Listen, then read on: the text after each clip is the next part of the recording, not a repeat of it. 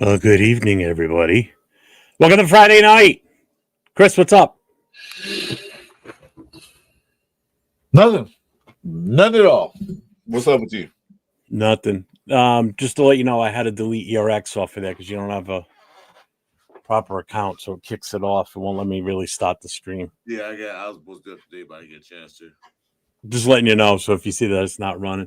So what's up, peoples? So, Chris, I heard you were a little down this week in the weather. Yeah. No, this decided cold, and like one morning it was like 30-something degrees. Like, damn, yeah, it happens. Change the weather. Get cold all of a sudden. Yeah, Jason, I guess, was telling me, he goes, yeah, Chris wasn't feeling good or something. I said, I was wondering where he's been all week. Yeah. So I didn't know if you were showing up tonight, and I hadn't heard from you. So I figured if he's not feeling good, I'll leave him alone. Let him do his thing. It's fine now. We're wrapped up in about 15 blankets and drinking some hot toddies. I'm fine.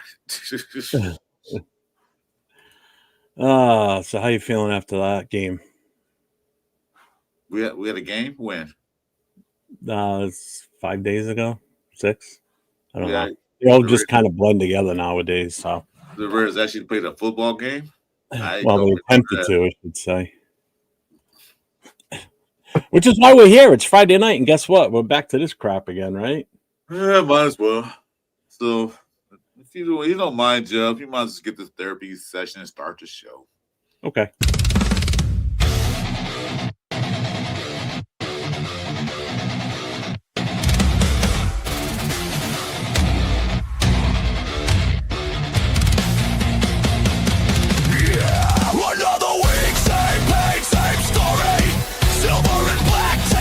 Like mandatory scoreboard bleeding, fans barely breathing, but we're still here because we're built for the grieving.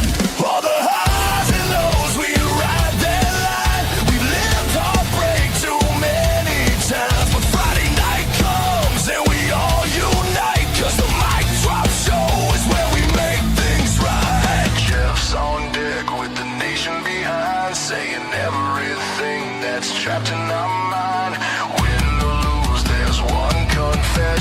This team puts us back in therapy sessions.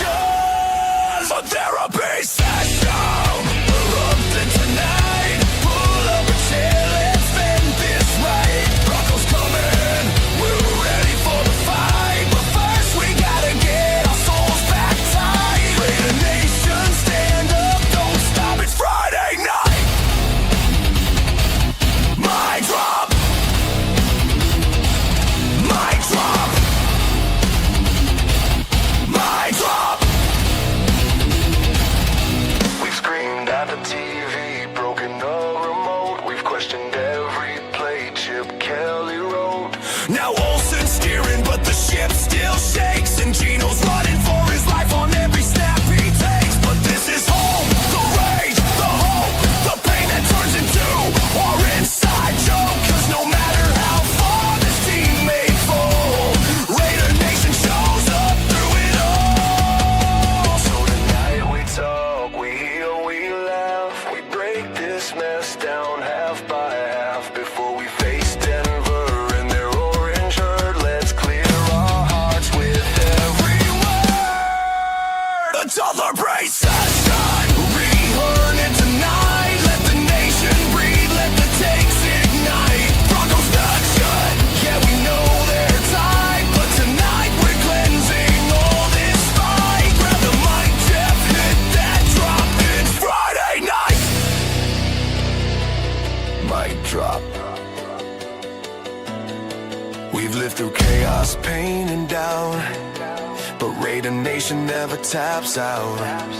So vent your anger, scream your truth. This therapy room was built for you. From Oakland roots to Vegas lights, we heal together on Friday nights. Friday nights. My drop. My drop. My drop. The therapy session.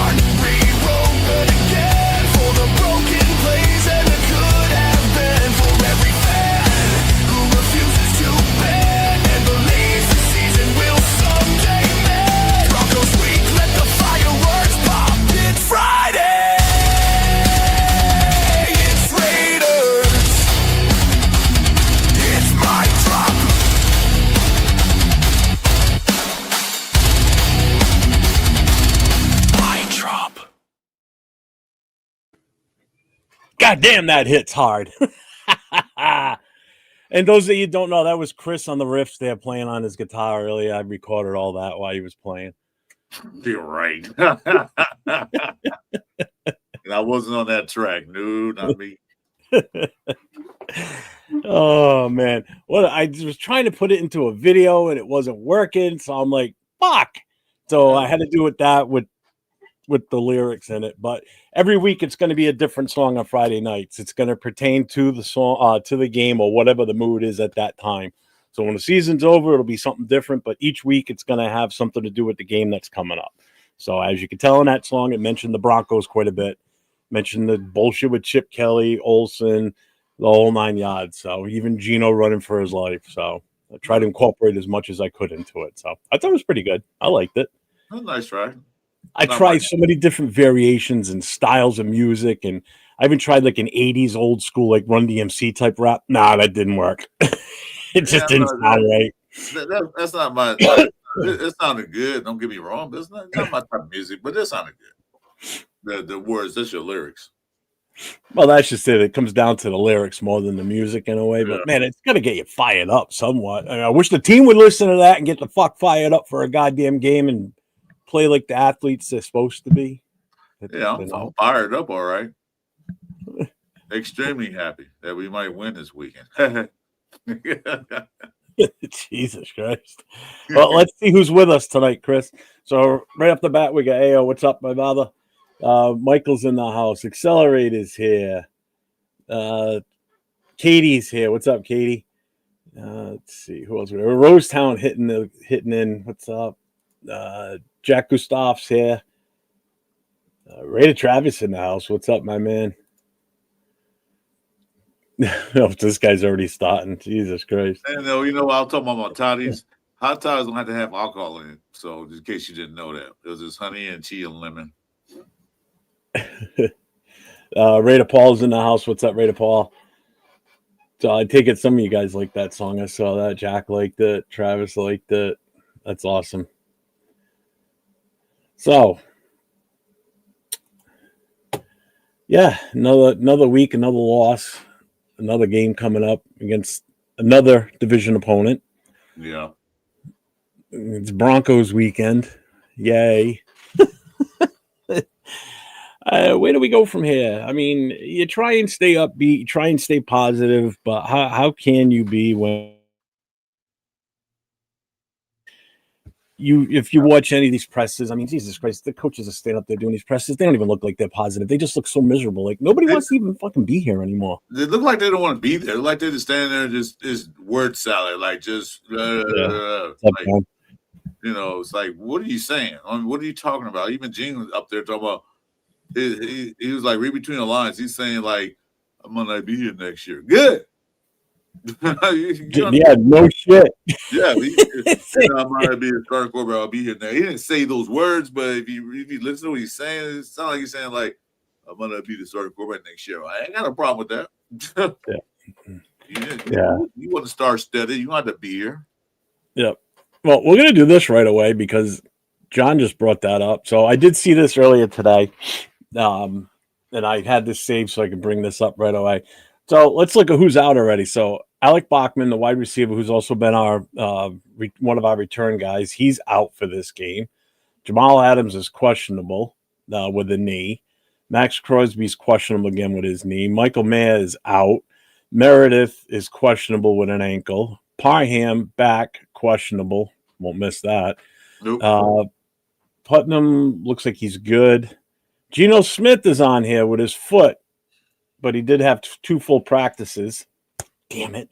So it looks like he's going to be good to go.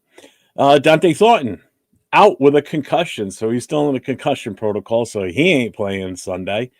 And Jeremy Chin with his back is questionable. So with Dante Thornton being out, does that mean we see even more and more of Betch?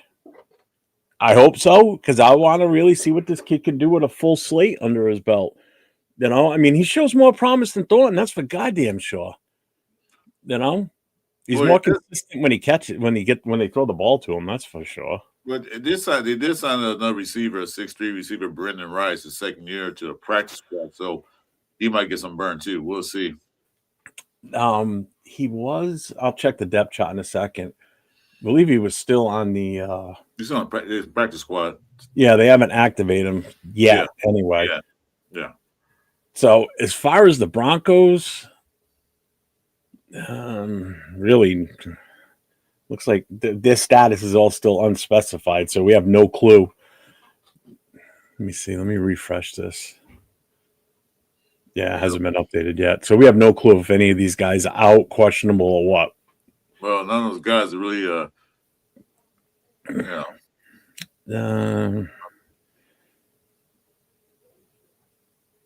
yeah, who knows? But let me look at the, let me go to the depth chart here real quick while we still got this up.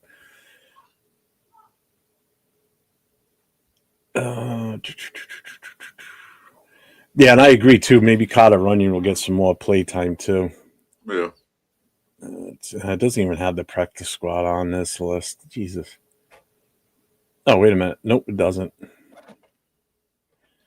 Nope, not on these guys, but on our lads it does on the depth chart. It does have the practice squad guys. So, yeah, where is he? Brendan Rice. Yeah, he's still listed way in the back right now. So who knows who we're going to see. But that's the injuries for this weekend. Those are the guys that are definitely out for us and the guys that are still questionable. It remains to be seen. Maybe they activate Rice. I don't know the deadline and when they can activate somebody off the practice squad. Is it too soon to put him in there? Who knows? I mean, I don't know. We'll have to wait and see at this point. Well, he had to lower it. He can get 30 points in 3 games. That's pretty much what we can do. 30 points in 3 combined games. That's the only way we get 30 points. Yeah. But I'm still doing my 30-21. I'm sticking with that until we score 30 points.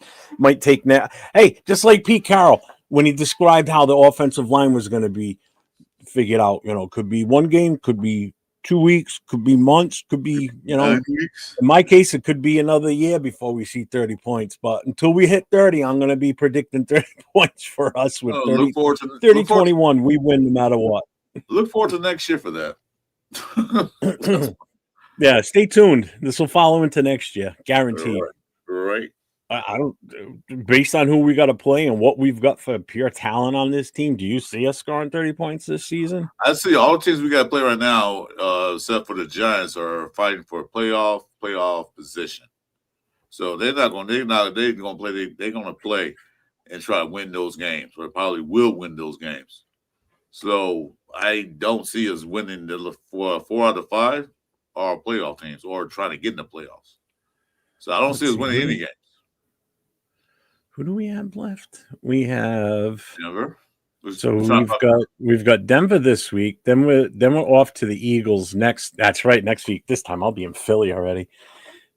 Yeah, then we got Houston, New York, and KC.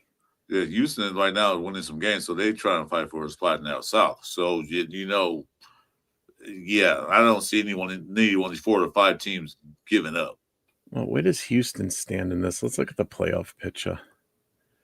Let's bring this up on the screen for the hell of it, too. I know we're not in the playoff picture, but let's just see who we got to play and where they stand in this and see what type of – God damn, all these stupid ads on this thing. So if the season were to end right now – Ooh. God damn it. Did it go away? Yeah, it did. Okay. Somewhat. So if the season went end right now, Patriots would be the number 1 seed. Number 2 would be the Broncos. 3, the Jaguars. Ravens 4. Chargers 5. Colts 6. And the Bills 7. The Bills at one point were the Bills and the Colts were like the number 1 and 2 team, and now they've dropped down to the bottom 2. That would make the playoffs. How far they fall from grace, right? Mm-hmm. NFC's the Bears 1, Rams 2, Eagles 3, Buccaneers 4, Seahawks 5, Packers 6, and the 49ers 7. So out of the teams that we have left to play, we've got the Chiefs who aren't on any of these lists. We have the Eagles who are number 3 in the AFC. And that's it. Out of everybody that's so. But let's see where Houston. Houston's going to be playing for their playoff life. Yeah, the Chiefs could possibly still be in the mix. Yep. So that takes care of that side. Now, if we go to the NFC, Eagles are already in it. Yeah. Giants are dead last. Well, I know they ain't fighting for no playoffs, but they're probably Yeah. fighting for respect. That's about it. Yeah. Yeah. So yeah, we're this is gonna be fun. So most teams we got to play are fighting for playoff lives. Yeah. Oh, what's up, Satcom Mike? What's going on, guy? Let's see. Who else popped in? I thought I saw someone else. Yep, Brandon's here. What's up, Brandon? Good evening, brother. Let's see. The practice squad. I'm pretty much the Raiders' only hope right now. Y'all better come holler at me. Right? Oh, we are just so bad, man. This team is just such in disarray. It's horrible. It's depressing. It really is. And like I said, how do you plan on staying? Like, how do you try to stay positive when you don't see the coaches staying positive, or at least they don't have that look upon them? Like, I don't see many smiles anywhere on this team. I mean, Jesus Christ, Genti scores a touchdown. He goes and sits on the bench like somebody stole his lunch from him. You're right. He didn't celebrate. Yeah, it's like it's just bad, man. This team needs something, and it ain't gonna happen this season. I am honestly 100% positive it ain't happening this season. And don't get me wrong, I like to see us score touchdowns and everything, but to come away from last week's game and be excited because we scored 2 touchdowns on those 2 drives, I'm referring to something that happened a couple days ago, and somebody was getting all pissed off that certain person responded to them in a message on. You're gonna get the back of your head slapped, man. Be careful. No, it's not her. I'm pointing to myself. Oh, okay. No, I responded to a certain message on Instagram, and I was called the dummy by the gentleman. So I was like, "Oh, all right." Has no clue who I am or anything, but whatever. Give me a kiss. Right. Good night, babe. Night, Don. But I don't know. What can you do the last 5 games? You can put the rookies in, see what they got, some other guys in, see how they play for next year, because ain't too much they can do. They can't change anything. What's up, Richard? Fired the OC. They fired somebody else too. I forgot who it was. Some dude. I don't know. I think it was What's up, John? Kelly's assistant or some shit or whatever that was. They fired him. Yeah, his offensive assistant. So 2 went away. Yeah, so whatever. I haven't heard anything, John. I know he was nursing an injury during the week, but it looks like he's probably gonna be good to go. He's gonna play. And the reporters aren't gonna ask him that shit. No, he's gonna play. They're not gonna come right out on that. Even if they do, what's he gonna say? He's gonna fluff it like he does every other goddamn question they ask. On top of the fact that the questions are fluff questions to begin with. I get it. You don't come right out and say, hey, your son sucks. Why don't you fire him? I get that. I understand that. But let's put it this way: if this was let's just say the New York media going to these press conferences that these guys have, those questions would be. They would be teeth out questions, man. The claws would be out, and they'd be coming for the jugular. They would have got toasted, man. Because New York media don't play around with that. I mean, the reporters out there, they got some questions. And they're like, "Oh my god!" They'll make the guys run in the background and cry. Yeah, you're right, Travis. And I watched that certain show yesterday, and I was laughing my ass off because he was triggered the entire episode. It was great. I'm like, wow, we really got to him. This was fucking awesome. What's up, Robert Pena? I don't know if anybody has a clue who I'm talking about. I think Travis does, but it was pretty fucking funny. I've never seen somebody get so triggered. It was fucking. I was having a blast listening to him, laughing my ass off. But whatever. It is what it is. What are you gonna do? I don't really care. I've said this before. I'm at the age where I don't give a fuck. If I feel that way, I'm gonna say it. So, whatever. Yeah, I saw something about that today. I don't know. Did you see that, Chris? Goes back to the Browns game against us. Yeah, I heard some of that. I don't know the details of it, but I heard some that they were investigating. All right. So what it was is towards the end of the game when they went and they punted from our 30-yard line to us, which would have changed the over-under result of the game. Oh. Instead of going for the field goal, which they could have gotten, it was only going to be like a chip shot, basically.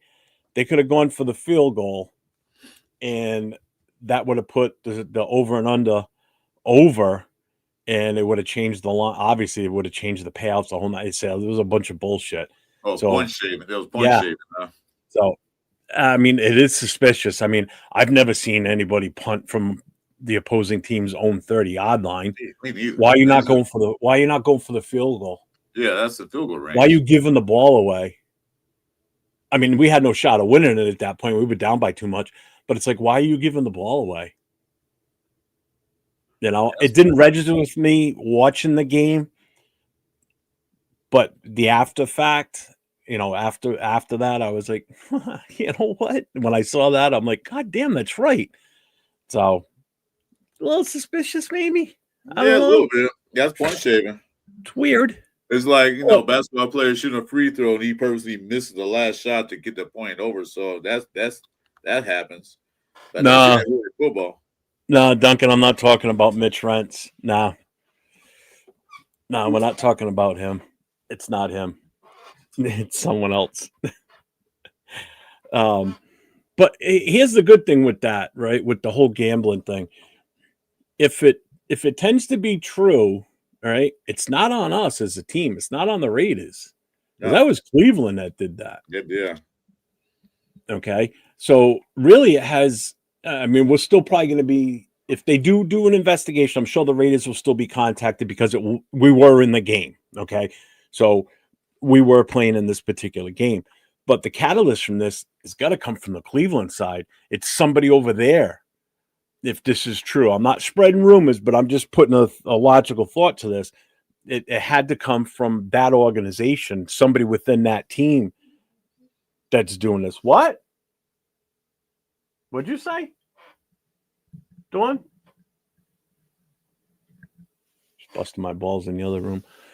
You know, so that's the good thing, I guess, from this. If it does come to something, I don't think the Raiders take the hit. No, we did. We didn't do it. They did it. They kicked the punt. Yeah, no, it wasn't. It definitely was not on Rich's Renz's show. I usually don't watch him that much. Besides, it was during the day anyway. It wasn't at night. Was he on during the day yesterday? I knew he was on during the game last night. So, but did you watch that game last night, Chris? Some of it. So pissed now because we're going to be going into the playoffs, and now I might be without CeeDee Lamb going into the first round of the playoffs next week. I'm fucked. Can't believe that happened. What happened to CeeDee Lamb? You got hurt? They'll have emails on Pete Carroll, yeah. All they got to say is they didn't have faith in their kicker and didn't want to give us the ball at the 30-yard line. Yeah, they could, but I mean, it's still a little weird. Whether you have faith in your kicker or not, I mean, you're already ahead. Just attempt the field goal. Just run the ball. Yeah, I mean, it looked obvious. Right? It was fourth. I don't know what the yard distance was. It was fourth down. Just run the ball. If you don't get it, fine. But if you don't get it, they don't look so suspicious. Punting the ball from the 30-yard line looks really suspicious. Yeah, I know he was on live last night for the game. He usually is.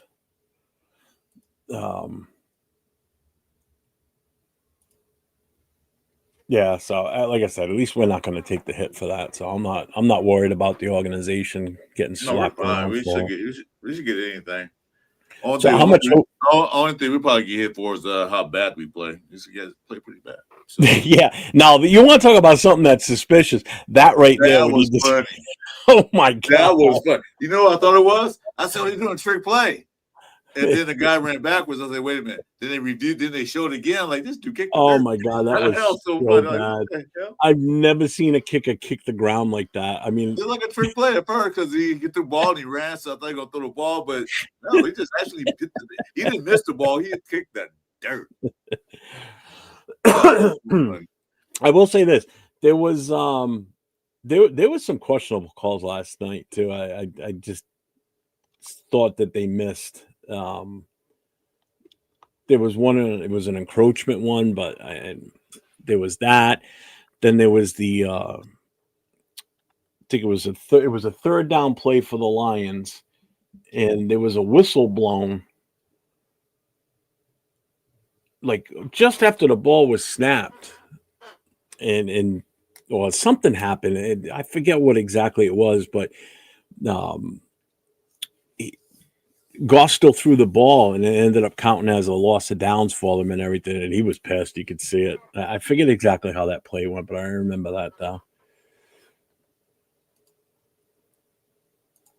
He probably losing. Oh yeah, that kick is probably he's done. Looked like my golf game. Yeah, he took a divot out of the ground. Yeah, he took a chunk out that ground. Like, damn, dude, the ground pissed you off, huh? Yeah, yeah. That's the other thing too. Not only did he just kick the ground, he kicked it way, way ahead of the ball too. Hey, maybe he didn't map out his path properly. He didn't come back enough and over 3 enough, and I don't know. Maybe he had the wrong cleats on. I don't know. Yeah, should have done it barefoot. Broke his toes. Chris, whenever you're ready, if you want to throw it up there. Yeah, You feel sorry for the ground. He had his eyes closed. So what's your feeling? What's your feeling on Sunday? Do you think we have a chance? No. This is a home game. So, I mean, home games we won so far. And against who? And against whom? One. And against whom? The worst team in the league right now. Exactly. So you have faith? No, because they're going to try to win these games. Also, they try to get that bye week. Yeah. You know? So no, I don't have faith to win. You know, of course, people say, "Why are you so negative and down on the Raiders?" Well, I'm a realist. I love the Raiders, but come to find, what they're playing this year, I don't have faith they can win this game or the next 4 out of 5 games. They're playing some top-notch defenses, and I don't see them with the blocking schemes we have and the blockers we have. I don't see what Obi-Wan. You said Parma's out, which don't make a difference. Who else was out? There was another guy. There was Parma. Who else on the line? What do you mean? Who offensive line? Who else was out? Was it just Parma, right? On the offensive line. Oh, for injuries this week? Yeah. I know it was Parma. I remember you said that. Oh, he's not out. He's questionable, which means he's probably going to play. It's Parham, Meredith are both questionable. Meredith, that's it, Meredith. So even and Putnam is gonna. Looks like Putnam's good to go. He's a full participant. Either Meredith or Parham not gonna make a difference. Anywho, so unless they didn't make a difference all season, huh? They didn't make a difference at any point during the season. So they're out, big deal. And who else is gonna put in there? Yeah. No backup. Only Caleb Rogers. I can see a backup. Jason's waiting for this. Fuck you, Jason. He goes, I always want one fuck you, Jason's. So there it is. Guarantee Chris will be playing video games this Sunday. Probably will. That's why I got 2 TVs, so I can watch the game and play video games. So at the same time. So yeah. Any given Sunday, 23-20 Raiders. Do we lose out and get the number 2 pick? I mean, we still technically could get the number 1. If we don't win a game and Tennessee wins it, Tennessee has to win 2 games. They have to win 2, yeah, because we have to tie. Because we got 1 game ahead of them, so they have to win 1 to tie us. They would have the tiebreaker because we beat them. Right. But if they win a 3rd game, that would move them. We would move up to number 1, provided the Giants keep losing and the Saints win too. Because right now we're sitting at number 4, I think. Yeah, we have 4. We have 4 right now. What's up, Dixon? Let's see. Giants should take. Yeah, I hope the Giants lose. No, we want the Giants to win. I'm sorry. I wanted them to win so bad Monday night against the Patriots, but I knew that wasn't going to fucking happen. No. Yeah, we got 2 visitors with us. What's up, gentlemen? What's up? Hey. What's up, guys? Chris, Jeff. What's up, bitches? Beaches. So what's new? I'm not talking back to Jeff, man. He's from the East Coast. He probably knows all kinds of mob people. So I'm not even gonna. Not even gonna test him. Let's see. I agree with Rosetown. So he keep playing Rodgers. He had 17 reps, and I was watching Sanji the other day. He said he showed a film breakdown. He had 17 reps, and he said he probably lost 1 or 2 reps out of all that. I mean, he looked decent to me, but he only had 17 reps. Like, let him play the whole game. Jeez, let him learn. All I have is I got a question: is why hasn't he gotten in there sooner? Based on what I saw on Sunday, and then watching the film breakdown from 8:05 on Wednesday night, my big question is: if you think it took him, he just magically became better in the last week to get him in the game. When he got in the game, he looked better than any other offensive lineman out there for majority of the plays he was there for. He had a couple of screw ups, but again, he's a rookie. What do you expect? It's gonna happen. Why wasn't he in sooner? Because he wasn't ready. What's the delay in getting this kid out there? The kid's a big body. He was holding his own. Like I said in the chat that night on his show, the kid's got a good base frame to work with. The kid looked fucking solid, I thought, on quite a few plays. Holding his own out there. I like the kid. I like him a lot. He's exactly what I thought he was going to be, but he should have been in sooner. Well, they said he's not ready yet. He's still developing. Like, he looked better than the rest of those guys. And you think the other guy? Yeah, and you think the other guys on the line are ready or look better?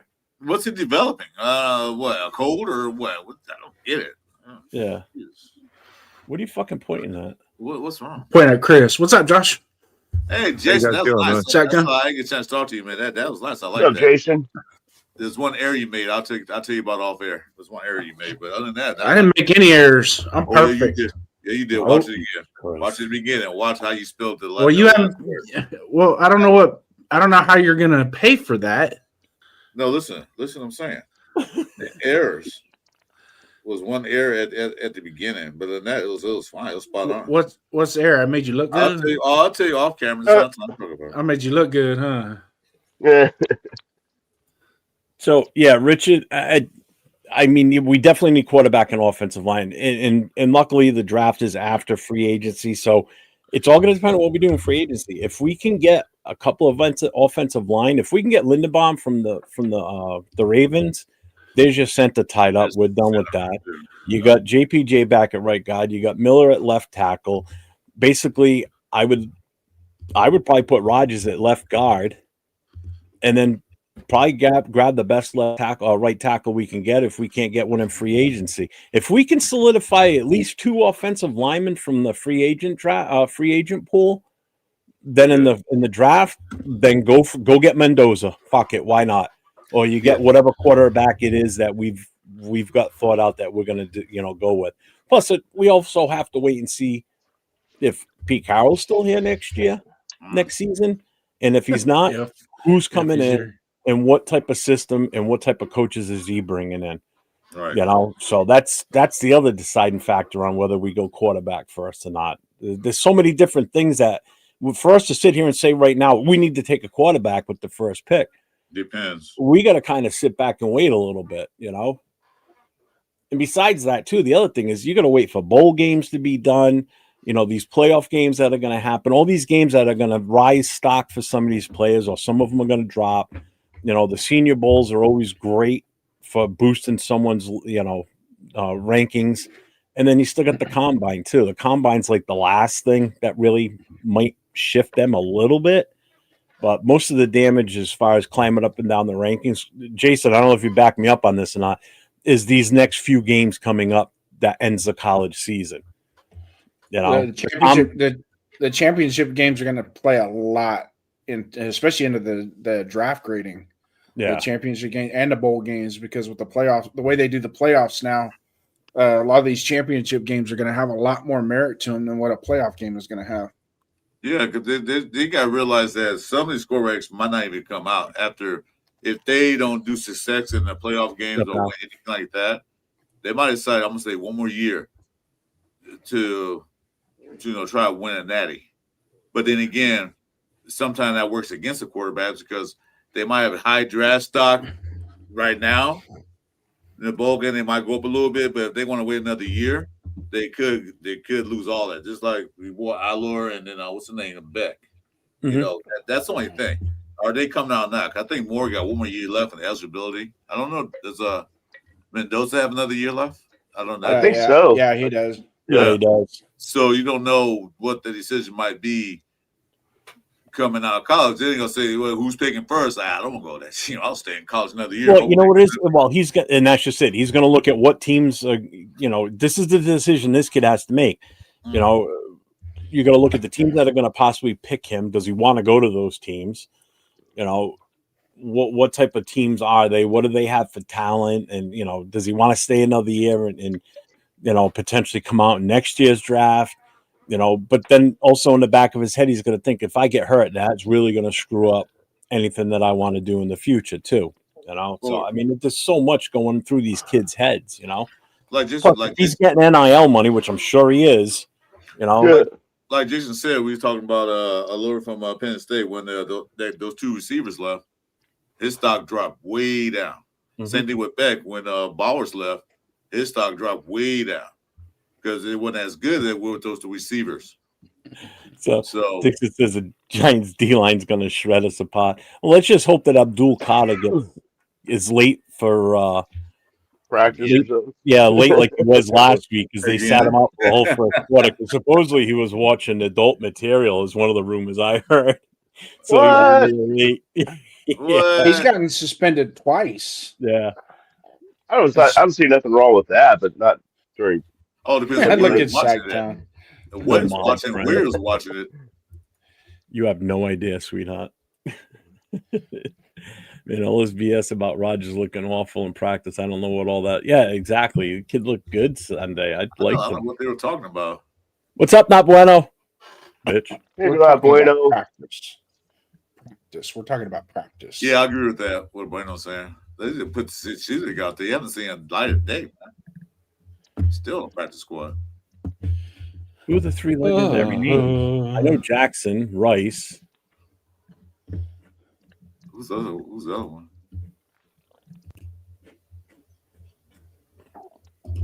What am I missing?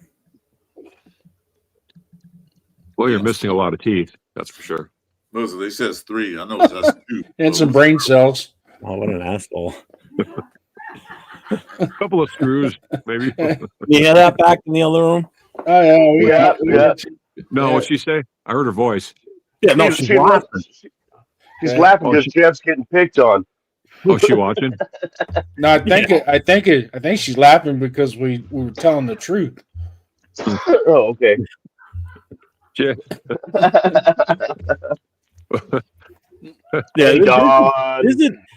John Leone, you're right too. There's a definite disconnect somewhere in this organization. I mean, obviously it was with Chip Kelly and Pete Carroll, apparently. So now that's been taken out of the equation, there's still a disconnect, I think, between Pete Carroll and Spytek. I believe that.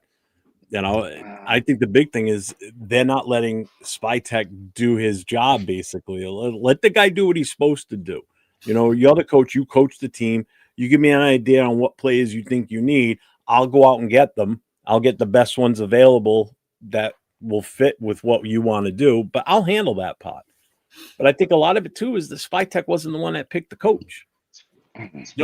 So you need the GM and the coach to be on the same page here. So if Pete Carroll's gone at the end of the season, Mark Davis has to go on goddamn vacation, throw his phone away, go in a dock room. Do like Aaron Rodgers did. Go in a dock room for a few weeks and let Spytek handle hiring the coach and let him do his job the way that a GM is supposed to do their job. And don't. Yeah, really? I think Spytek is like he's our best pickup if you ask me of the offseason. I feel like I'm impressed by him so far, man. You just give him a little time, he's going to have this thing rolling. I agree. Hang on, I got to get this for Raiders. Up, Furpo. Job, Furpo. Like I said here, like a couple months ago, the one thing the one way Spytek is smart is he just didn't go out and just spend all our money. He's being careful with the money we got. Mm-hmm. He's planning for the future. He's the only one planning for the future. Well, that right there tells me he's worth having around for a couple of years.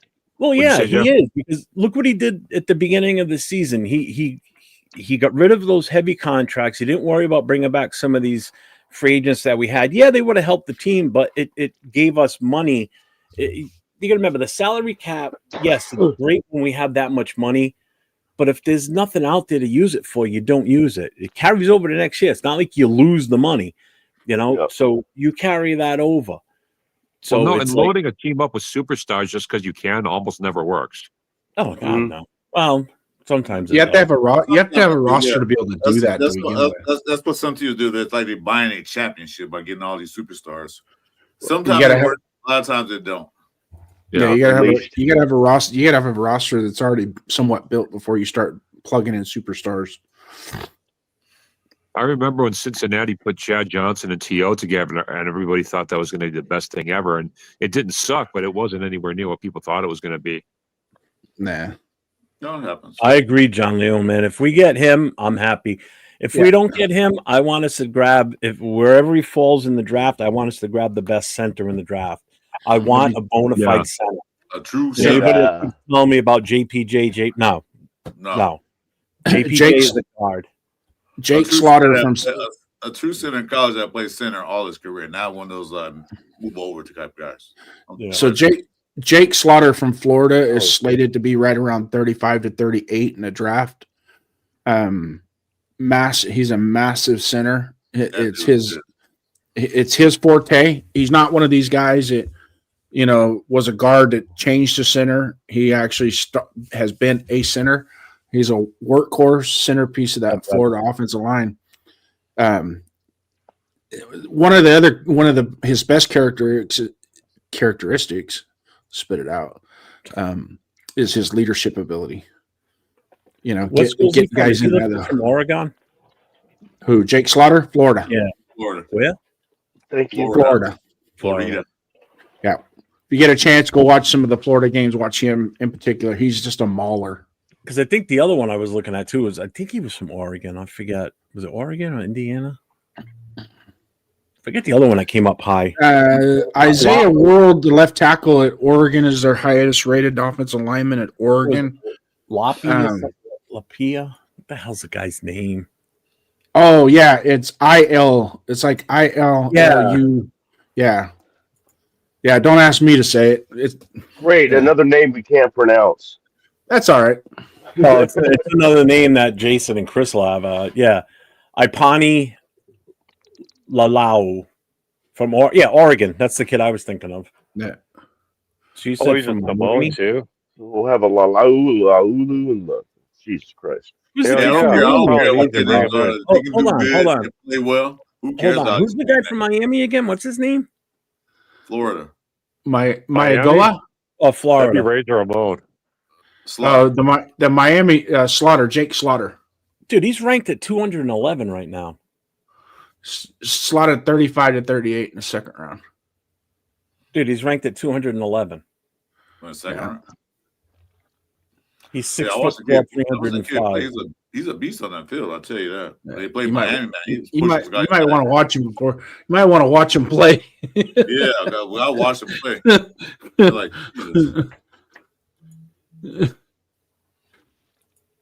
he's number ranked 36 overall. Yeah, he's number 12 or 13 overall on the offensive lines.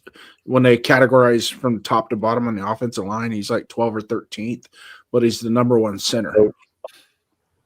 If we see anything close to the bullshit show we saw this season, I'm going to be pissed as fuck. And again, I won't be watching until 2028.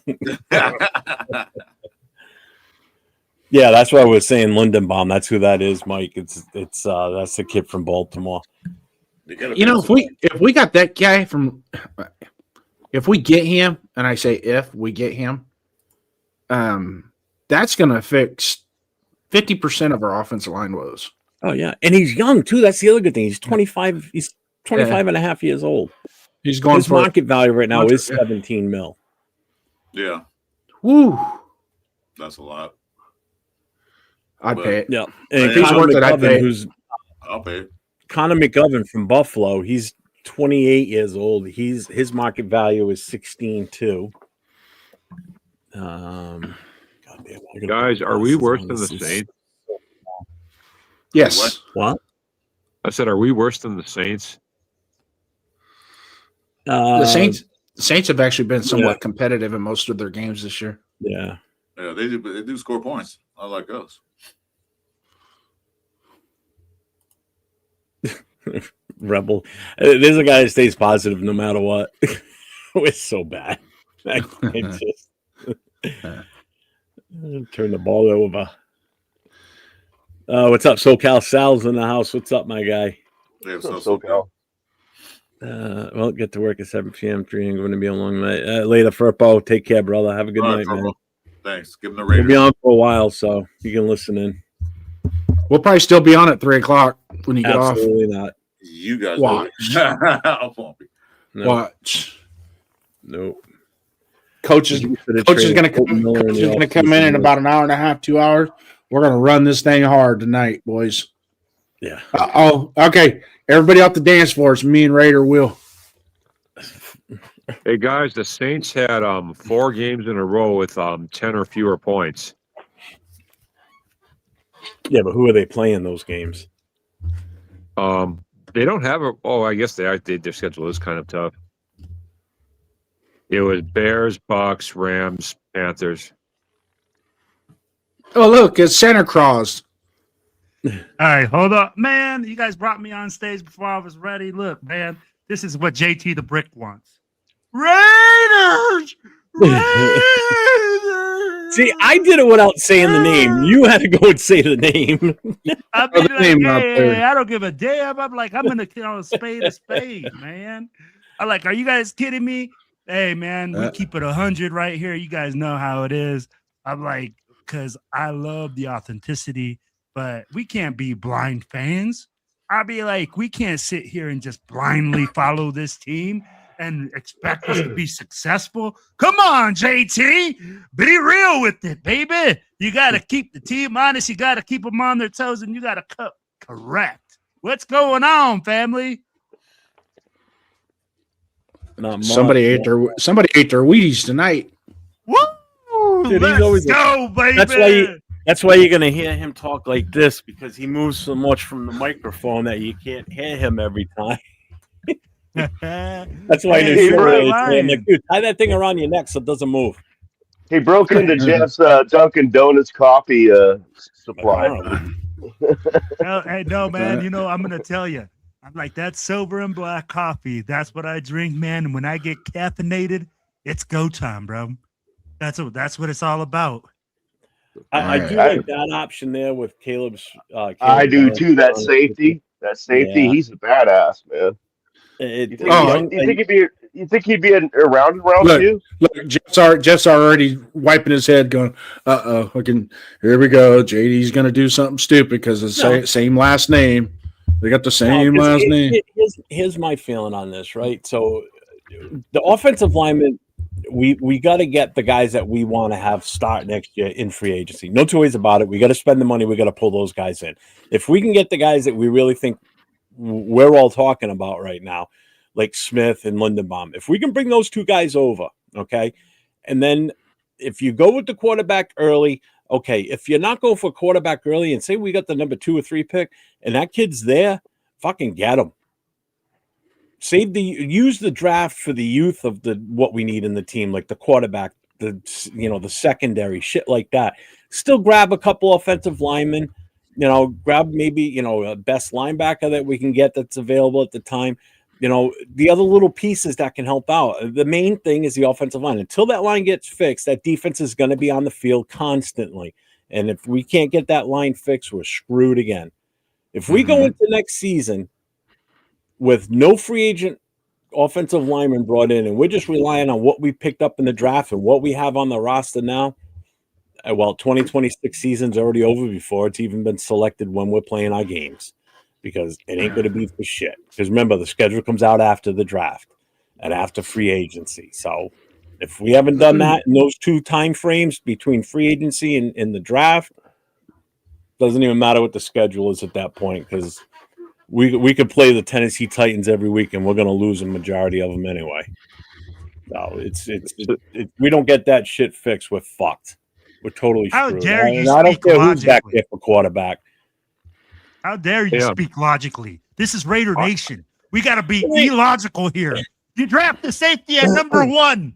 Come on now, man. Everybody knows There the ain't answer to that question. You draft the best player available. There's You not go a Clean and quarterback. Farrell. We There's think not a Clean and Farrell quarterback. have more. That's what There's we not a- do. There's not a quarterback, past, present, or future, that could ever play and be successful behind this offensive line that we have established right now.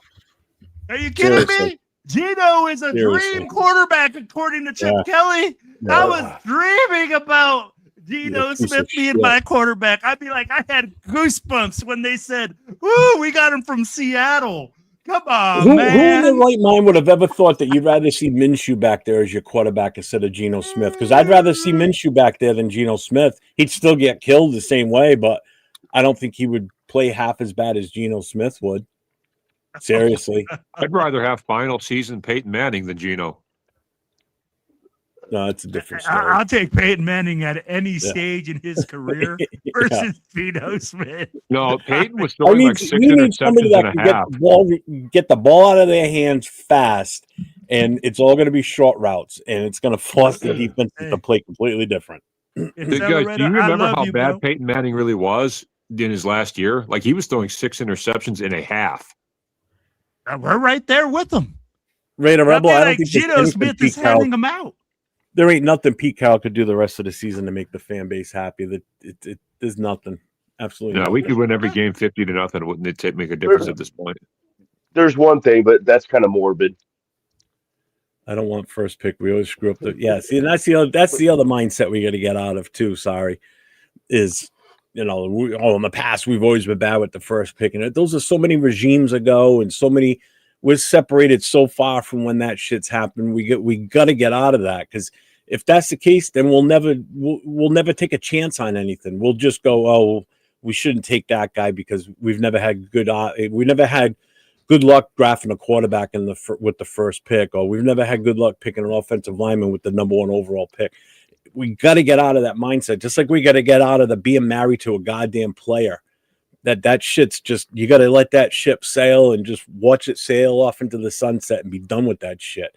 I'm sick and tired of that, man. We can't get rid of this guy because of this, because this, he's Max Crosby. He's, no, he's the face of the team and everything. What's he done? How many games has he won for us? Oh, here we go. You guys are quiet. Are you really going to bring up Max Crosby? In that anybody, you name anybody. What's anybody done for this team? Seriously, what is anybody that's on this current roster done in a positive light for this team this season right now?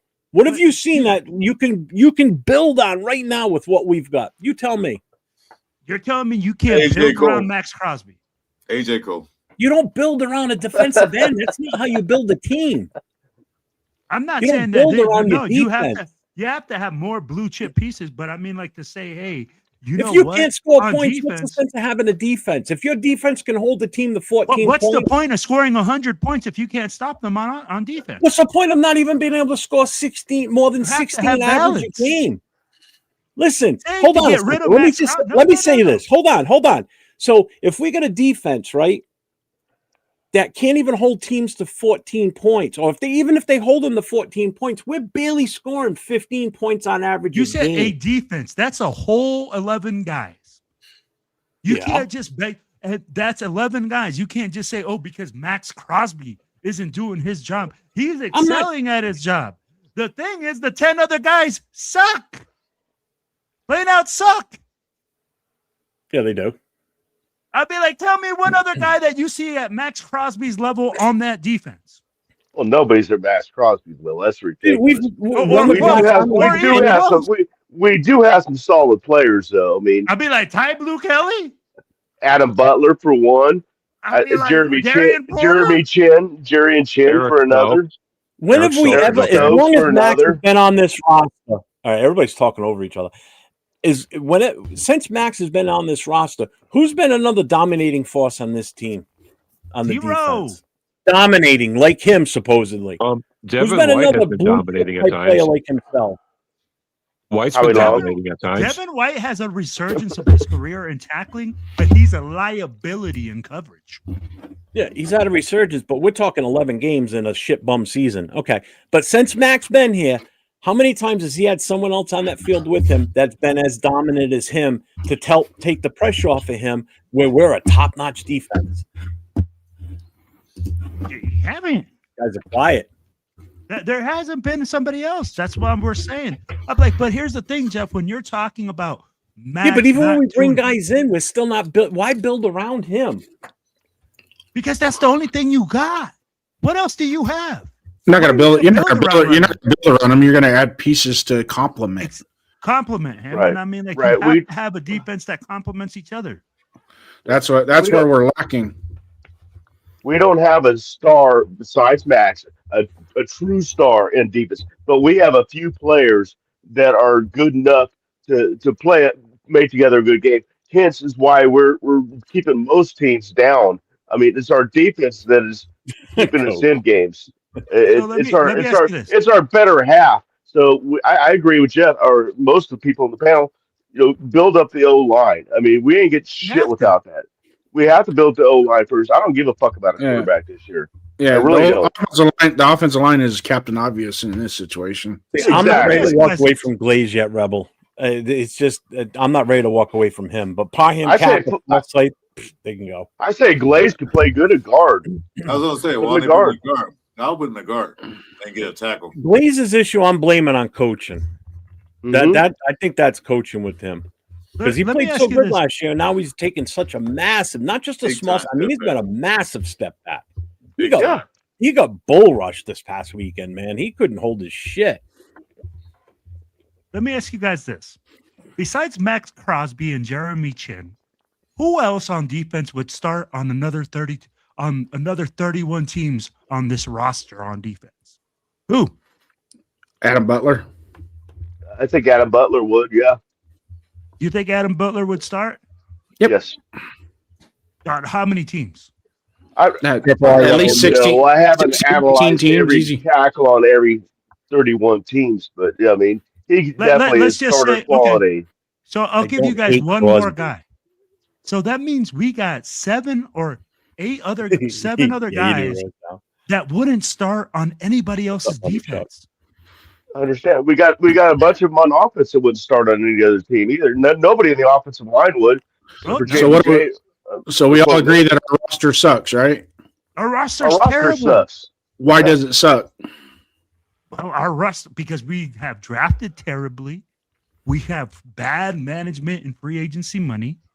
And every single player we seem to bring, Jason, or a coach, seems to lose their fucking mind as soon as they come to the Raiders. They literally just go like, "Hey, you know what? That's been going on. That's been going on since we picked up Larry Brown from the Dallas Cowboys." I'm just saying. That's you asked me, so I gave you the answer. I know coach is on my side because I've been saying that before. I've been saying that before the draft. Okay, so I know coach is on my side with this. We should have done it before the draft last year. And it's not because he sucks and I hate him and all that shit. It's like understand the value of a player you have that's on a team that's going nowhere when you can get something for him to help the team. It's about helping the team. It's not about sending him to a team where he can win a championship. It's about helping the Raiders organization move forward for once after 20-something fucking years of this bullshit of what we're going through where it's rebuild after rebuild, rehire coaches, fire coaches, bringing in GMs left and right. Trying this quarterback, trying that quarterback. It's all this shit that's just culminating, and it's just getting to the point where, just like it says in Friday Night, this is a fucking therapy session because I'm fucking going insane with this shit. I'm sick and tired of it. Stop hanging on to players that are not doing anything for us when we can get something for them and they can do something for us even though they're not here. And by getting rid of him and trading him away, it gets something for this organization. What do you get? What do you get? Who knows what you get? Don't even try shopping anybody. No. Here's the thing. What do you get? And here's the other thing. What do you get? No. Hold on. You put him out there. He's available. You're banking on draft picks that are unproven players. Who said draft picks? I didn't even say draft picks. I just said trade them away. Did I say so draft what are you going to picks? trade them for? It's a mix of things. You can get draft picks and a player for them. You can do whatever the fuck you want. Guess what? It's endless what you could do. So It's what are you going to get for him, Jeff? Hang on. It's what teams perceive in the value of a player. And if they think he's valuable enough and he's the guy that's going to put them over the edge and they're going to win a championship, then guess what? They're going to go all in and go for what they can and offer you what they think is a fair price. And if we think it's a fair price, then we're going to take it. If we don't, we counter. It's the same concept as what you do in fantasy. If what somebody offers you, you don't like the option, Jeff, I'm going to help you out. Take a deep breath, Jeff. Relax. I'm on your hold on. I'm on Jeff's side. Fuck my train of thought. Go. Now I'm heated. You need to go put the fire hose away real quick. Let the cop do the damage now. All right. No, I'm gonna just let me go and interrupt so I can. I'm gonna help you. You didn't lose your train of thought because you're exactly right, Jeff. Do we have an edge rusher in Max Crosby that's producing 15 to 20 sacks a season? No. But he's getting paid as if though he's getting 15 to 20 sacks a season, isn't he? There's two types of after this year of his contract, the next 2 to 3 years of his contract are very team friendly, that will make him more tradable to where we can get assets that are going to be more valuable. I am absolutely positively 100% on board with Jeff on this, that if that's the case and we need more assets to try and build, we need 16 freaking players on offense and defense. We're going to need 16. That's just so we can fill the starting lineup next year. Okay. So why not trade? I don't want to trade Max. Jeff, do you want to trade Max on a personal note? No, I don't. But if that's what's going to help us move forward, then fucking do it. But hey, man, what did you get for him? If we don't make a big move somewhere, we're going to lose more players in the future. You're going to lose Genty when he hits his 5-year option. You're going to lose Brock Bowers. These guys are going to be gone because they're not going to stick around here if we're not making any fucking moves. So what's the sense of drafting these guys and hyping them up so other teams can have them at some point if we're not moving anything along the lines here? We've got pieces on the offense we need to fix, okay? We can do basic shit on the defensive side.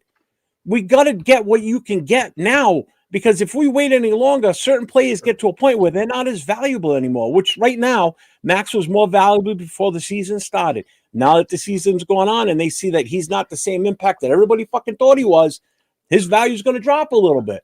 You're still going to get more from him than you will anybody else on this roster right now. But take what you can get now and fucking run with it. And if it's draft picks and a player, because I never said just draft picks, you take what you can get. Yeah, I asked you what do you take for him? I didn't say, and I'll be like, that's why I keep asking. I don't know. No less than the first. Will, you're missing Jeff's point. Jeff's not saying what player or draft picks. He's saying get what you can get to build this team moving forward. As Jason has said, we need 16 players on both sides of the ball. So, like you said, get what we can get. If a team is desperate, then we need a guy like Detroit was like when Henderson got hurt. They asked for Max. We should have did it then. We could have got some draft picks or some players that might have been in need. We did move on it. But it seems like we got to get something to move forward. I don't think we'll get 2 first-round picks. No, but we got to move forward. That's all he's saying. We don't know what they're going to offer or what they give, but at least put it out there and see, dangle it out there and see what they're going to give us for Max. And this is where I say, I get what you guys are saying. Yeah. I don't know what I'm asking you guys, at least put it out what do you take? Wait, Will. I didn't say nothing for a long time, so I'm going to say this. Go ahead, Chris. Put it out there and see what team's going to offer what for Max. If it's not worth it, we'll keep Max. But you've already been saying that, though. You're just repeating everything that I just fucking said, though. So I don't know why you're just repeating. Everybody just tends to repeat the same damn thing over and over. What can I talk about? Will's obviously in love with Max because he's putting up a hell of a fight right now. No, but I'm saying, all I'm asking you guys is, what do you think? If you put it out there, you'll see what you can get. That's all he's saying. I get you, Chris. Yeah, and I understand. But what I'm asking you guys, if you guys were to put them out there, okay, and they offered you a trade, what are you going to take for Max Crosby? What are you going to say that is a legitimate trade for Max Crosby? That's what I'm asking. Because everybody goes like, right now. it's too early to say right now. Make money, Chuck. What Jeff is saying is, I mean, by that time, when that time comes around, we'll know better on what's available in draft, what's available in free agency, what we can go for. And if there's no offer, fuck it, don't do it. But I mean, it's obvious. Max is a great player, and he's been played out of position. For Christ's sake, they're playing him in the middle. They're playing him at middle linebacker. That is not him. That is coaching. No, I get you, and then that's why again I'm not debating. What I'm asking is just a simple question. Max is the one if they player offer a trade for you. What if you're the We GM, don't know yet, is what we're trying to tell you.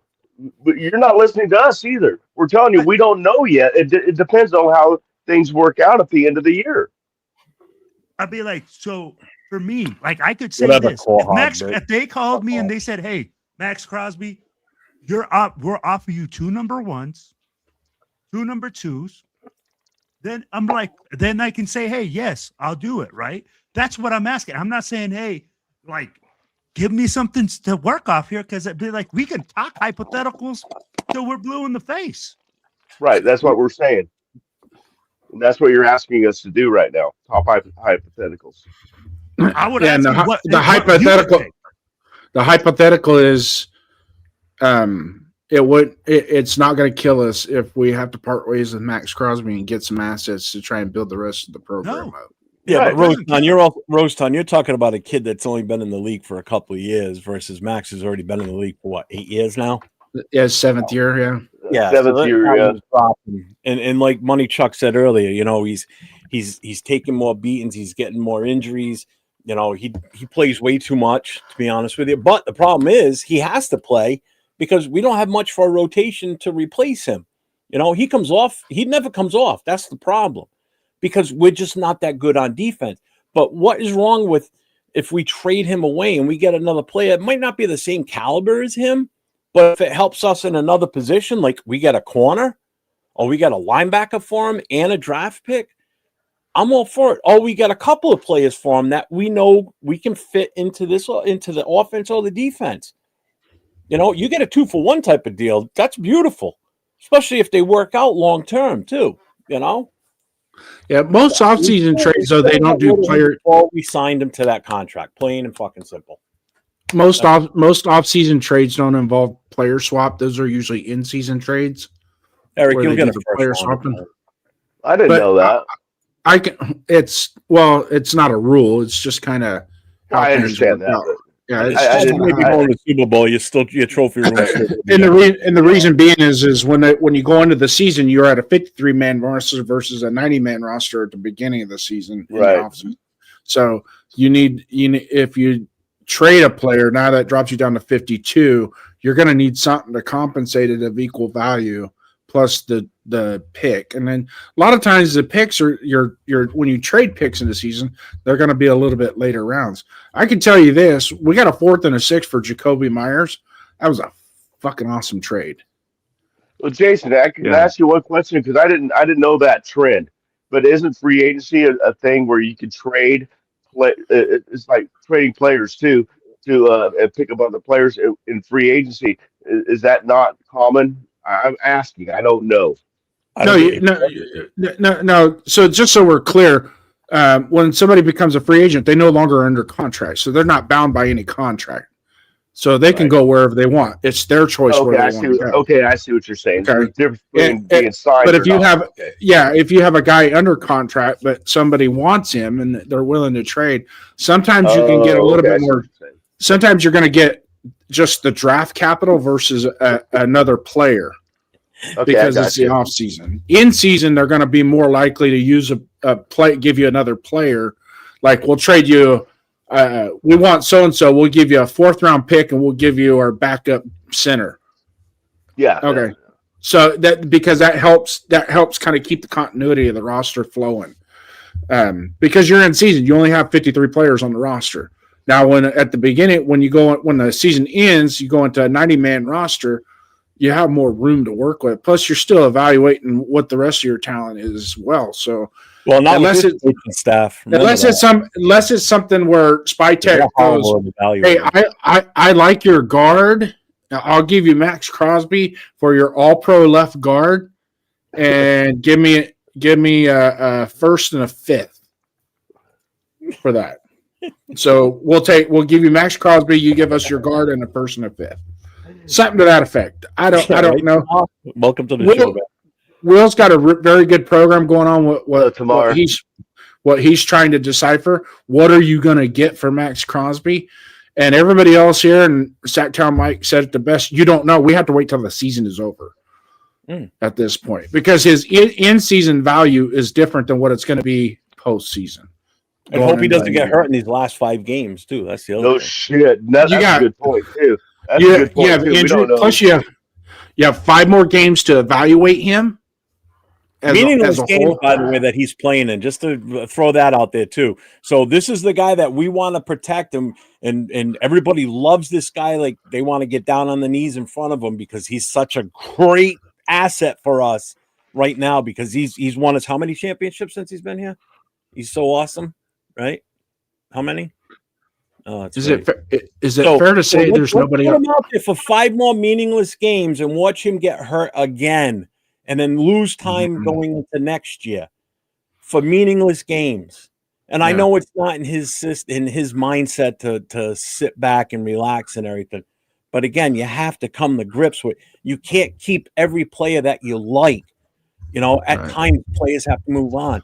Like I didn't like it when Marcus Allen left. I fucking hated it. I didn't forgive him until a few years ago when he finally came back and he was like kind of opened up and came back to the team again, and as an alumni and everything. And when the whole that was a thing between him and Al. Him and Al. I wanted nothing to do with him. I couldn't stand him, but it's like Jesus Christ. Afakasi's here, and if somebody's going to get heated like I was a few minutes ago, yelling and screaming, it's going to be that guy. So I'm bringing him up with us right now. So nice. That's all we need. On his second America's tour. Yeah, there he is. What's up, AR? What's going on, gang? If I'm having audio issues, let me know, please, because we had this problem last time. I didn't know that. We can understand. A little wonky, but not. Guys, can I interject something about Max? Because I've been kind of staying quiet for a minute, but I just wanted to interject something. So we could trade Max and go the route like Jeff's talking about, but on the other hand, we're in a really good position with draft picks right now anyway, and we have money. We're in such a position where we don't necessarily need to trade our top player off to be sitting pretty with future picks and building a future team. It would be different if we didn't have cap space, but we do. We got tons of it. And like I said, we're getting some first rounders, and we're probably going to pick like 3rd or 4th in this draft. So we're sitting pretty as far as like building for the future. You could trade Max and get some good future stuff, but do we really have to? Would be my question, given the good position we're in right now. I don't think so, but I'm not opposed to it. I don't think we have to. I'd rather not, but if they give some insane offer for him, and there's plenty of dumb owners and GMs in this league that do crazy shit. But I don't want to lose Max. The problem isn't so much with what we have in terms of draft capital and money for free agency. The problem is what we do with it. It just hasn't been good. Yeah. And why is that? That's the other depressing part. Well, and that's what we're hoping SpyTech will change, Well, that's just it. That's just it. One of the things with Raider Will that I wanted to talk to you about today when you were on Cheeto with Puro and your Puro show today is the continuity. The continuity of the front office is way more important than the continuity of the coaching staff at this point. And if you look at our roster, that is the biggest reason why we are suffering, is because we have not maintained continuity in the front office. Period. The end. Had we kept, I think we should have kept Telesco.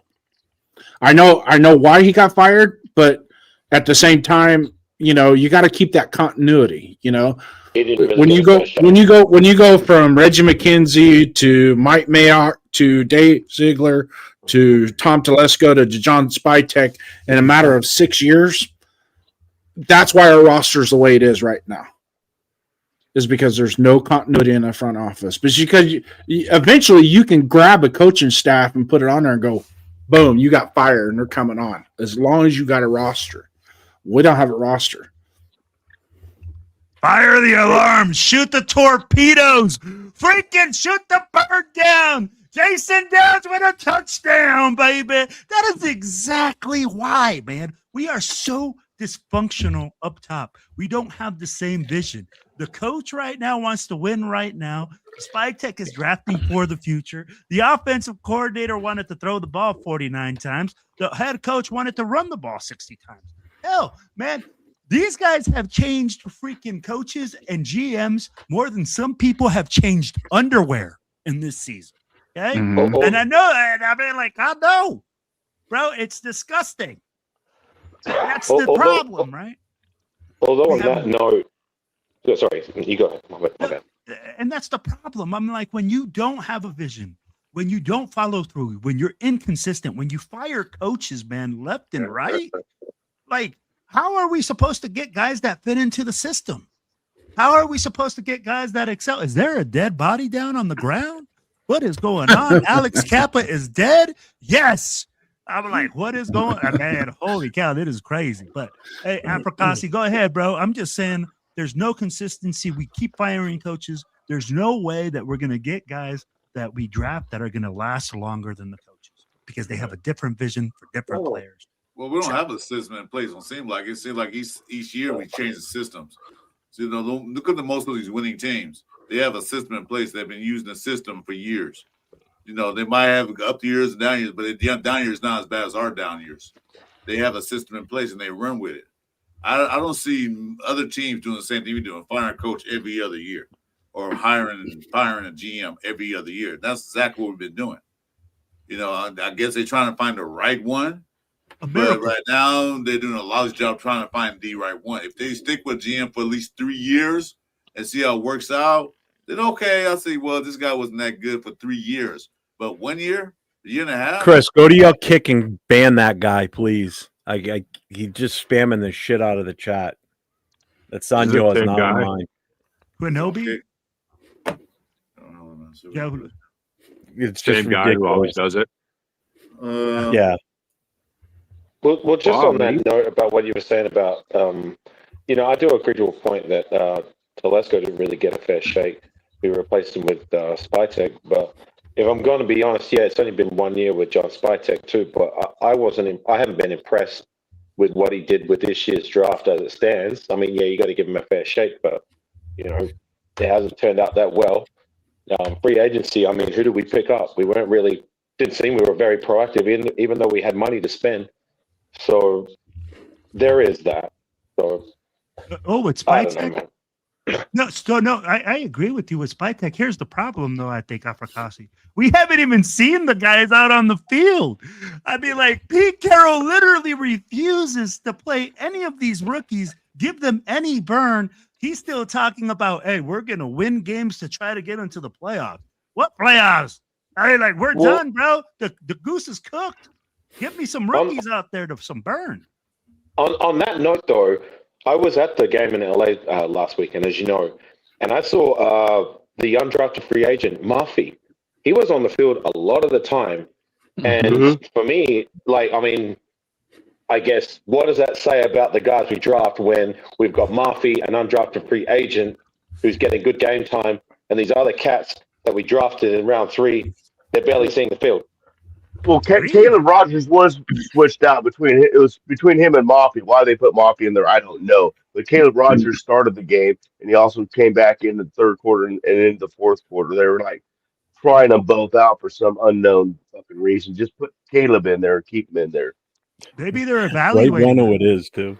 Yeah, they're evaluating him. Yeah. I mean, like, they're competing.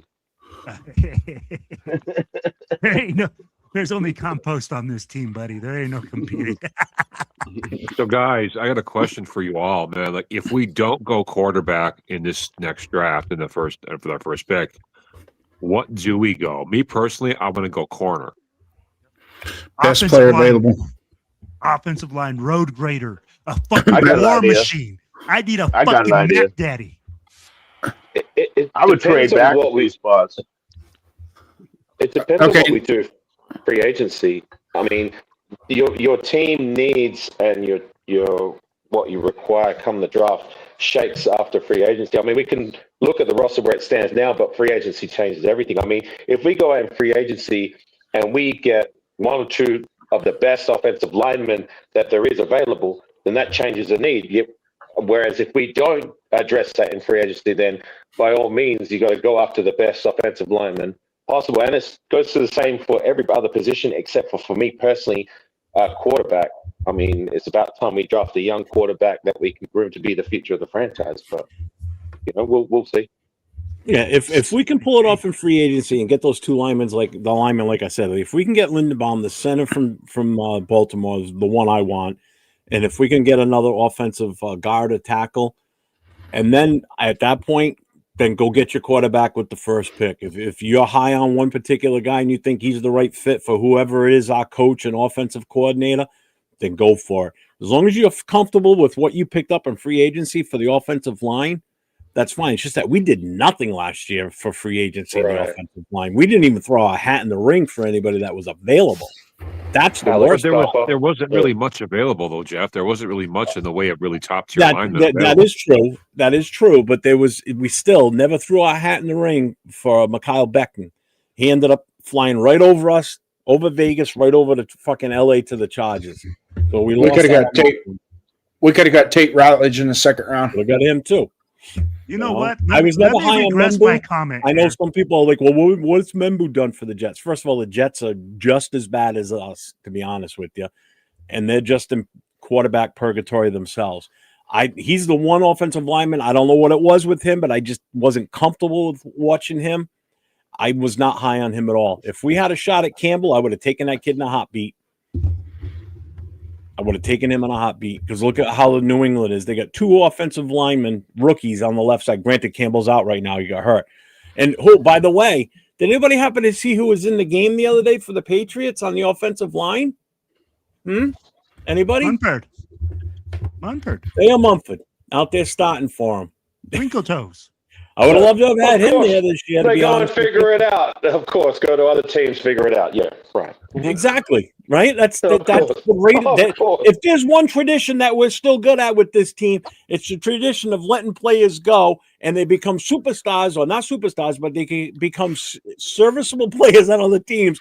But when they're with us, they're complete dog shit garbage. Right? Am I right or am I wrong? All of a sudden, figure it out. Exactly. Of course. Right? Of course. Just, they got out of that dirty air of Vegas or LA or Oakland, wherever they are, and they magically become better. I don't know what the hell it is. Diablo is another one. All of a sudden, he's playing at a Pro Bowl-like level. Hallelujah. Of course. Yeah, there you go.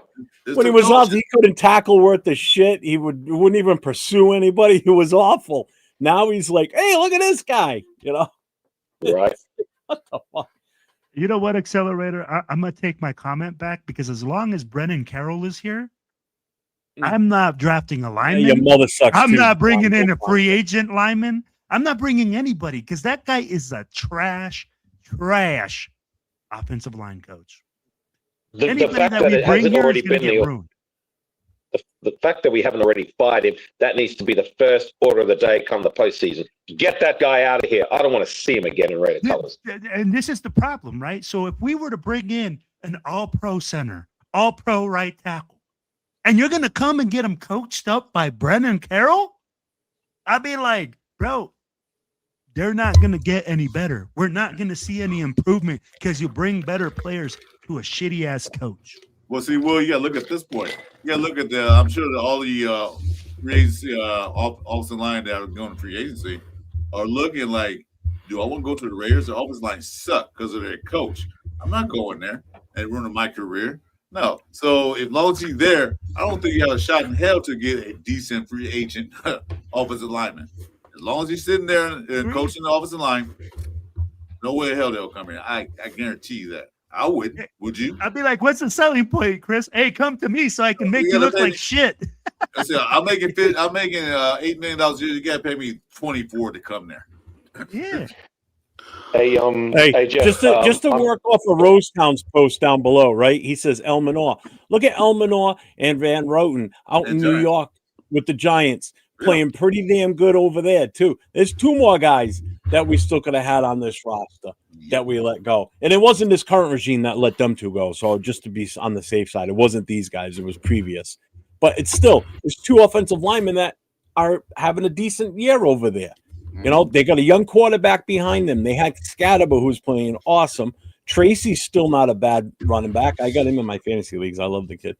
You know, so it's like they're still producing over there too. But again, look what we're stuck with for an offensive line. It's horrible. I think we could take 5 guys off this panel right now and put a line together out there than what's out there now. Even 2 of the guys on this screen both walk with canes, and we still do better. It's disgusting. But is it because of the players, or is it because of the coaching? With an offensive line in my life, I thought last year's offensive line was rough. This is taking the fucking cake. This is awful. Last year's line was better than this year's line. I'll tell you that. I've never seen an offensive line play like this before. Guys, I have to go, so I just wanted to say goodbye to everybody and thanks for having me on because I got to go. Later, all right, Josh. I'll talk to you, man. Yeah, I got to get going too, Jeff. All right. Yeah, thank you. Hey, you meeting up? Thanks for stopping by, brother. Hey, hang on a second before you go. Are you meeting up with 805 while you're out there? I will be tomorrow. I'm going to go and check out that event. Spicy doing an event that's close by. I don't know the address. I can't give you the details, but I can see it on our Instagram. I will be there. Lastly, if I can share real quickly, I just went to Allegiant Stadium and went on a splurge at the Raider image. So, yeah, I got my goodies right here. I blew $1,200 at the store. So, the new Geno Smith jerseys. Get you your Geno Smith flashback jersey? There was none, but I did get myself a Brock Bowers in black. One of the this is the not the on-field one and not the baseline jersey, but the one with the, I think these are the elites maybe. It's got like the silver patch and the little design at the front, so that's real nice. Yeah, those are good quality jerseys. Yeah, they're real good.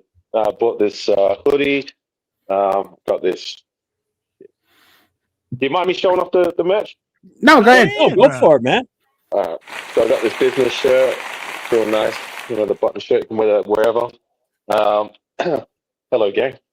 Had to get a. Oh, there you go. The Alzada. Oh, that's nice. Mitchell and S. That's real nice. I really like that. What else we got?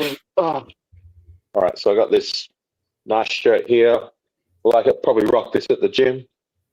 There you go. Oh, yeah. You got to cut the sleeves off now. Yeah, you got to take the sleeves off. Got textiles. Yeah, I could. Are you kidding me, bro? This guy's the Hulk. He just rips out of it.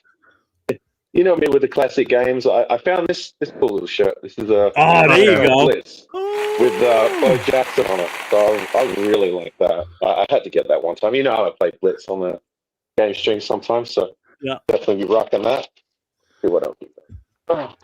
Check it out. I got one too, man. This is a fun show and tell. I like this. This is Christmas, man. Watching a kid open his Christmas presents. Man, I was a kid in a candy store when I was at at the store.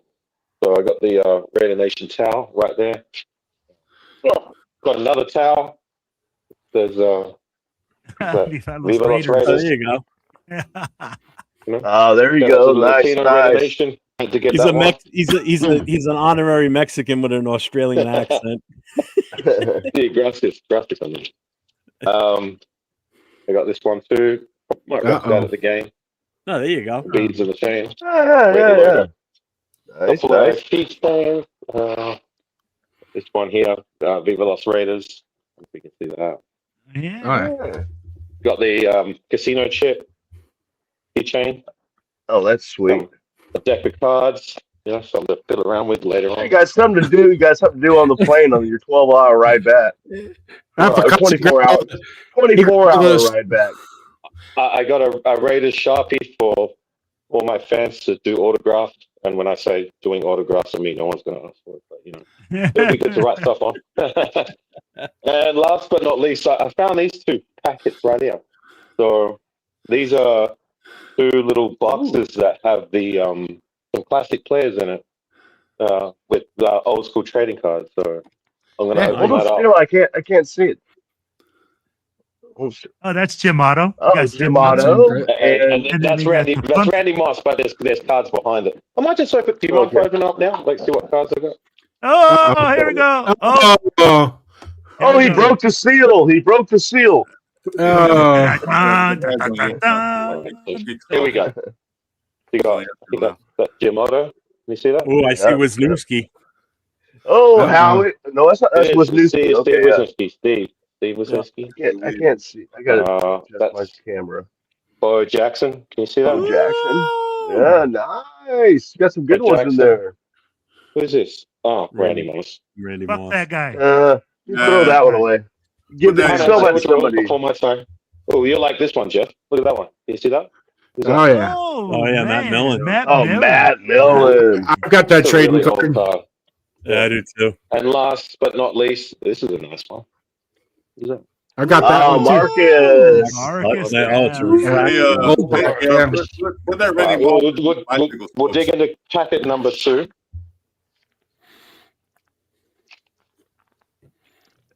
So at the front, we got we got Randy Moss. Sorry to hijack your show, Jeff. My bad. Go for it. Fuck that Randy guy. Moss. Yeah. Bo Jackson. That's a nice guy. Woo! That's a nice one. Who's this? Oh, it's Warren Sapp, but he's wearing a Tampa Bay jersey. Fuck him. Fuck that guy. Oh, That's so crooked. Biggest loser. Let's see if you can guess this one. We'll cover the name. Who's that? I Playing can't Raiders of see Fortune it. again. That's Lester Hayes. Lester Hayes. That's Lester Hayes. Hayes, man. Well Look done, at gang. that flow hair. Lester Hayes. Look at that hair, bro. Yeah. Nice frill. Oh, here's going to be a tough one. Who's that?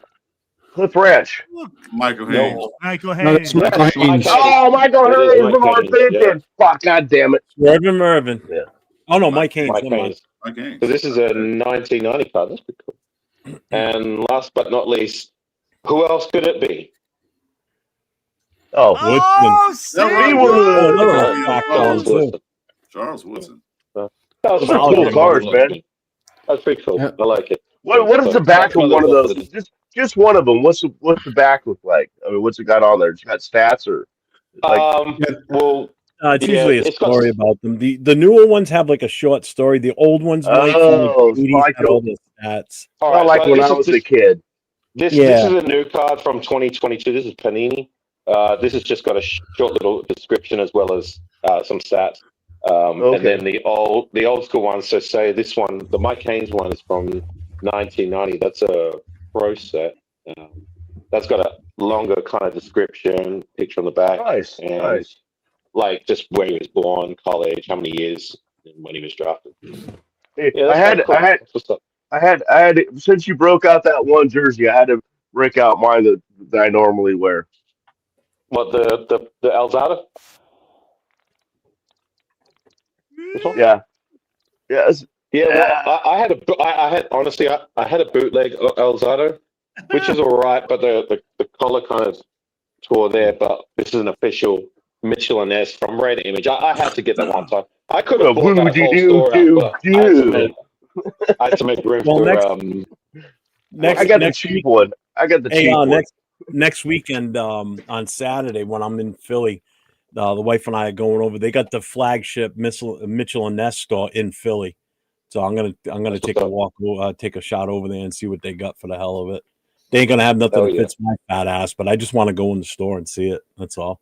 That was probably my favorite section of the store was the jersey section. They only had a few of the recent players, but they had a whole collection of the classic players, and I can dig that. And if I had to pick one, I was thinking about getting Tim Brown, but I already got a nice Tim Brown jersey, so I went and bought it. Jeff, you got some people in here in the chat that are. You got to have some moderation to kick this one dude off. Yeah, he's on Jeff's channel right now because that's which one. I took my kick off, Jeff. So he's on DMGDK. Oh yeah, that's on Kick. That's on He's Kick. not on my stage because I took kick off. I kicked it off. Oh, it's on Kick. He's Son of a bitch! Here, I got something for you. No, it's a what? No, he's not saying anything. It's just it's a spam thing. It's a pain in the ass with kick. Oh, it's one of those things. Okay, watch our live stream Kick NFL. off. That's my kickoff. On that note, I'm going to take my lead, gang. Thanks for letting me share that. Oh, no problem, man. That was pretty cool. I will see you when I see you, I guess. Avocasi. You want is that one? I can't see. Oh, Can the you hold it close baseball to the bat. camera? Dude, it's all glary. You got your light shining right on it. Shut up, Jeff. Fuck you, Jason. Jeez. Oh, yeah. Oh, I'm seeing this it. bunch- Nice. Hold it What's closer up? to the camera, Oh. you dude. You're like I 20 can see feet it. away. It's all glary. I can't see. Yeah, you can't see shit. Yeah, I got him in these. Is that Lester Hayes? No, that was Bo Jackson. The thing is, I've got them in those plastic screw down carriers, so they'll glare off they're glaring off the thing. Right. Is that signed, right, Jason? right. Is the one with the baseball bat signed? This is the one that's worth a lot of money. I can't see Oh, that's that. what's up. Oh, Montana. Oh, That's Oh, that's here the we go. money. here That's we the go. money grab. Everybody's All right, bringing gang, out I'm their out. signed stuff. I All gotta right, go get we'll the see you. job. Leprechauns, Thank yeah, you. man. Good night, Really everyone. need it. Enjoy the rest of your visit to the USA. Thank you. Peace out. You need one of these. Nah. What? That's Bo Jackson. Oh my God! I just switch over here.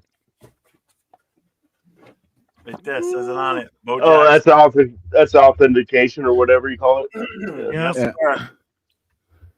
Nice. Nice to have a CA. I love that. So hey, Hey, Jason, I have, Bruno. Hey, I got a Lane Kiffin football over there too. If you want that, Yeah, it's pretty flat. Bueno. I got a two Bledsoe one too. JD confiscated his card collector. Yeah. So all the football cards that I have, I got when I was a kid. That Joe Montana card I got for $0.25 out of a pack of Tops. Because I used to, I'd go with my dad to the grocery store and I'd get a couple packs of cards, and I'd sit in the truck and eat all the gum before my dad got out to the truck. He thought I shoplifted, but no, he paid for it. He just didn't know. Is it a rookie card or by chance, or is it just? It's his rookie card. So Holy shit! When they played the Bengals in the Super Bowl, when was it? 89. The second time they played the Bengals in the Super Bowl, his mom had his rookie card hanging on a Christmas tree, right?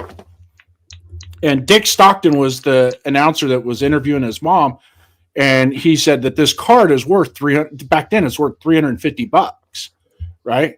I looked at my dad and I said, "I got that card." He goes, "No, you don't." I go, "Yeah, I do." I went and I pulled all my cards out, set on the floor, and when I found it, I held it up to my dad. My dad goes, "Holy shit!"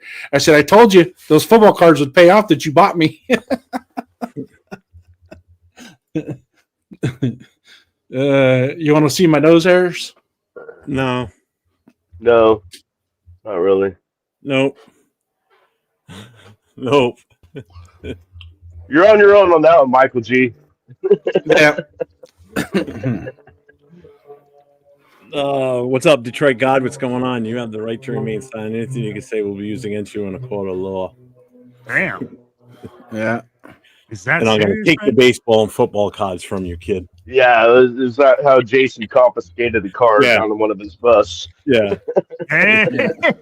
It's like a little You know shit what though, humidor. Jason? It's crazy to see how generations have passed that down, because we have I have cards that I got in I'm a little bit younger than you, obviously, so I have cards that I collected, and my kids now have cards that they collected. Mhm. So kind of collecting cards and sports memorabilia is kind of like an interesting thing to see that's passed down. But the reason I was asking you if that Bo Jackson card with the baseball bat and the shoulder pads, he doesn't sign that anymore. No, he won't sign it. He won't. And I have a picture that's signed with the CA. That's like that. And I'm like, I know how much that thing costs. That's why I was like, oh man, if that baseball card is signed like that, that's crazy money.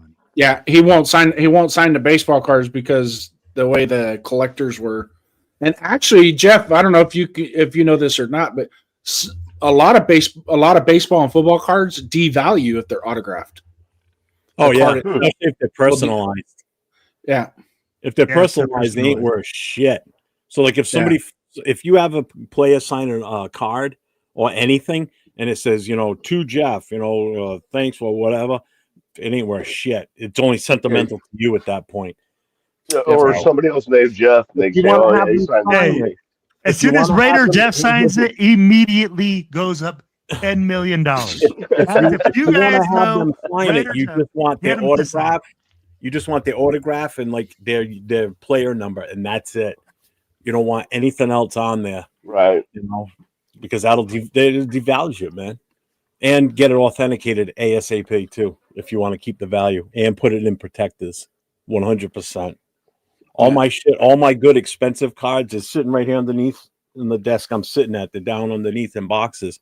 They're all my money cards are all in individual sleeves or hard plastic sealed cases. Yeah, screw down plastic ones together with screws. I don't fuck around. I'm gonna give you guys the secret to making $1 million. Take a picture with the Raider Jeff when you see him in Philly. Get him to sign it, frame it up. Yeah, Will's gonna give you part of his $1 hanging on the wall. Yeah, take a picture with Raider Jeff and get arrested. If you get a picture of you and Chris Four Raiders Jeff smiling in the picture, that's $2 million, bro. Yeah. You and signed and framed. Hey, that is money. Hey, you guys might. You talking about smiling? I smile sometimes. You just Will. I smile inside where it counts. We might have accidentally stumbled on something here. We might have actually stumbled on something here. Here we go. Raider content creator playing cards or player cards. Oh, that would be good. Huh? That would be good. Yeah. That's a good idea. I guess I'm the Alex Kappa. Not a bad idea. Yeah. Well, not playing cards, but yeah. But I'm the Alex Kappa of the group. Guys, put me down slowly. I got what's his name from Chat Sports' rookie card. It ain't worth shit. Well, see, Alex Capicar is not worth shit now. But maybe think about Will.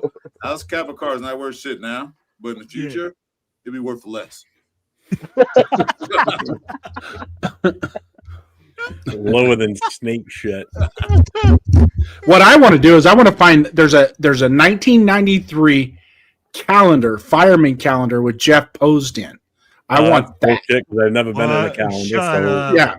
Oh yeah. He covered all 12 months in one shot. Fuck you, Jason. Prick. He's got room to talk. He just walks. Yeah, what I'm saying. Like, Jason Jones has left the building. Thank God. Me and Chris can stand in front of him and you still see him.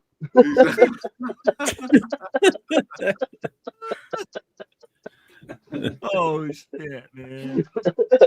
I'm sorry you missed that one. I didn't miss it. I heard it. Whoops. Jason's not that far from me, man. He'd come kick my ass.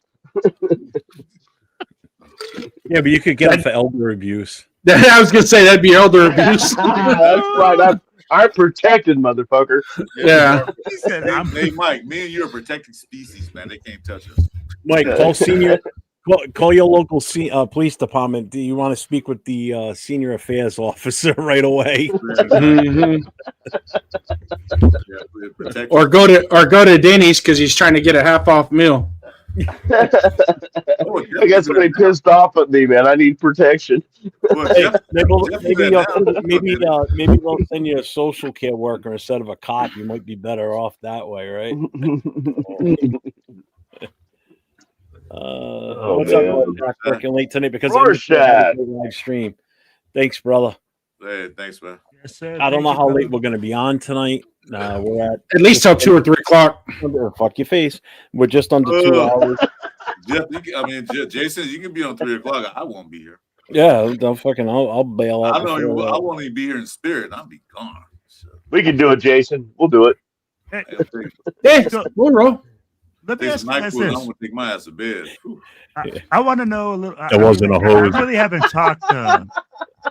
We really haven't talked Broncos Raiders. The games. I want to know what your guys' thoughts are going to be on the game. I want to know. No, we're going to talk about that tomorrow night on the last call. Oh, you guys going to do that tomorrow? Yeah, Okay. that's us Saturday. Hey, who's not? Mike, are you on the show tomorrow?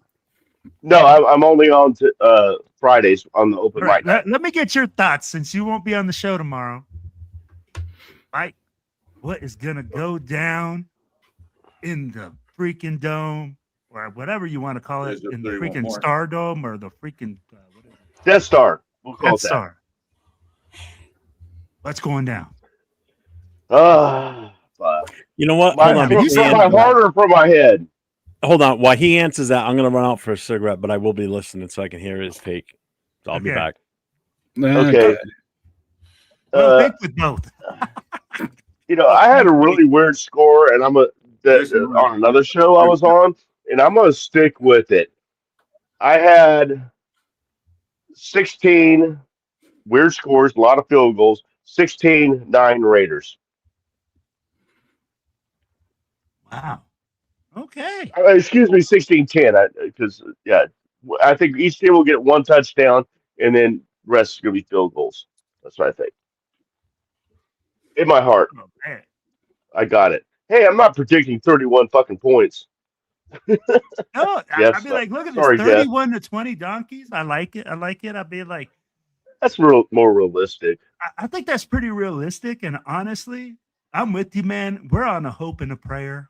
I mean, like, honestly, the Broncos right now are on a hot streak. The only hope we have is that we make it into a slugfest and it gets ugly. That 17 is pretty high score for the Raiders. So I don't see that. Okay. Yeah, I don't see that either. Yeah. If we can get 10 points. 30, I can believe that, but not 17 for the Raiders. Bro, that's the hard part. Have the Raiders ever scored 3 touchdowns in one game this year? I think one they did, right? I think one. Yeah. Jacksonville and I love you guys, man. This is why I love watching you guys, and I love watching this show because I'm like, you know what, man? Yeah. If I'm gonna go with what my brain thinks instead of what my heart thinks, I would definitely say probably more like 27-10. This might be I'm not even going to say the name of the team. I can't say it. That's not more realistic. I know what you're thinking. That's not more realistic, really.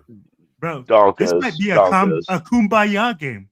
Guys, this might be a game that at halftime we're just all singing together and just hanging out and not even doing anything. Because this might be like a Chiefs game. It's been a kumbaya season. Let's face it. Exactly. Also, that first game, it wasn't kumbaya, but after that. Oh, yeah. Everything after that, yeah. How many times is Gino going to get sacked? Oh, about 6. 7. 6. 7. 7. Right, we're in the same ballpark. Right in the same ballpark. 6, 7. What was it? Okay, 39 Broncos. Rare Will, young, cool cat is learning from the OGs on the live stream. Yes, I am, man. Well, they had what? They had 6 sacks on his last game, right? 6 was it? Yeah. I'm guessing with I'm gonna say 5. I'm gonna say 5. If they start, especially if they start Kappa and keep him in the game. Well, it's hard to say who they're going to put out there. Not Kappa. I'm sorry. Not Kappa. God damn it. Caleb Rogers. I love you guys. How optimistic you guys are. I like Caleb Rogers. Did you watch 10 sacks? 10. Did you watch? 10? Okay. 10. Okay. I'm not going to argue with that. 10. Okay. 10. Well, Denver is the highest. I mean, obviously, they have more sacks than any team in the league. Yeah, they do have the highest sack total in the league. By a lot. Yeah. You know what Gino's going to be doing? Gino's going to be like this. Please. He's going to be doing this. He's going to go and get sacked because he can't move. That's why we're not starting Aiden O'Connell because he can't move. But yet Gino's in there, and who does not move. He only run the pocket a couple of times this year. I've seen. So, and it's worked out when he's rolled out. It's worked out. It worked out 2 games ago. He rolled out 2 times in a row and completed passes. Jason, how do you want to go 3 o'clock in the morning? You're already yawning. What the hell, man? I just woke up. Hey, I'm going to tell you guys like this. We are, after this game, all 5 of us on this panel are going to be more athletic than Geno Smith because that man is going to be crippled after this game. Who's to say I'm not already? That's the thing. I say by the second quarter, he's going to be gone. I mean, and not by choice, but by stretcher or cart, I should say. I don't wish no injury to any player. I don't wish that upon him, but I mean, the dude is hurt. The dude is playing hurt in Denver. Portis. I mean, fuck, Jesus. I mean, What's up, Cap? is that who's in? Oh, is that Rafa? Yes, sir. Yeah, that's me. Oh, nice. You're like really tiny on my screen. Oh, there he is. Yeah, I see you now. Hey, Rafa, how many times is Gino going to get sacked this weekend? Oh man, a lot of times, and I can tell you, Geno Smith is so garbage, so trash, so basura. I mean, god damn it! Even they made a lot of uniforms. I've seen Rodgers. Now I want to see some more other players that aren't ready. That's what I'm doing. Oh, he's not ready yet. Well, it looks like Rodgers ready. Yeah. Wait, hold on. Oh yeah, Gino just got sacked again. Sorry. Oh, okay. Well, I think too. What's gonna? He got sacked on his day off. Got sacked on his day off. I must say too that with the fact with Greg Olson running the system now, or running the offense, I think we did show a sign of running the ball more in the last game. I think we're going to see that more. I think that's going to help hold down the sacks. But it's still, I'm saying 5. I like your thought process, Mike. I'm just like, I don't even think we're going to be in a position to even run the football with us. We will for the first drive at least. We'll pretend. I'd be like, we will pretend to run the football. We got 31 yards last game, Cap. I'd be like, let's be real, guys. It's been 10 games since we've seen a Raiders rusher go for over 100 yards. Hey, I got some interesting notes. I heard it on another show. This is amazing. I don't know if you guys know this. I don't know the exact numbers, but in our last game, we got 265, I believe, right around there, total yards. Okay, we had 10 drives. 2 of those drives were touchdown drives, and now those 2 touchdown drives that sucked up all the yardage except for like 25 yards. So in 8 drives, we got 25 yards, and on one of those drives, we had a play for 27 yards to Brock Powers. So basically, in almost 8 drives, or we'll just say 7, we got -2 yards. Wow. Good stats. Think about that. I saw it on what's his name? On Soto and he brought that up. Yeah. It was he had somebody on the show or played a video, and I'm like, you got to be fucking kidding me. We had -2 yards on 7 drives plus. I wouldn't doubt it. Hey, that's offensive efficiency according to the Raiders. You guys could look up the stats, man. Maybe that person was wrong. I don't know, but that's pretty. It looked that way, Mike. You're absolutely right. It looked that way. Shit. Except for 2 drives, we did nothing. Right. I mean, except Gino they don't even get sacks. Gino can't even hand off the ball. I'll be like, Gino literally cannot come out from underneath center without getting tripped up by Alex Kappa. Most basic thing. Shit. You almost want that Benny Hill music in the background. Yeah. If we do that, Sutter, if we do that, we be blind, stinking drunk halfway through the first quarter. Oh man. Well, that's a good show. We're having a good show tonight. Oh man. But what can I tell you about this right now between for like Geno Smith? Even Geno Smith talking about his performance and to say he's got a bright future. I mean, no, it's not, because I just wanted to tell the audacity, because he doesn't have a bright future. He flees the Raiders for millions so they can do like whatever they want with this round of the league because he play us for 85 million. Yeah, this future is gonna be really right, but if you can guess like $1, all you can do they had to do it. But what does Geno had to PP tape at the Raiders headquarters? I mean, what in the actual fuck? I mean, like I said, folks, Geno Smith is such much basura. He's garbage. I mean, he can never throw. I mean, my abuelita can throw better than Geno Smith. Hey. I'm gonna disagree, Rafa. I'm gonna disagree with you. Geno does have a bright future. He has a bright future as used car salesman because he does that goddamn that's right there, lines out. So there it is. You and I also have a bright future at 43 and 6. Hey, you are in your prime right now, Chris. You have a bright future. You and Jeff right now, you guys are priming up for the future because that's what Geno thinks. You're 35 years old. You're 35. Bro, on what planet are you on the up and up? You're literally at the bottom of the barrel. You're 35, bro. You're used up. I'd be like, you're not Tom Brady. You're not Peyton Manning. It is what it is. Somebody's having fun on the soundboard. Yeah, yeah. My hand is right here, so I'm not doing it. Oh, jeez, here we go. Oh, here we go. Banned it from YouTube. Did you hear the intro song tonight, Will? Yeah. I didn't. Are you gonna play for the outro? You didn't hear it? No, I was on another show at the time. I'm gonna hit the end stream so I can see what the outro looks like. I was on another show at the time, and I told him I had a prior commitment over here. So I'll play it for a little bit. I won't play the whole thing.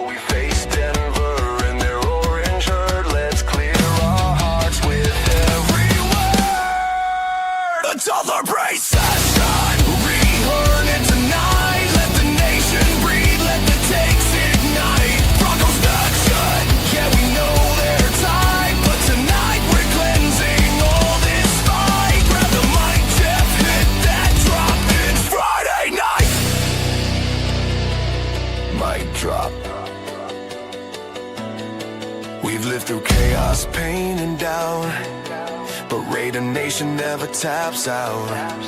So vent your anger, scream your truth. This therapy room was built for you. From Oakland roots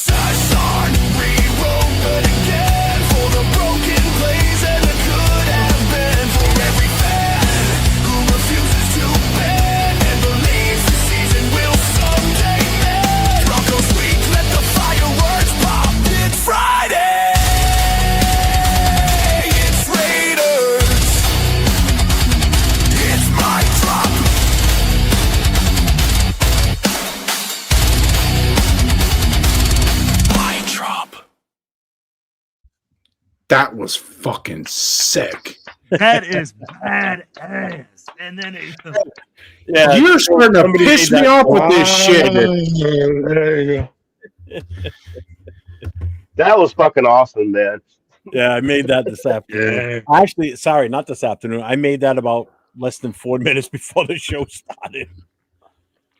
Jeff, is I thought- you and Chris are getting really creative on your intros and your backdrops, your thumbnails, whatever you call them. Jason I'm was sorry. great 'cause Jason just finished my intro. It's pretty fire. I like my intro. First show I'm gonna start doing. Oh, man. Sacktown. This goofy What? ass redneck's doing a lot of this shit. Yeah, he did. He did intro for mine. It's just Well, me I and know- Jeff are having a competition now. Yeah, we're No, I trying know, to. I know Jeff did that one. I'm just saying Chris has when he does his show, Oh, he does some pretty fire. I shit, gotta too. fire one. I gotta fire. It's not heavy metal. I got a hip hop one that's really cool. I'm not a real hip hop kind of guy, but I like that one. And then I have another one that is Southern rock because I like Southern rock. now I love want to hear really it. fucking Now I want to jams. hear it. Yeah, I want to hear the Southern Rock one. Okay. Let me I see actually if I can. I made a song yesterday for the wife. She absolutely loved it. Actually made her cry. So it was Really? worth it. Oh, Wow. The romanticism is just oozing out of your body. Let me go get on the other computer because this one, the operating systems does not support I Southern. don't want to hear that shit. Shut the! You just played that song that I've been working on a heavy metal riff, and you went and threw that together in 5 minutes, pissing me off. damn! I didn't mean to make it. I didn't mean to make it a competition, man. I was just bringing up that they did good shit. They did good stuff. Oh my God. So I that's didn't Jeff mean to make it a 3. competition. So Mike, it's Jeff 3, Jason 0. Actually, it's 4-0. I got more wins than the Raiders do. Woohoo! Yeah. The hippity hoppity. No, every week it's going to be a different song on Friday nights. So I'll be right back. different song, there we different go. genre. Every Yeah, week. I want to hear the other one. I want to hear it. I don't know if you guys. I It's not do my too, show though. like, It's not my show though. Oh my It's not my God. show either. That's so- I'm just here as a guest. Chris loves the heavy metal one. Look at him. He Yeah. absolutely Oh, loves it. we're having an intro playoff here. Mine's We're having an one- intro. Oh, Mine's one of sorry, jazz. Chris. Mine's All one right. of jazz. There is not heavy metal Chris, or southern Hit rock. us with it. It's hit us one of with it. jazz. I have Hit it us here. with Oh, but but I'm not- we can hear all three. We can hear all three, and then let the chat We're say, going "Oh, to man, let the chat decide. there we go." A little competition going here. Let's go, We ain't chat. got nothing else to do, man. You saw what Raider Jeff did. You know, we saw him. No, This you'll is- That was see pretty mine. fucking bad. They started off strong. You'll see Mama do my own show. I'm not gonna do it here. So Oh, okay. Okay, Chris is going to make us wait till he does his show. yeah, might as well. Okay. We're waiting for a Raider victory. So what the hell? Might as well. So it's gonna be a while before we hear it then. Exactly. wait for that. You got Oh, Okay, we got Jelly Roll in the house. So make sure that we got that beat down. And to go off topic right quick, while Jelly Roll's looking for the song, somebody put in the chat, watch me sign Kyler Murray next year. Do you guys want Kyler Murray? No. Okay, good. We all agree. I agree. He won't last. Not behind this offensive line. You'd have to upgrade the offensive line tremendously. What's he like? 5'3", something like that. I think it's 4-8. 5'4", I think it's 4-8. 4'8". Yeah.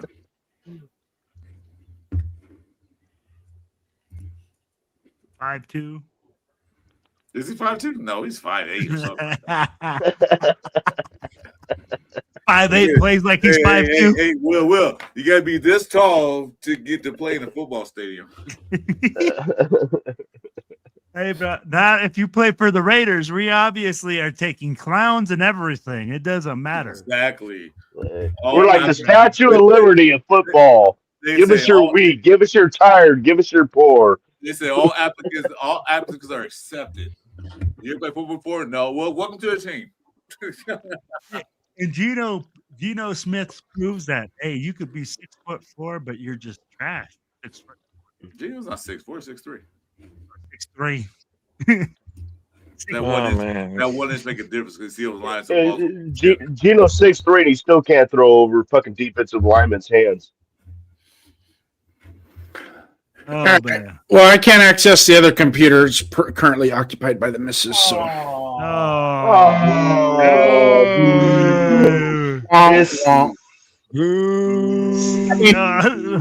Look, now he's like, damn it.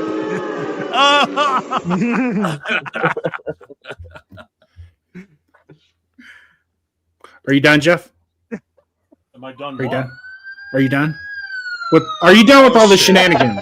Here comes the rescue to take you away. That ain't no cop car. Oh man! I got no Typical fireman. I love this. I love this show. I come in, smash your house up, and leave. You got a blow and you take me on the way out. I drown your house, break it up, and you take me on the way out. One job: take the water, put it on fire.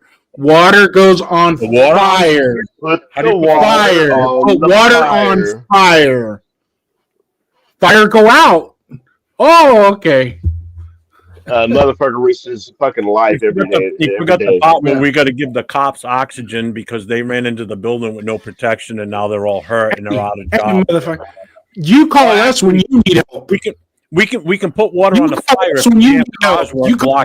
You call us when you need help. If the damn police cars weren't in the way like they always do because they think they're firefighters. But you call us when you need help. You call us when you need help. Hey, is this the way it was? Hey, is this the way it was with Chip Kelly? Nothing a Halligan can't. Hey, you know what? This is exactly like Chip Kelly and Pete Carroll. Exactly what it's like. that was exactly the Hey, they were all kumbaya out in public. No, I say pass the ball. That's exactly what they're like. You know why God created cops. You know why God created cops so firemen can have heroes too. So firefighters had heroes too. Cops were only cops because they couldn't pass the fire exam. Can pass the physical. Well, I mean, when you show up to a fire exam, they hand you a box of crayons and a piece of paper. And again, you still couldn't even pass that. Just didn't even bother taking a test. Set yourself up for that one. You set yourself up. Jason. Score Jeff 5, Jason. Hey, Ralph, how you doing, brother? This is exactly. Hey, all right. Let's come together and say we need both. We need firemen. We need cops. We need everybody. You're all equal. Welcome to the Raiders coaching room. This is exactly the Raiders coaching room. Exactly. We need edge rushers, so we need a lot. We got our defensive coordinator right above me. We got Patrick Graham, PG. We got Chip, our former OC, up to the right. We got Pete Carroll on the left. Well, at least that's again. It didn't lose that much. No, I'm just saying this is exactly how I imagine those coaches' meetings going. When these guys were in the coaches' meeting, BG is just probably like looking around. Just sitting there like, whatever. Yeah. You see Chip Kelly as the offensive coordinator, like, what the fuck are we doing? Why can't we do this, Pete? Pete going like, we got to run the football. We're good defense. And then you have us like somebody has to be the offensive line coach. I'll be Brennan Carroll. Being like, I don't know what the fuck I'm doing. You can look at Carroll. Will, I thought you were smarter than that. Why would you be offensive line coach? You way smarter. I have to. Somebody has to take the bullet, and I'm not going to throw my boys under the bus. Hey, Jeff, I will get rolled over the bus. Yeah. So, anyways, I'm gonna check out and go hang out with the wife. Losers usually do. Okay. I thought you said 3:00 in the morning, Jason. What happened? Yeah. Okay. Yeah. Right. First one to bail. You guys are the sissies. Wow. I'm just doing the right thing.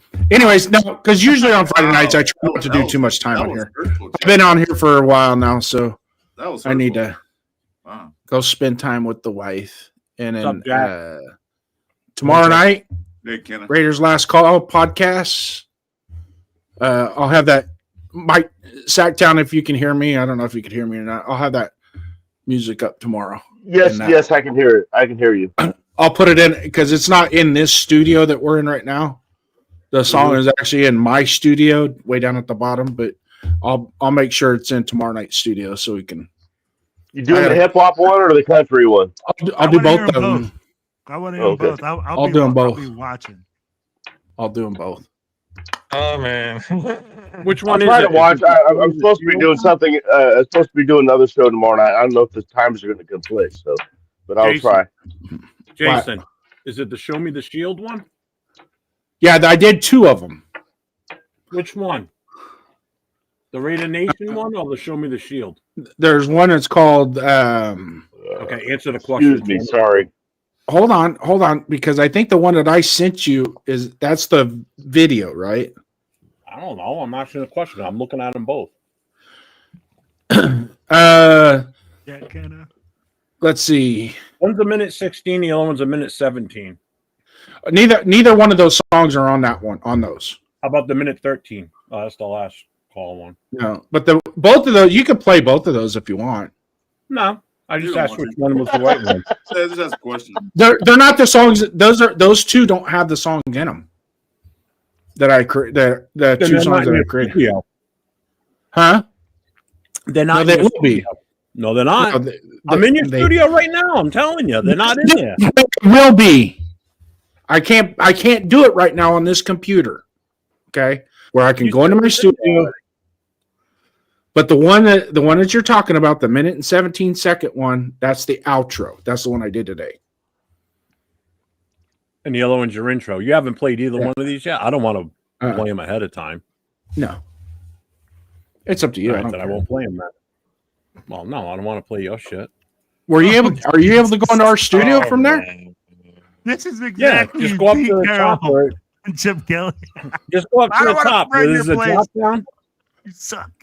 What's I'm that? trying to describe it to you, but Will won't shut up for 2 seconds. No, it won't. Hey, Patrick Graham, you shut up over there. This is between me and Chip I'm Kelly not here. Patrick Graham. Yeah, I'm not. I haven't said shit for 5 minutes now. Fucking Chris. I haven't said shit Oh for my 5 minutes. What are you talking about? Get out of here. All right, Brendan Carroll over there. You be quiet on the couch. There you go.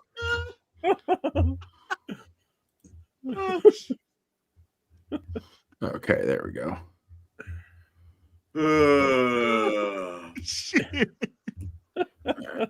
See, that's Patrick can blame for everything. There you go. Ball. Patrick Graham, why can't run the ball? Hey, I don't know. Hey, somebody send Jack Kenner the link. I'm busy. I'm doing some other shit right now. Here's question.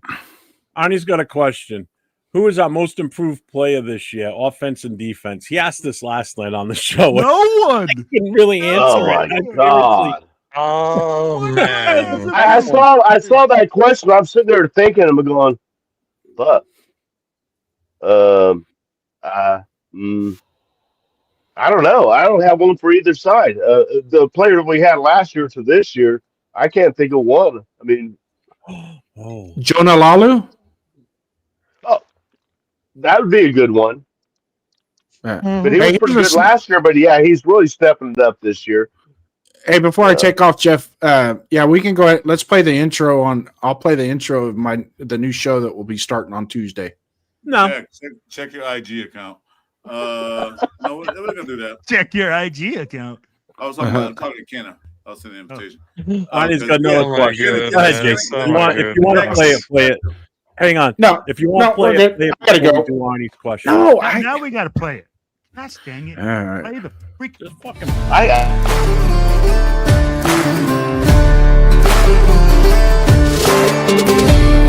The game cowboy.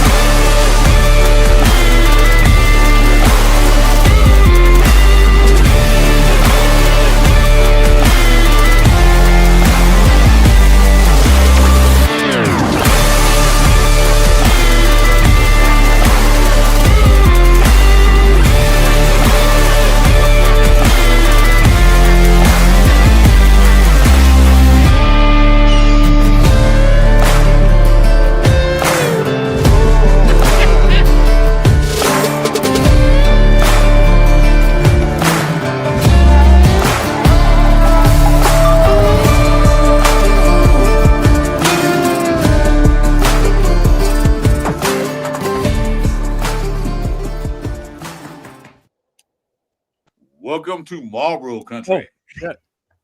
Oh man, That's not bad. That's not bad, Jay. I'd be like, you got some stuff to work with there. I'd be like, oh, look at Artie.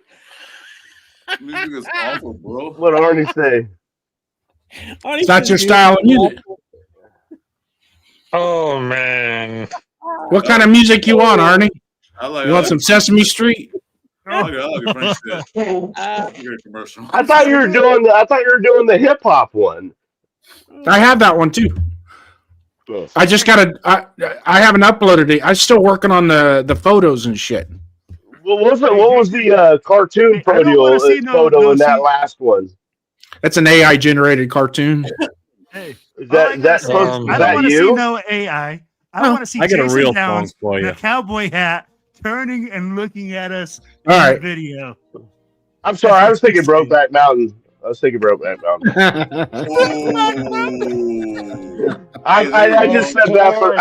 that for the last. Jason won is not SmackDown. Jason's fucking halfway here already to kick my ass. Nah. That's elder abuse, like we said earlier. No, I let y'all talk shit because when it's time for me to get bit with it, I could talk.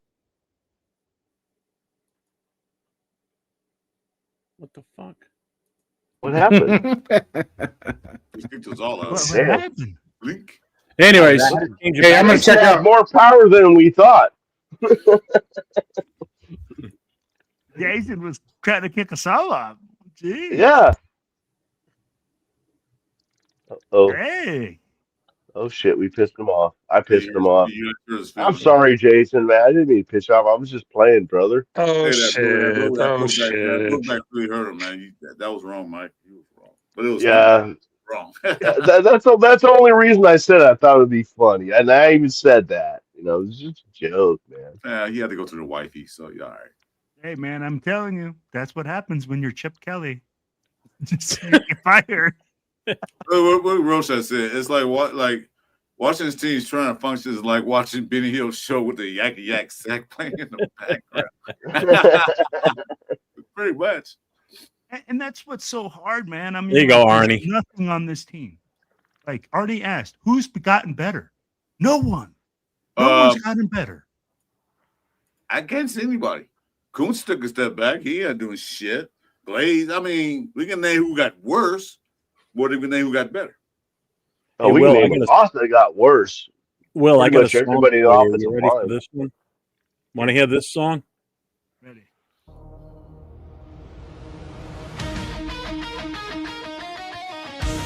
Listen now.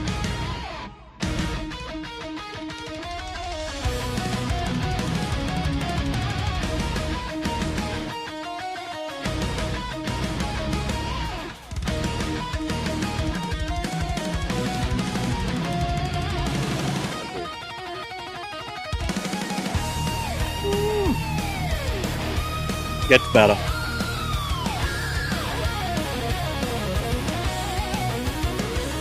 Everybody's bobbing their heads. That's a good idea. That's a good sign. The most notorious crew with the silver and grin. From the black hole deep to the cities we roam. Oh, this is hard.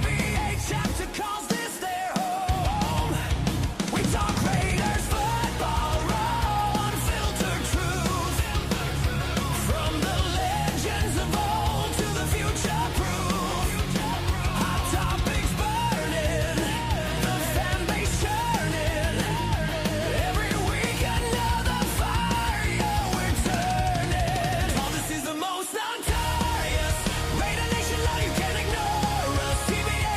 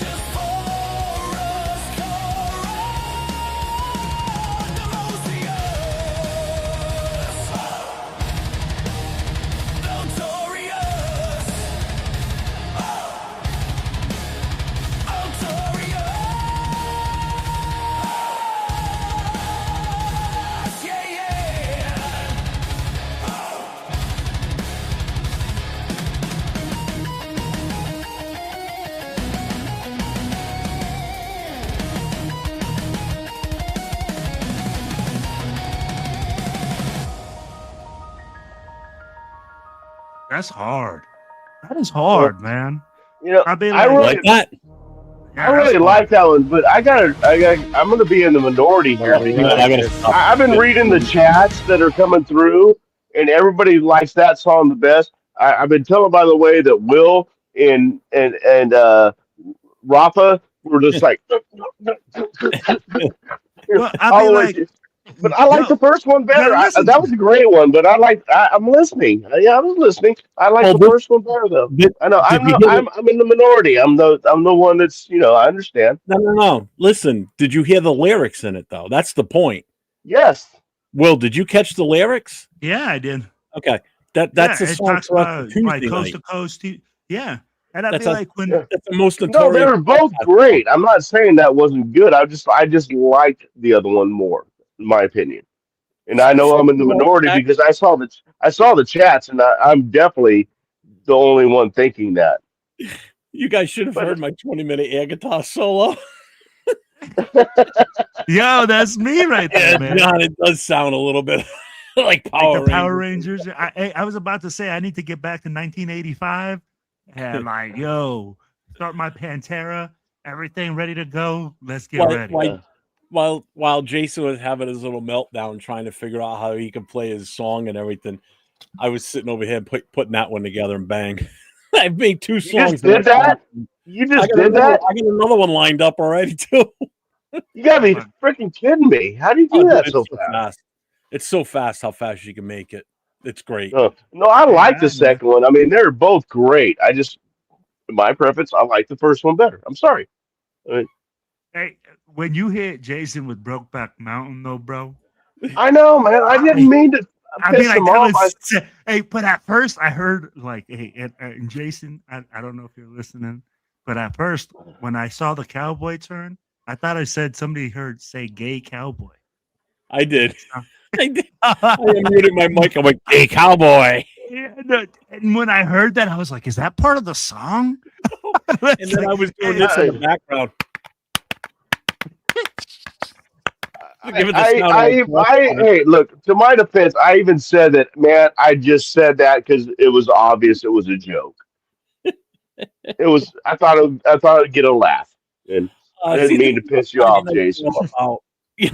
It's to have the laughs. We got a little heated earlier. Right. I didn't mean to piss him off, man. I like Jason. I'm talking about my heat up earlier. So no, it's funny because like, look at it, man. Like we were talking. Like, honestly, this is what the total dysfunction has probably looked like in the coach's office, right? Where you're arguing, where you have like just going through different things, and there's people just looking at each other. Right now, with Pete Carroll and Chip Kelly, that's probably what people were doing. PG just sitting there, looking back and forth. I mean, like, look at him during the games. He looked stupefied sometimes. I'd be like, PG's like this. No emotion. So I can just imagine Chris right now that he was just in the middle. He felt caught up in the middle, and you have these two coaches arguing back and forth about philosophy, about, oh, yeah, how can we make this happen? But they're not on the same page. And we talked about it earlier. The Raiders head coach, like general or the GM, freaking coach, everything, they're not on the same page. So until we see that, then I can answer things for Arnie and say, has a player gotten better? Who's the worst coach? Offense or defense right now? I can't even answer that because it's all bad. It's all bad. It is. Like, it's honestly, guys, who's the worst coach right now? Who is the worst coach on the staff? Who's a good one? I'll ask that. I'm going to say Brendan Carroll's the worst. I'm going. I mean, I know it's just an assistant, but whatever. That's easy picking. So, yeah, but then you go like, okay, Patrick Graham, you have such a great scheme. Why can't we tackle anyone? Yeah, that's the thing. I mean, like, there's so many things wrong with this team. Hang on, Jack. If you can hear me, you gotta turn on your mic and your camera. I can't pull you up anywhere until you do that. It tells me there's no option to bring you in.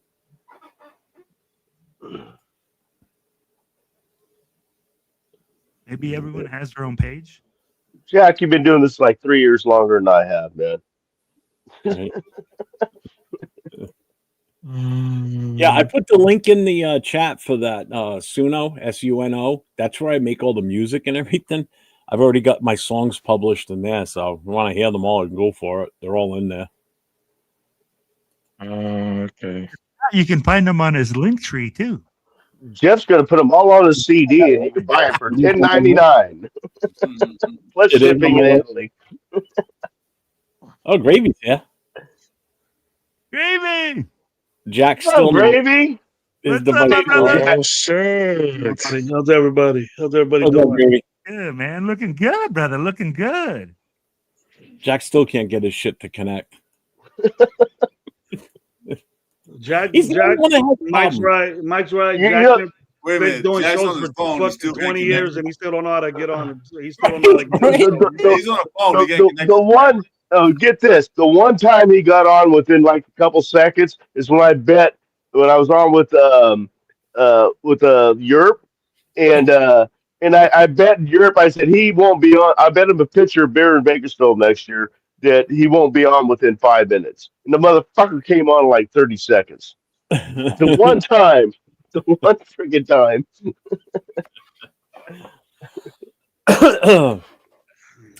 I just realized, Gravy, I didn't send you the link earlier, did I? All right, Normally I I'll do. find I it. totally No, you forgot. put it out there. Jack, you're not working. Just I felt like talking ball a little bit. I haven't talked Dang. ball. Oh, since the other day, I was on another day. You were in there, Jeff, with me Yeah. early in the morning. I got 2 shows. I got called in for work, and then it was the wrong shit. So I did another show then real quick. But it sounded like you're live right now. Everybody complaining about coaching and players and stuff. So I thought I'd Oh, get were into you it listening more. while I was going on off the deep end? That was awesome. That was an awesome. It was a cool run that you went on there, Jeff. I thought it was. Cool. Yeah, it would have kept going, but Jason decided But to yeah, start doing sounds and so, fuck yeah, my you kept head, getting threw me kept off. getting interrupted. Yeah. Oh, you? No, I was That's usually my job. I was on my high horse We about. broke down, Jeff. You were saying we're broke down.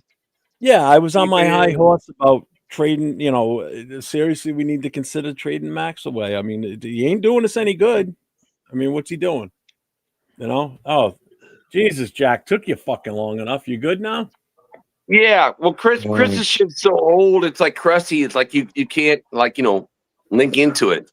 Mike, call him. Oh, wow. And now that battery's gonna die with this old ass phone he has. Doesn't even say hi Hey, first. Hey, Doesn't Gravy, even that was say like years hi ago. first. I got a new phone. Jack, don't get me started with your Nokia 210 phone that you're using right now, okay? Dude doesn't even say hi, man. What's up, guys? No, he just takes right into fucking Chris, man. Let's see you, Yeah. let's see you, Jack. You know? Hey, I tried. Like I'm telling, like my shit doesn't work. No, it wasn't me, bro. I love you guys. I love this family right here in the nation right now. And it's like, and I will say this, I do want to start off the show one way because Jeff said this on with show. It's not for 2.5 hours. Well, no, and no, I do want to say salute to my brother Gord out there. It's like Chris, and Jeff, you said this and you posted it, and I thank you, brother. Leo, what's up? It's like, man, I thank you guys like for that. So Gord, RIP, my brother. I love you, and I want to hear everything that you guys want to talk about tonight. But I needed to say that because I need to get that off my chest. So come on, what were we talking about? Gord was great. We were talking about how long it took you to get on the channel. That's what we were talking about. I tried. It didn't work on Chris. So Chris, Forrest, like I love you, bro. It didn't work. So Jeff, your shit worked. It's the same shit we talking about. Ain't nothing different about the same shit. I can't help you. Nokia phone can't handle the megabytes and shit. Upgrade your phone. Yeah, Gravy. Hey, Weber, SoCal. Before Jack came in, what I was talking about was I brought up the whole, seriously consider looking into, putting Max on the trading block. What do you got to lose? You know, everybody becomes married and falls in love with players, and I'm sick and tired of it. And you know, what good is he doing us? You know what he can do good for us? Get us either trade him for a player and draft picks or whatever we can get for him. If it betters the organization and the team, stop thinking about the individual player. It's about this team, you know, and you know, like, oh, we got to trade him to somebody that's going to win a championship. No, we don't. We can trade him any way we want. We're not obligated to that. If a fucking team is offering us the best deal, tell you what, see you later. I'd do that with any player on this roster. Nobody's locked in. You know what I mean? If the deal's good, you take it. If it helps you or you think it's going to help your team for the future, you do it. You know, don't want them in the AFC West. I'll tell you that. Well, stop this pussyfooting around with, you know, bringing in these washed up players like Capper and Forsythe. What did they do to help us? Absolutely nothing. Nothing. What has Max done to help us win games? Nothing. How many playoff games have we won with Max? I don't think Max has even seen it. Oh, no, he did see one playoff game. Yeah, he saw, yeah. But still, didn't help us win that one. I mean, he's not what everybody thinks he is. Some of these players aren't what you think they are. Right now, there's only one guy on this roster that I can say he's exactly what we think he is, and that's Brock Bowers. It's just that he's got no other help on the offense. That's the biggest thing right there. Brock Bowers is the only bona fide thing on this team. Genty still is unproven, and it's not all Genty's fault. It's the offensive line and, you know, what's going on with that. But Bowers, you know what he can do. You saw what he did last year. He's taken a back seat, or he's taken a step back this year because of injuries and just the ineptability of this offense. You know?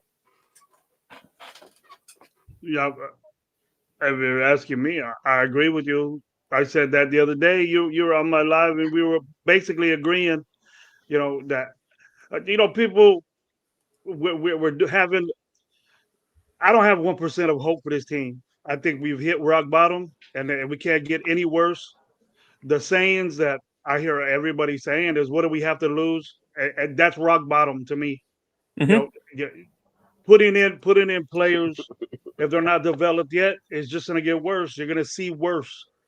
If they're not ready now, you're going to see worse, and it won't be any worse than what it is now. So, the only way to do that, I'm not even motivated to talk about this team. I get on the show because I want to see you guys. I want to see you guys, and we can talk about it. Is that I get in bad? My life is so great only if I talk about the Raiders. Only if I talk about my team that I love for 40 years. But on the truth, it's hit rock bottom in my book, and there's no band-aids anymore. There's nothing. We bled out already. We're done. You know, we're not even on our last gasp. Don't expect to win any more games. Nah. I don't care when we pick Agreed. or whatever. We just got to do something with it. Everybody in my book is expendable. Everybody on this team is expendable. No matter what Brock Bowers does, he's not going to see winning. He's not going to see winning. Not if we don't make a major move. Not if we're not doing something about it is. the inability for us to do shit. A major move, Jeff, to me is get rid of everybody. And start. I want a clean slate at this point. This is the last time we did that. So Gravy and Jeff, you want to clean house, get rid of Bowers, get rid of, you know. No. You want to get rid of those guys? No. We already said not people under rookie contracts. No, Gravy is saying that yes, he's expendable. Quick, though, Will. I just talked on, so I'm. What is Bowers going to benefit? And I'm not into this. I'm not into this. They deserve better type shit that all exactly. Thank you. Dick riding Raider fans are. I'm not like that no more. This team done changed me because I'm tired of seeing this shit. I hate going on your guys' show saying that, but I'm trying to push it. Bitch for change, finally, for once. Good change. Bitch about that. Go on your shows and say, what the fuck? Get on a big show. And the shows that are on the big time shows with tens of thousands of subscribers that you watch, the JTs, the Chat Sports, if you like them or not, all them motherfuckers. Bitch, that we need to get rid of all these motherfuckers. No love for nobody because we'll get better. God forbid right? And Brock Bowers has to get traded. He is never going to see winning seasons on this team, and he'll leave quickly. He'll probably will leave right now with this bullshit he's getting right now. I bet you he He's probably getting- would. He can't. He's getting forced the football. Yeah, it is. It is. We're forcing him the football like we did last year, and he's making amazing. He ain't doing that shit. He's doing it on his own, just like Ascengenti. Ascengenti is gonna waste his career playing for us right now when we keep this shit up. We got great players.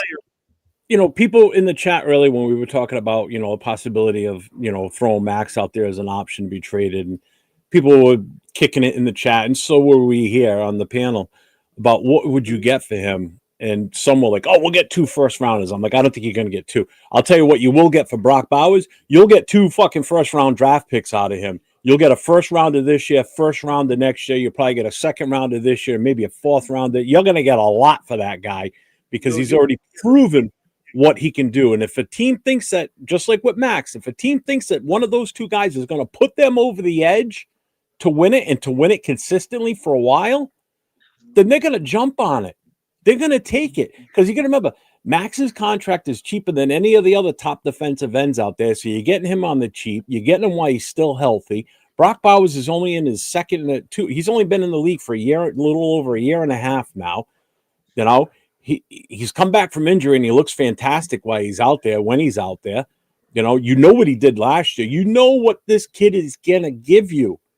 You know, you mean to tell me that, let's just hypothetical, McDaniels in New England, the offensive coordinator, if all of a sudden it's known that Brock Bowers is available, you don't think the Patriots are going to call and look into him? I'll tell you what. You absolutely know they would. The Rams, a team like that, Rams, Buffalo, the Bears, they won't give a fuck the tight end they have right now. They'll kick rocks with that dude, and they'll probably give us their whole freaking draft for Brock Bowers. Yeah. Brock Bowers is a Herschel. The Rams want to trade the draft to get Brock Bowers in that trade. They're trying to trade the Ravens. Herschel Walker type shit, bro. Herschel Walker type shit. Yep. Remember that draft? Remember that play? And look what it did for the Cowboys for a few years. Sure, yeah. All right. They built that team. Those Super Bowl teams were built from that draft and those players. And they were smart about it because those players that they got in return, they all cut them off the team. So they got compensatory picks for those guys too. So they were no dummies during that era. Okay. So they had a shit ton of picks for one guy. I'm not saying trade back Brock Bowers, dude. I'm not saying that. No. But right now, he's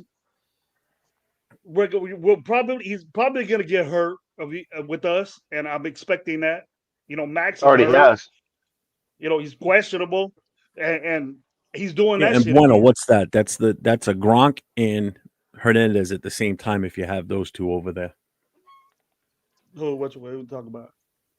He said the Patriots have Hunter Henry too, guys, so pretty decent. So if you paired up Hunter and Brock, you basically have the Gronk and Hernandez mix again. Oh, gotcha.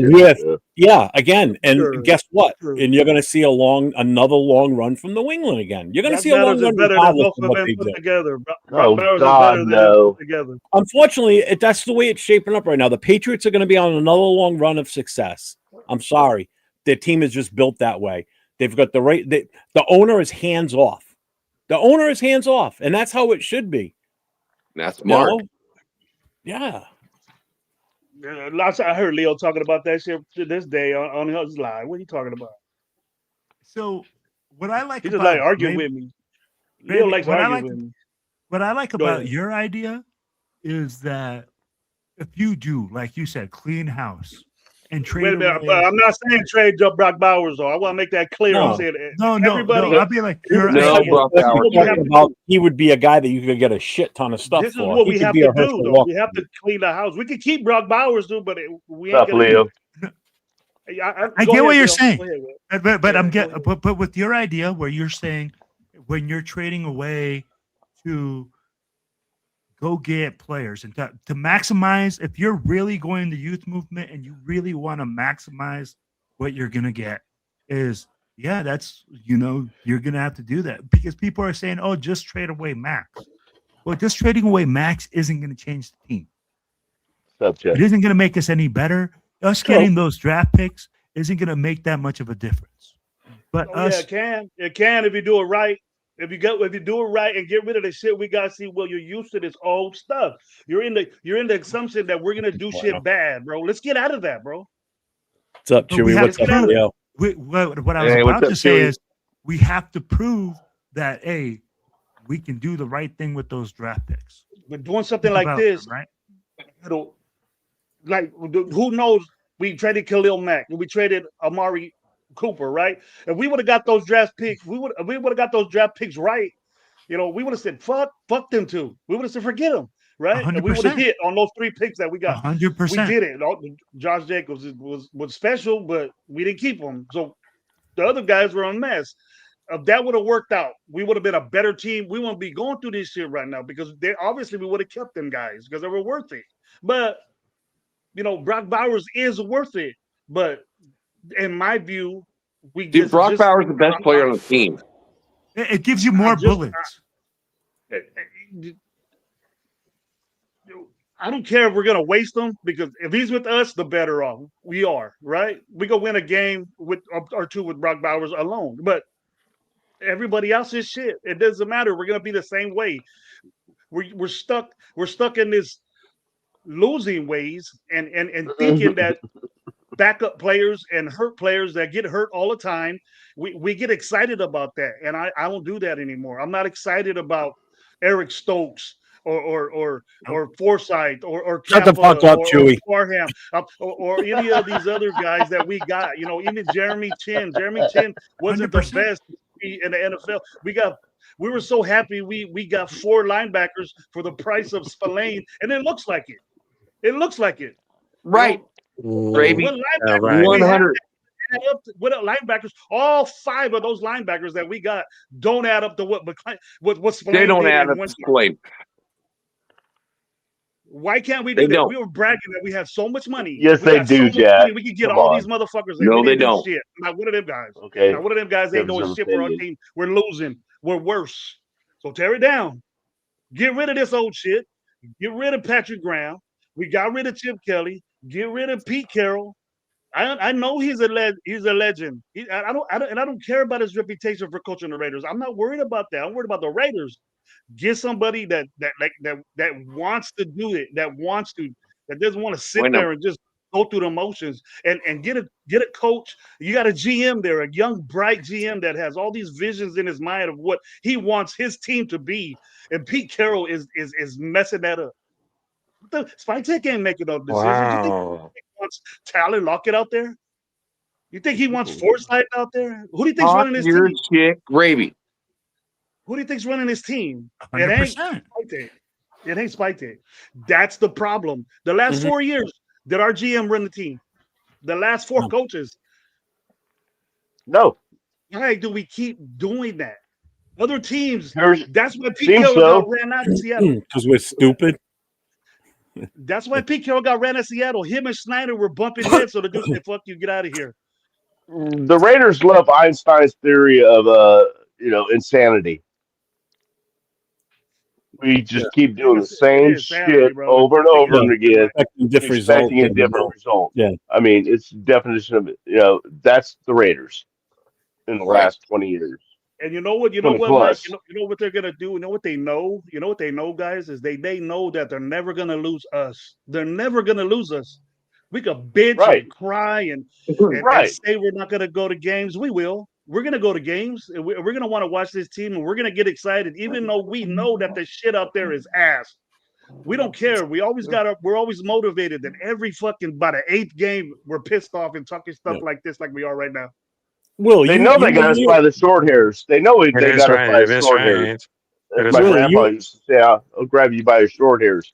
Will, you and Leo talked about it today because I saw it in the chat also on another show about how some fans are saying, "Oh, just don't go to games anymore." It doesn't matter whether you go to home games or not. They're still going to sell tickets. He's still going to make all this money. It doesn't matter whether you're there or not. So you boycotting the games doesn't mean shit. Well, the thing is, the stadiums aren't as full. I mean, I've been hearing from people that are going to the games in Las Vegas, and they say, no, there's a lot of empty seats. A lot. That's a 70,000 seat stadium, man. These 50,000 people are there, Mike. No matter what, and the $50,000, 50,000. The 50,000. I mean, 50,000. $700 to $800 a not that ticket. great. That's a lot of money. Rafa, were you trying to say something? If you did, I might have stepped over you. Yes. I was just trying to do like watching because I just wanted to realize, I just wanted to broaden the idea. Put together a better online by drafting some beasts and picking up a couple at the free agency.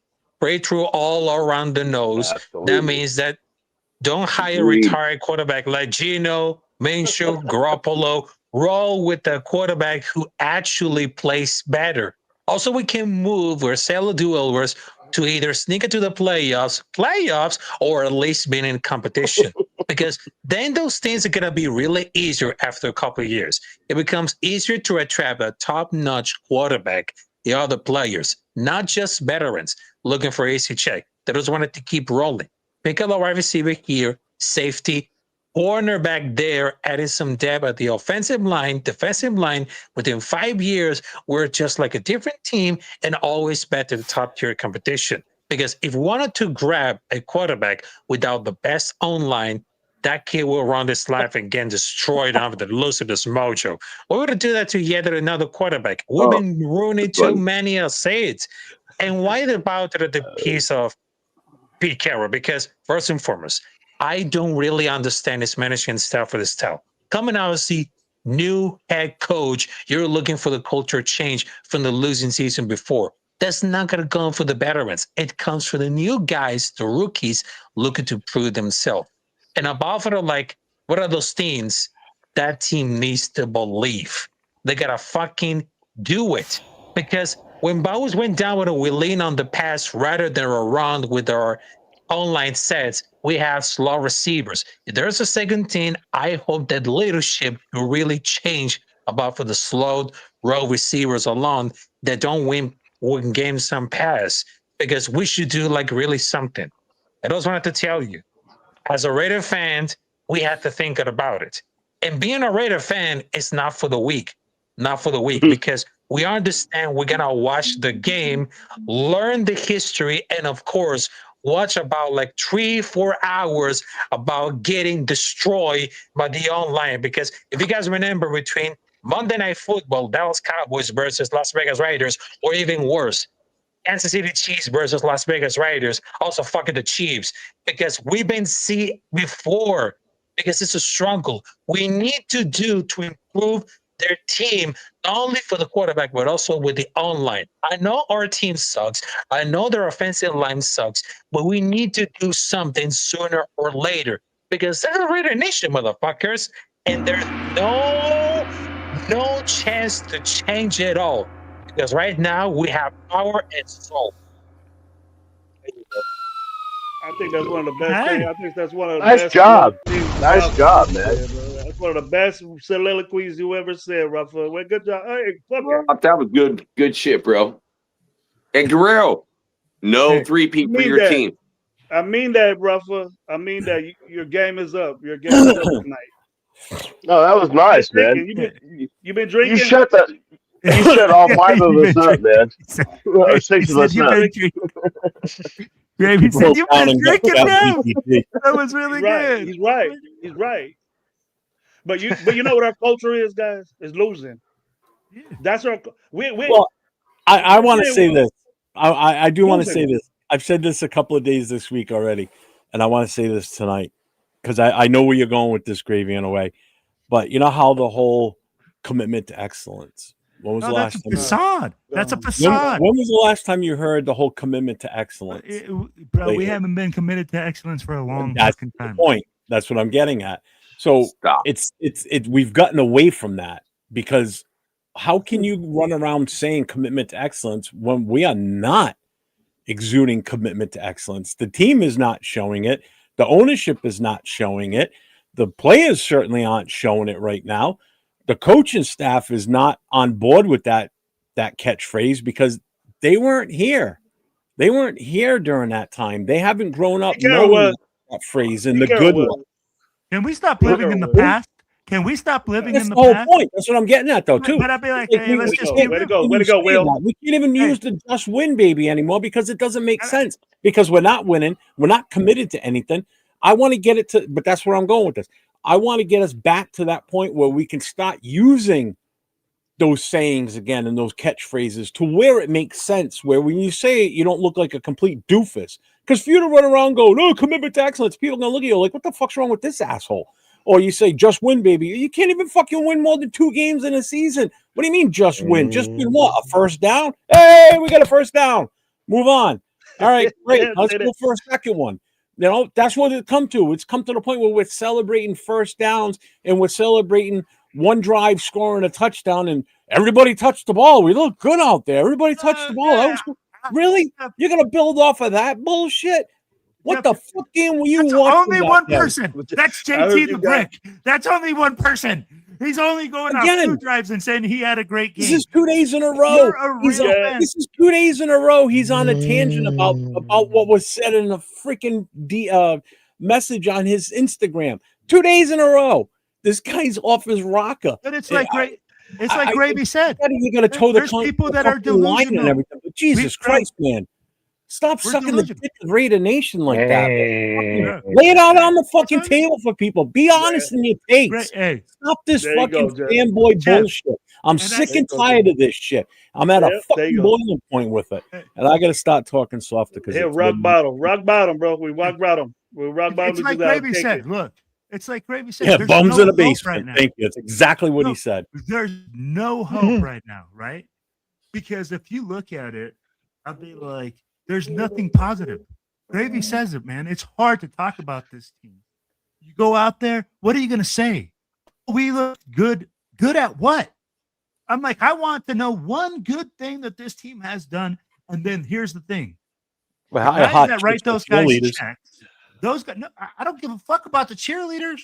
Yeah, but they look good. But I'm not there to watch them. On the field.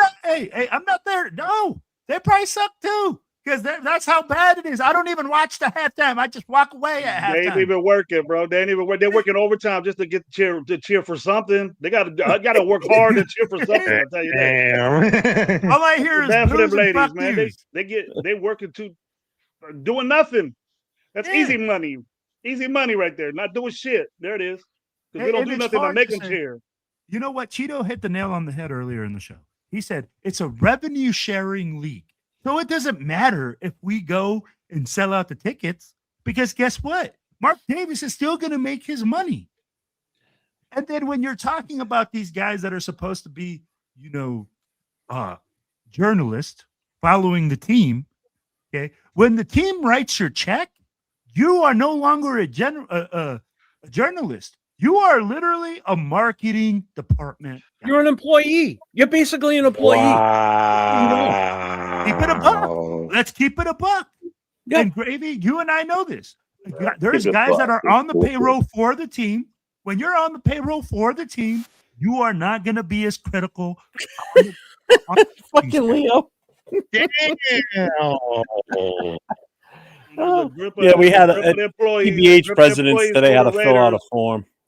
Yeah. There's a group of employees for the Raiders that are insubordinate like a motherfucker for this team. I'll tell you that right now. Insubordination is bad on this team. Bad.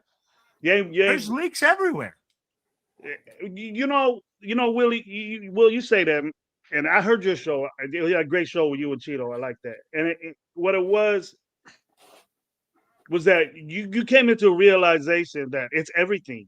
It's everything. There's not just by saying, oh well, no, that's not even a factor right now. Because we got to understand that there's fanism, there's fans, and you love the Raiders, you rep the Raiders, you wear all their shit, and we're always gonna be rah and this and that. But there's difference that all of us know football, and we watch the Raiders, then it's worse because we see. And if you played the game, you see it differently. We look bad. We look terrible. And then things need to be changed. The Raiderism in me ain't going to go away, right? It's never going to go away. I'm always going to love my team. First time in my life, even in the bad days, guys, that I got distracted from a game and almost and really thought about doing something else besides watch my team play. The first time ever in my life watching a Raider game, you know. And I was like, what the fuck? What's going on here? That's how bad it is for me. For me. And I know people, Will, you're president of a club. You got to go represent yourself and show your face. And Cheeto, they got to do all their stuff. And Jeff has to represent and make people happy and bring the Raiders to light to everybody. I respect that. Hey, look, Jack, the Raiders team is in Jackshot. Show the fire again, Jack. Yeah. Hey, DC, Yeah. I got a Yeah. fire going. I was looking at that. I thought that was funny. I thought that was funny. His house is on fire, but he don't give a shit. We're talking Raiders. Oh, wait. Jack, I just have one question. Go ahead, Gravy. Gravy, go ahead. Sorry. What you were saying? I respect that, but it's just. It's cold in California, Mike. You get it. In my book, it just needs to get broke down, and we need to start. We need to start from scratch, and we need to do it the right way. There's winning teams that have been doing it the right way, and are always there, or almost there. We ain't even close to being somewhere. We ain't even at a crossroads. We just a never-ending story of just bad and bad and bad. I'm tired of getting fucked with, being pumped up and then dead. I'm tired of that shit. I've been tired. I've been saying I was tired last year. So it's just, man, I don't know. I'm passionate about my team, and I don't sound like it, but they're doing a really good job of making me watch this team from a distance. Right. I wasted so much energy. It is, right. I wasted so much energy on this team, and you guys do. You know, we waste so much energy on this team, and the energy, you just feel it, is bad. We can't help ourselves, though, either. We can't help ourselves. I don't enjoy but I have it. a question for you guys. Have to do shows. You have to do shows. You have to input your show. You have to pump yourself up.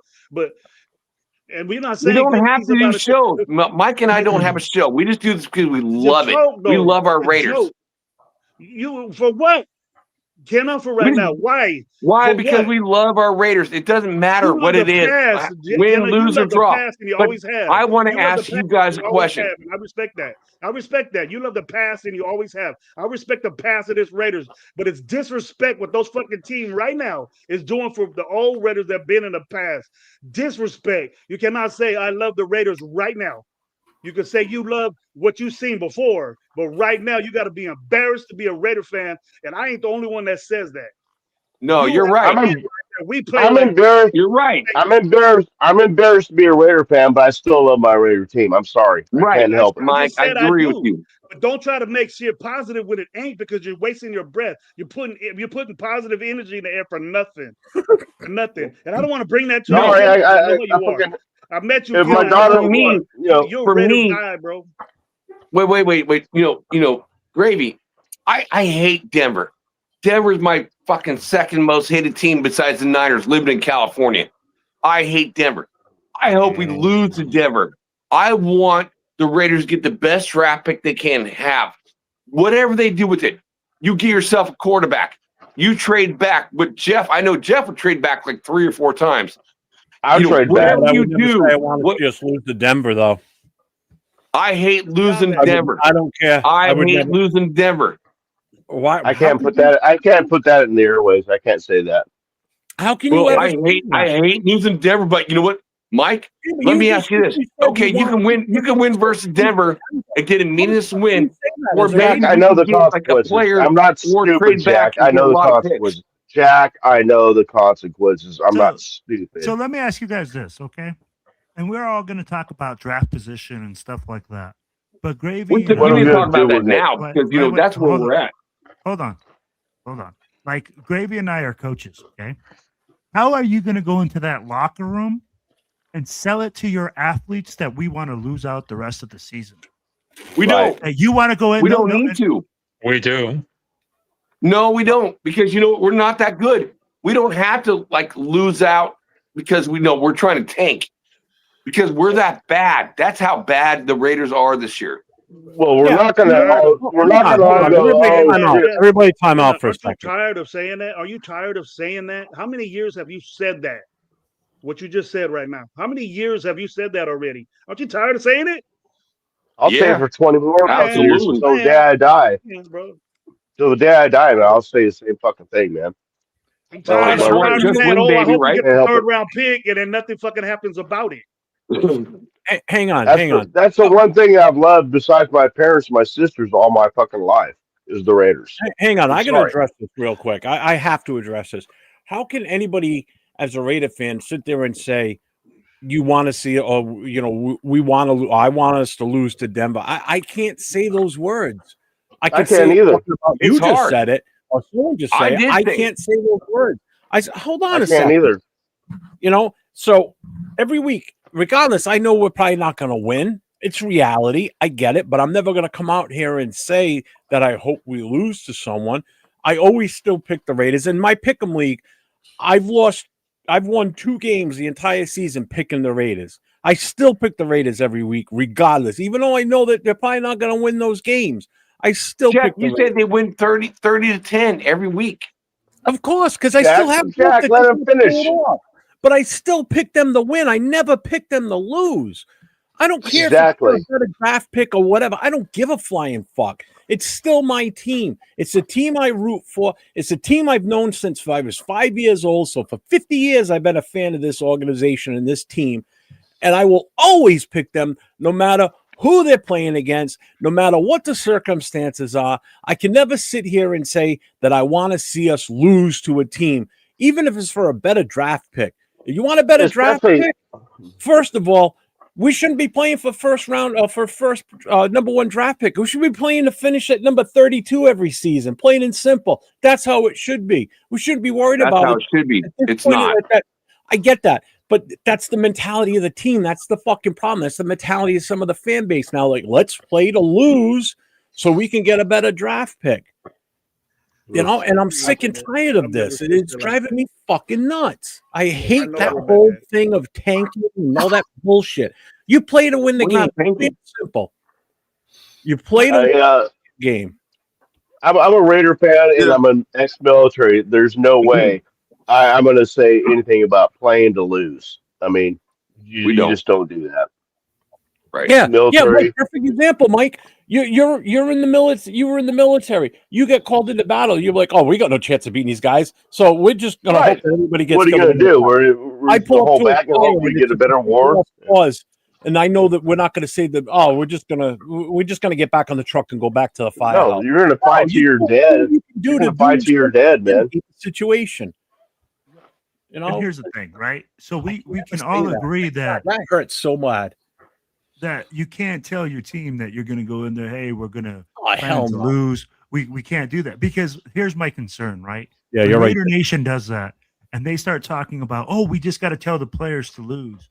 I'm like, it's very easy, but here's the thing: that will make it a loser's mentality. That locker room will have that loser's mentality. And then how do you get that loser's mentality out of that locker room? Yeah, but see, if you do that, that's a stench that you have there. If you send that message out, these players talk. These players talk to every player. So you send that message out that our coaches told us to lose this game. That's going to set a precedent that I don't want to play for that team because there's no player want to come in here. I mean, they didn't want the money, of course. They don't want to come in to lose. They want to win. They have pride on their shoulders. They want to win championships. They want that legacy of being the best they can be in the league. They come in and lose. Nobody want to come in and lose. So if the coach is saying that, that's stupid. Now, it doesn't come from coaches. It doesn't come from coaches. It doesn't come from coaches. It doesn't come from coaches. It comes from administration. Administration does that. Administration usually does that. No coach is going to tell you except losing. I don't know one coach that would do that. Okay, either or. Okay, I got to see. Either or. Administration and whatever, whoever says that to the organization, to the players, is a dumbass. You play to win the game. You don't play that. I'm gonna go sign for $10 million to go lose. That don't make sense to me. No, it don't. It shouldn't happen. And Gravy's right. That would never happen coming from the coaching staff. But at the same time, my thing is this. All right.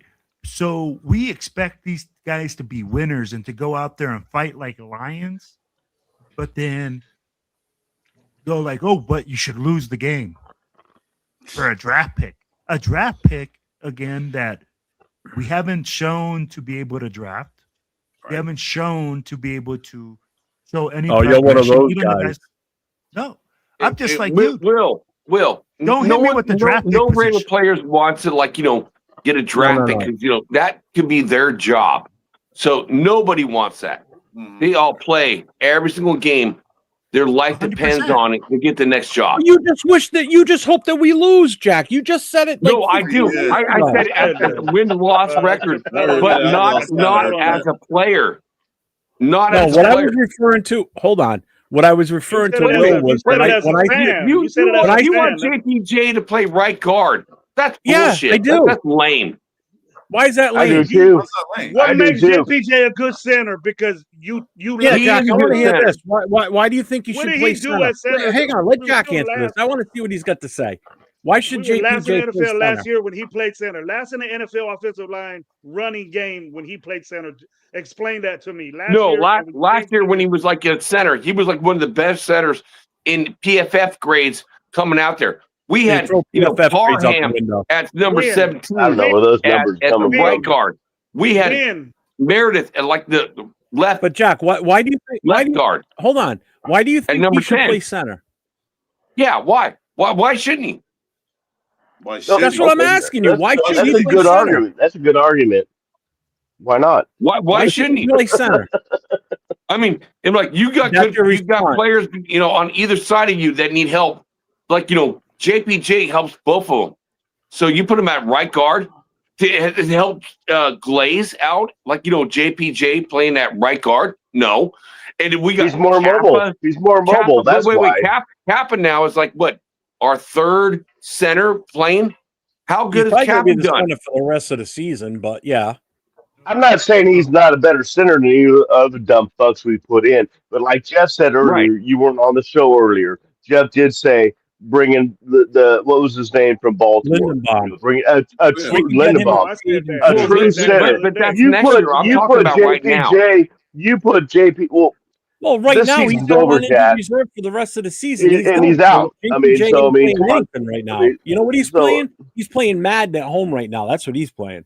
He ain't But you playing put a true center next to him. You put him at right guard, and that son of a bitch can pull. I mean, he ain't no joke. I mean, and he's the more athletic guy. That's why they put him at guard. It's one of the smarter things they did. I hate to say it, but it's one of the smarter things they did. They tried him out at guard and found out that this guy could move because he played guard for 3 years in fucking college. He played center 1 year.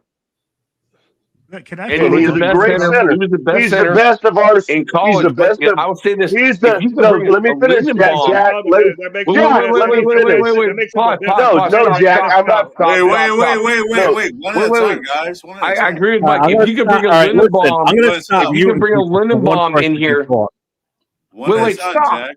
If you could bring a Lindenbaum in here, you're one of the best centers in the NFL, then I can see JPJ at guard. I thought JPJ was If you can do I'm that, not saying nothing anymore because the dude doesn't fucking listen to what I say anyway. He doesn't on the phone either. I'm done with him. I'm gonna bounce out, dudes. Sorry. There's something about this dude. Okay. Huh? I'm out. You two can. Jack, go to Mike's house and kiss and make up, will you? Be nice to Mike. He's all upset. We mad about Mike. All right, I'm back. I'm sorry, man. The dude wouldn't let me finish my sentence. Okay. The dude wouldn't let me finish my sentence, and that's what I was pissed off about. Mike, Talk, go ahead. bro. Talk, bro. Go ahead. There's a lot of us on here. What I was saying, to say JPJ is the best center on our team is like saying, it doesn't mean anything. There's no value to that because our centers all suck. Kappa, everybody, Meredith, and what was the other one's name? Putman that we put in. Yeah, they totally suck. Yeah, is JPJ better than that? But when most of those guys were playing, JPJ was already injured. And they kept putting him in. He was better than Meredith at center, maybe, but Meredith was better at center than he was at guard, and JPJ was better at guard because he could actually move. Meredith can't do that. He doesn't have the physical skills, the physical ability or the athleticism to do that. So they put him in there. That wasn't a stupid. Is one of the few moves that I didn't think was a stupid move. And I agree. but JPJ as being our future center, I don't see that happen. I see them doing something like Jeff says, or pick one up in the draft, get a better center, leave JPJ out of right guard. I think he's better there than at center. That's my opinion. Look, this is how I look at this, Jack. Jack, this is the easier way to look at this. Yes, JPJ was at center last season. Yes, he played extremely well. It gave us a lot of hope going forward. That was that offensive system. That was with those coaches. Okay. You got different coaches now. You had a different offensive scheme this year. It wasn't working for some reason. There was something going on that we weren't privy to in the practices, other than the fact that the only thing I really heard was he had a hard time with the audibles as the center, which is what your job is when you get up to the line of scrimmage, is to call out the audibles for the offensive line to make sure everybody knows their assignments. And he wasn't able to do that. It was to the point where when he was still at center, Kappa was playing right guard, and Kappa was calling out the audibles for the offensive line. Okay. So they figured, well, let's try this. Let's move him to guard because he was a natural guard. That's what he played. He played one season, his senior year in college, as a center. And yes, he won the trophy and all that shit for the best center in the college ranks because he's that versatile. Okay. So we put him back at guard. We saw a difference with him at guard. He's a more aggressive offensive lineman at guard than he can be at center. Playing those two positions are a little bit different. And with his just tenacity, him playing guard is a better position. He's quick on his feet. He's got a little bit of speed, and he's got a hell of a lot of power. And he's a fucking maniac. So him playing guard, in my opinion, that's where he should be. I think that's his best position, is to play guard over center. And you bring in a bona fide veteran NFL center in free agency, if we can pull it off, then fucking go for it. And if we can somehow pull Lindebaum over, then I'm all for it. Definitely all for it. Because guess what? That's a major building block for that offensive line. You're taking care of the center of that offense, the middle, the most important position on that front line right there, outside of your left tackle. You solidify that, now we got the ball going. Now we got something that we can possibly start working with where we start to improve. And JPJ, I know everybody's like, put it back in center, put it back in center. It's not going to work with this current system. It's just not. And besides, he ain't playing anymore this year anyway. Way. You'll see the difference between this dude in Baltimore and JPJ. We have to. That should be jackpot number one. We cannot let that dude sign anywhere else. Give him buco money. Best center in the game deserves the best money. So that'll be something I'll be happy about. That'll be something that will change everything. And then, I hear you guys. We want to see Rodgers. Rodgers is a converted tackle. He played tackle his whole career. And we want to see him in the game. We want to see him. He's playing guard now. From the draft, JPJ got drafted as a guard. He wants to play center. Rodgers was a tackle. With the team, Rodgers is a scheme guy. So next year we get a guy that runs a West Coast offense or a power offense or something like that. Rodgers is going to be a non-factor because in college, all he did, he'd never seen his quarterback next to him in a position to get the ball from the center. He never seen his quarterback do that. They're always was in the shotgun. I mean, it's true. We bitched that Chip Kelly always in shotgun. Chip Kelly's always in shotgun. That's the offense he ran. What is Rodgers? A zone guy. What if we don't run zone next year? What good is Rodgers in? What good is he? Yeah, but here's the thing. Converted to guard. That's a tackle that got converted to guard because he is good at pulling and running the zone offense. If we don't do that next year, Rodgers is a non-factor. Yeah, and also here's the thing. So that's why I say when people say, "Oh, we want to see Rodgers," we don't got nothing to lose. We have a whole bunch to lose because we're going to look even more like shit. We're going to look even more. You guys, he played 17 snaps and did all this, and he played fairly well. Dude, we had 45 snaps in that game. 45 snaps in that game. That's pretty sad. 45 snaps.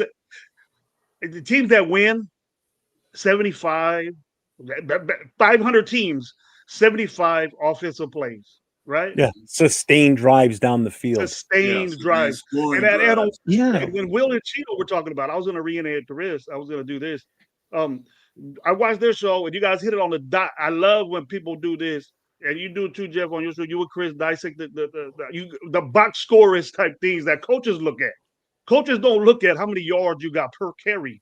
They look at what you do when you run the football and the things that you do to make that work. If you're getting hit at the line of scrimmage, I don't want to run the football. If you're getting beat up and Jetty's getting yards after he gets hit and has to do it by himself, I don't want to kill this kid. We need the running game. We cannot do it. We cannot do it. So quit asking for it. Being balanced right now with this team is not an option. Get 55 plays. Get the ball. 45 possessions and you're 2-8 at third down conversions. That's the stat that coaches look at. We were 2-8 in third down conversions. We're 2nd and 9. We're 2nd and 12. Sometimes we're 1st and 20 right from the get. That is the stat you gotta look at. Third down convergence is so drastically important, fellas. And when we played that last game, there were 12 of 17 on third down convergence. They had almost 80 plays. We had 45 plays and we're 2 for 8 in third down convergence. So who had the ball more to score points? I mean, I get it, Gravy, but here's the thing. I mean, some people, they just wanted to get this dude to the center. What in the actual fuck we're doing? It's not about the issue of physicality playing that position. Center has much important role from what we heard. He wasn't playing grasping the mental aspect of the position or learning defense. That's not going to say he can learn it. I get it because he was the #1 rated center in college.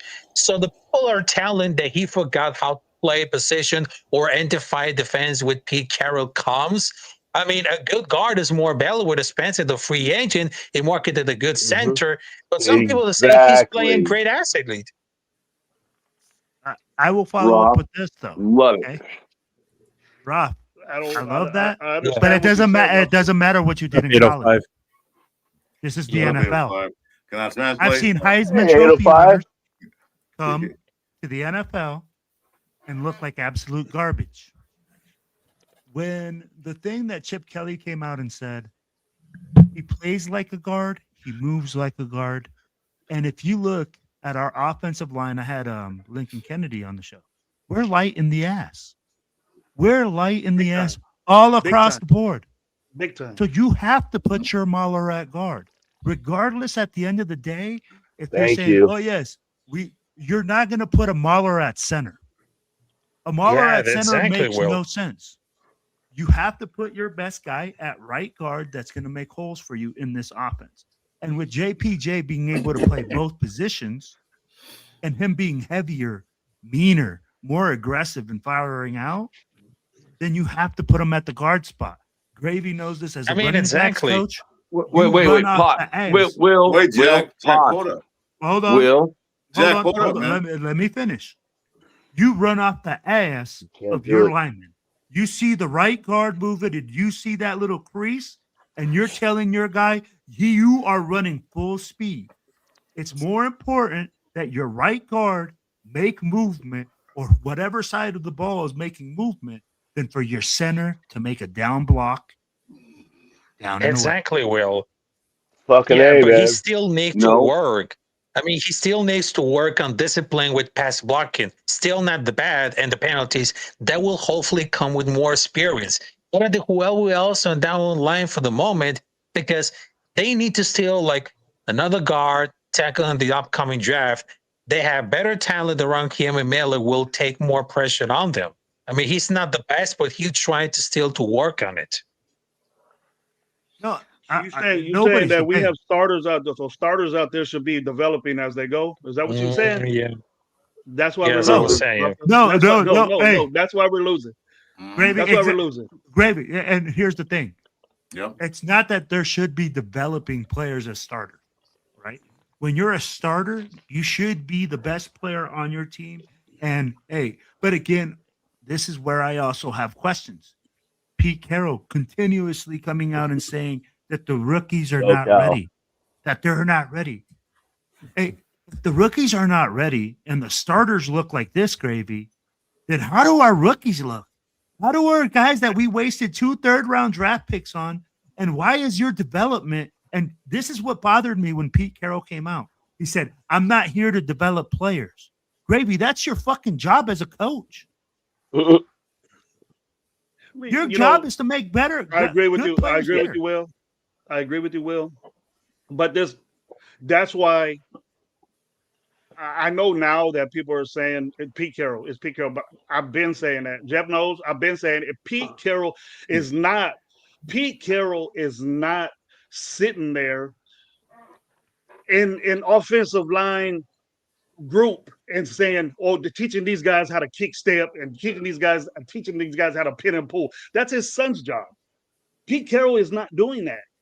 You know, he doesn't have to. Pete Carroll is a head coach. He manages the practice. He sets a schedule. He sets a schedule, and his guys do it. So he's in charge of the development. His coaches develop these players. But when the season starts, Will, you know this. Development is done with these young guys. It's done with. It's game preparation for the game. They're not hitting. You know, they're not hitting. They only got 14 hitted practice during the season, or all OTAs and everything. You know, they should have been there getting developed 100% during OTAs, and they would have been playing. They would have been playing by then. They're not ready because maybe they're not good, or they need time. So we expected these guys to do things that they can't. And then they might be good offensive linemen, bro. I'm not saying that I'm a wash with these guys, but wanting them to be in the game because saying that we don't have nothing to lose, we do. We do. The trash that we're putting out there for them is gonna mess them up. It's to that point. They're probably good offensive linemen, but what they're getting from their coaches right now, they're just gonna get worse, bro. They're not gonna develop into good or better You hit players. the nail on the head. Right there. Gravy, you just hit the nail on their coaches. They're not getting coached right. And it looks like it. It looks like they're not getting coached right. I love it. Call a spade a spade. It is right there. Yep. And that's why I was saying. It could be players too, Will, or it could be players too. Maybe we don't have good players, you know, and correct. These young guys I can't get mad at because I'm not gonna say with a team that I love, I'm not gonna say, well, throw rookies in and just see what they got because you're gonna lose the game. You're gonna lose the game. And we're so used to this stuff is that I don't want that to happen. But if we get drop bottom and keep these guys, that gives them motivation. What motivation do you have to go out there knowing that you're gonna get dominated offensive line wise? What motivation does Aston Genty have when he gets the ball? When his number gets called on a play? What motivation or determination do you have? You can see it when he's on the sideline. You can see it when he's on the sideline already. He's frustrated.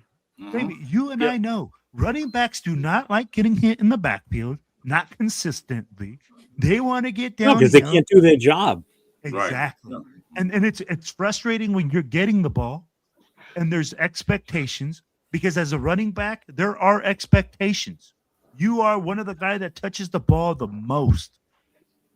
And there's expectations that you're going to get yardage. And when you're not getting it and you're used to doing it in college and you dominated in college, and then you come to the NFL and you're talking about 31 total yards rushing for the game? Insane. Maybe. And saying, we had 2 good drives. We had 2 good drives running the football out of what 6, 7, 8 possessions. We had 2 good drives. 2 good drives of running the football, and you got 31 yards. You got 31 yards total. Yep. And this is why JT the Brick wants to say, "Oh, you got to keep it positive." Gravy, 31 fucking yards. It's hard, bro. It's hard to be positive. Everybody touched the ball. It was great drives, you know. Yeah, exactly. 7 yards. Is that 7 yards a quarter? 7 yards a quarter. It's deflated, Jeff. Already, it's deflated. You know, a confident running back is going to do something, bro. But that running back has to be confident. And then if the running back is confident, that makes the offensive line confident. And then everybody gets confident. When you bust out a 30, 40-yard drive with a running, You know what I'm saying? That Exactly. offensive line gets confident and they do little things a little bit better, a little bit harder, and then it starts moving. That's why like Jeff over last week. I said, Jeff, when you was the offensive lineman, what makes you feel better? Blocking for a running back that gains like 15, 20 yards on the field, or just pass blocking, he throws like a 10-yard pass? What made you like, yeah? You want a run block. You want to freaking so I said this when Chris asked me that question. I had a definite answer for that. I said, when I played, I said, I love, and I still remember this game till like it was yesterday. I still rather run block than pass block, because run block, I know where I'm going and who I'm moving out of my fucking way. Pass blocking, as soon as that ball snapped, you're already on your heels. You're standing still, or your feet are still moving, but you're standing your ground in that position, and you're taking on whatever type of speed or momentum the guy in front of you coming at you has. Okay, on a run play, I can fire off that ball straight ahead and take out whoever's in front of me. And as a confidence level and a boost to your ego and just everything going on with that team is when your running back blast one out between you and your tackle, or you and your guard, or whoever, whatever position you're playing. When they run up between you and they blast off for 15 yards because you did your job, that makes you feel good. The running back's got a smile on his face coming back to you. The coach is happy. Offensive line's fired up, and guess what? We're going to run another run and play again, and we're going to do the same goddamn thing. We had one game where one of our running backs ran for well over 200 yards, and majority of the plays were between me and my left guard and me and my right guard, and it was probably the greatest game that I've ever played in, because it made us feel so good, and that was 20, almost 30 years ago, the last time I played.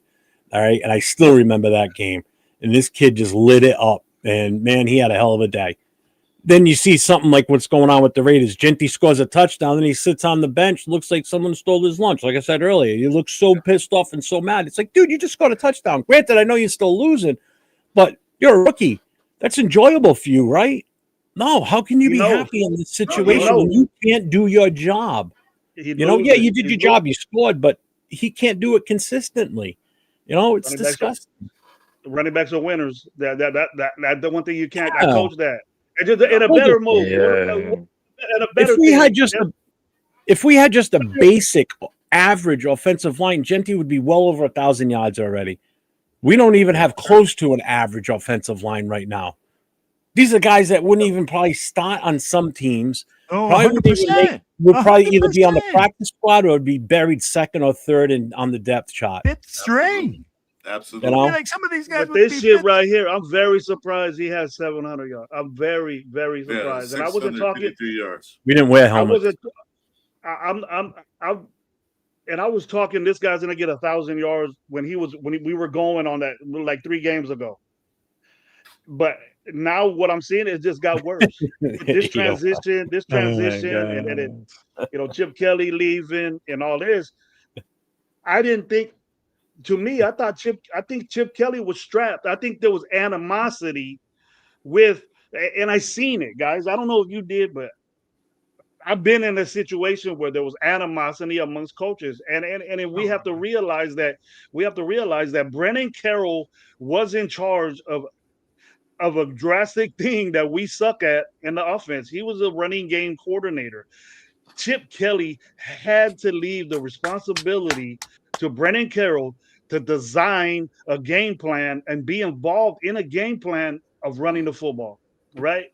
And Chip Kelly probably couldn't contradict that plan, probably couldn't say anything. Happy to leave that situation. He walked out of there saying, thank God, pay me my money. I'd rather do something else. 100%. That's right. And that's what you said earlier. There's coaches that argue with each other. Exactly what you said. That's probably what happened. It happens all the time. That happens. Dude, if you put a headset on, even in high school football or JUCO, you put a headset on, these people talk about their girlfriends or fuck you. Yeah, they did. They talk about it's weird. It's weird, bro. But then you love each other because you put this game plan together that you want to work so much, right? But when he wants to run something, Chip Kelly says, nah, I don't want to do it. can't you see the why Chip Kelly didn't want to run the football? Because this kid didn't know what the fuck he was doing. So Chip Kelly says, all right, I know what to do best, and I know what we're better at is throwing the football. And Geno can't throw the ball 40 times a game because some bad shit's gonna happen. Yep. But he can throw it 40 times, just not very well. just not very well right now. But the thing is that the situation that Chip Kelly was in, the Chip Kelly that was in was like animosity. I ain't gonna run this guy shit. I would do the same thing. I ain't gonna run this guy, and I ain't got no say. So fuck it. Why run the football? I'm being forced to run the football. That ain't gonna work. That ain't gonna work. And it's not gonna work because we don't have the guys to do it. And it's his decision who plays in the game because he's the running game coordinator, and the head coach is just game plan and said, we need to do this, we need to do this. Okay, you guys figure it out. He trusts you. Chip Kelly is known for trusting his coaches to do things for him. Pete Carroll gets the credit. And he will tell everybody, I think, but now he's just making excuses for everybody. Brendan Carroll should have been fired along with Chip Kelly and his other sidekick guy. Do we even know who this other guy was? It was his sidekick. He was a guy that was supposed to be his running game coordinator, but he wasn't. That guy got fired right after Kelly. They didn't fire Brendan Carroll. We can't run the football, so fire all the guys that are involved in that. And one of them is his son. So that made me realize Chip Kelly really is not making decisions on this offense as much as he should. Right? So that's right. What's up, Brady Pete? That's what I figured. And we keep this, and just imagine if we do this same shit again, the same thing is gonna happen. The players that we have digress, they're not the same. They're totally different than the way they were last year. Jeremy Chin balled out in Washington. They let him go because he wanted more money. We paid him. Jeremy Chin is not the Jeremy Chin that was in Washington. He's not. He was better in Washington. I got a question for you, Gravy. I'm glad, Mike, thanks for bringing this up. If your son was a coach on your team, I don't know if you have a son or not, but if you have a son or had a son. I got 3 sons. I got 3 sons. 3 sons. If one of them was a coach on your team, like Brandon is to Pete, and he was doing, how easy would that be for you to fire him? Not easy. Would you fire him? No, I wouldn't. I would never hire. I would never hire somebody I couldn't fire. I wouldn't have hired my son. As a father with a son myself, if I was a coach of a team and my son was also on the team as one of the coaches, it's not easy to do. But if you know it's only going to be better for the team, because that's what you got to think about in this case. You have to. The aspect, it's still not easy regardless. So I can see how it's not going to be the most favorable thing to want to do, and it's a tough ask to say to a coach, your head coach, saying, "Hey, you need to fire your kid." That just tells me right there, Jeff, that our GM, that Pete Carroll's boss, supposedly, those are the things that he is supposed to do. Those are the things that he is supposed to do. So who is running this team, Jeff? Who's making the decisions on these teams? Oh, I think it's Pete Carroll, because I don't think it's Spytek, to be honest with you. I think Spytek not having the ability to do what he's supposed to do as a GM. I really do. We are what we are because we've been doing it for years. When has a real GM? John Gruden got rid of what's his name that got Derek Carr and Khalil Mack. McKenzie. He got rid of him. Right? And it started from there. A GM has never controlled this team the way a GM should. And that's the way it's supposed to be. Successful teams do it up the ladder the right way. You have a president, a player personnel. You have a GM. The owner just writes a check and doesn't get involved with it unless he's a football guy. We're bad because Pete Carroll makes the decisions. It's got to be blasphemy that his son is not fired when he's a running game coordinator. We can't fucking run the football. What's going on here? It's everything. Tough love, just like Coach just said. It's tough love. It is. Yep. It's not just easy to do, but you got to do it. You got to do it. If you can't fire him, demote him. Wait, if you hired your son, okay, he's supposed to help you make the company better. But if your son is bringing that company down, what are you going to do? Fire his ass. You got So, Jack, you just contradicted yourself in that post. I'd never fire my son, so fuck Pete. So if you would never fire your son, then why would you say fuck Pete if Pete's been asked to fire his son and he won't fire his son? If he has been. I'm not saying he has been. But you know, that doesn't make sense. Hire your son. Why would you let your son ruin that company that you're trying to build up? You have to find one with it. You know, you can demote if you want to. I don't care. Or say, you know what, you're not going to have that job no more. You're being demoted. You're going to be an assistant to the guy I'm bringing in. But you got to do something. You can't let that guy run it down. That's what I'm saying. Can I say something? Can I say something real quick? If you're the head of an organization or a football team or a head coach, you cannot hire somebody without performance-based. If they don't pan out, you either demote them or you fire them. You can't hire somebody unless you feel like you can fire them, whether it's your son, whether it's your daughter. I mean, I'd have a hard time. Yeah, on 805. See, 805, what he just says here, firing your kid is rough, but I wouldn't set them up for failure like Pete did. If they're not qualified for position, don't expose them like he has. Another bad decision by Pete. And he's absolutely right by saying that. If you don't think that's fucking cool, I don't force him into that position. You know? Yeah, that's a great point. Who wouldn't take a running game? Who wouldn't take a running game quarter? Thanks, Jeff, Chico.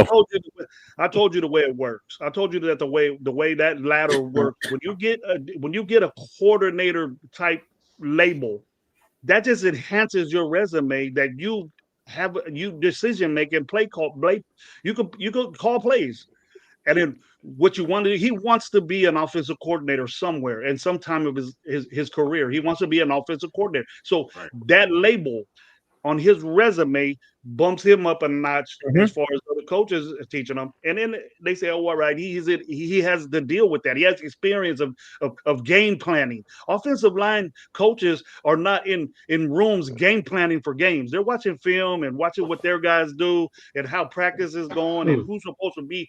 I want this guy at guard. I want this. He makes decisions as that. But as far as setting up plays, certain type of situations, you know, they got shit so scripted that they 30 long situations with 10 plays, 1st and 10, short distance, goal line. You know, what do we do in this type of situation? 2 minute, things like that.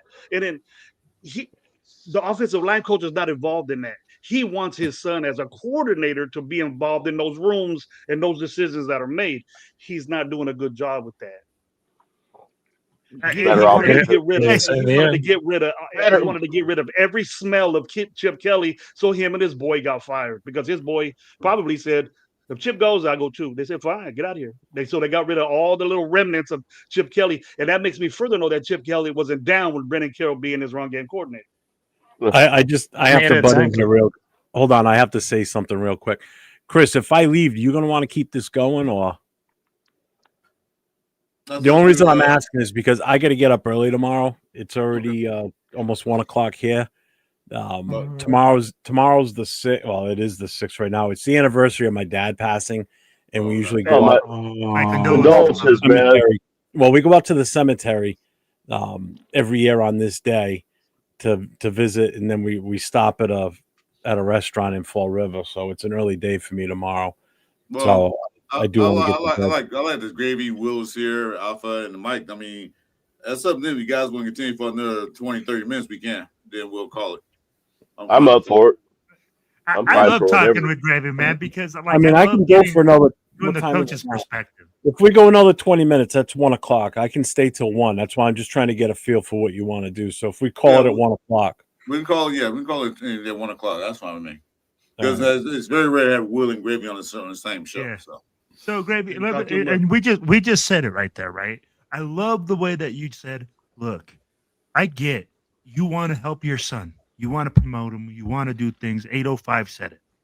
Everybody wants that. I mean, like, my son's coaching now, and I'm like, oh, man, like, hey, finally, like, hey, let me help you here. Hey, what do you think about this? And he's doing his own thing, you know? He's like, Dad, you know, I want to learn my own ropes. I'm right now he's a position coach in high school, and then he's going through middle school, and he's coaching in a middle school team where he's, like, you know, coordinating at a middle school level. to just like do whatever he wants to do. Which I was like, that's fantastic. You got to start at the very bottom, right? And you put them in positions where they can be successful. It's tough to see Pete Carroll coming up and saying that he wants to win and he wants to do all these things, and holding people accountable. Your son should be the first one you have to hold accountable. I don't know if your son played for you, Gravy, but my son played for me.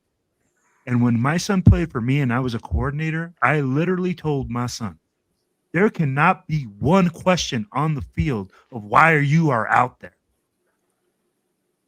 I'm like, if you are playing for this team, there can be no questions. You better be locked in. You better make sure that you know what you're doing.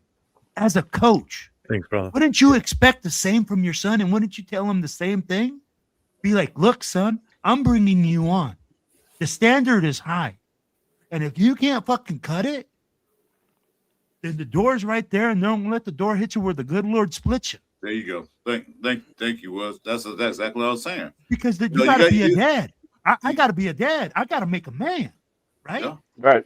And as a coach, I'm doing him a disservice by letting him slide, by letting him not freaking do his job, by letting him just, go on the way. This is a disservice to his son. Mm-hmm. Most people will say, oh, no, you firing him will ruin a resume. No, it doesn't. Firing a guy from a coordinator spot makes him go back down to learn where he should be at. Right. And other teams will give him an opportunity. He coached at the professional level. Yeah, he's young.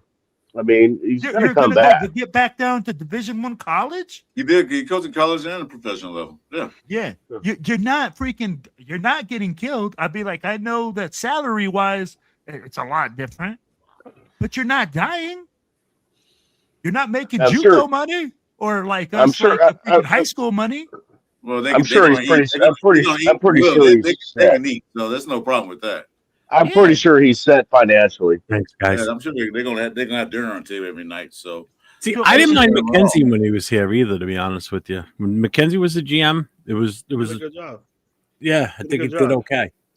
Yeah, took us out of the money situation right off the bat. Yeah, we've had through that. Right. We understood that. We understood that Al Davis put us $90 million under the and that's kind of what Spytek. And that's kind of what Spytek did too. Exactly. He unloaded a lot of contracts and didn't worry. You know what I mean? Just think of right now, just hypothetical.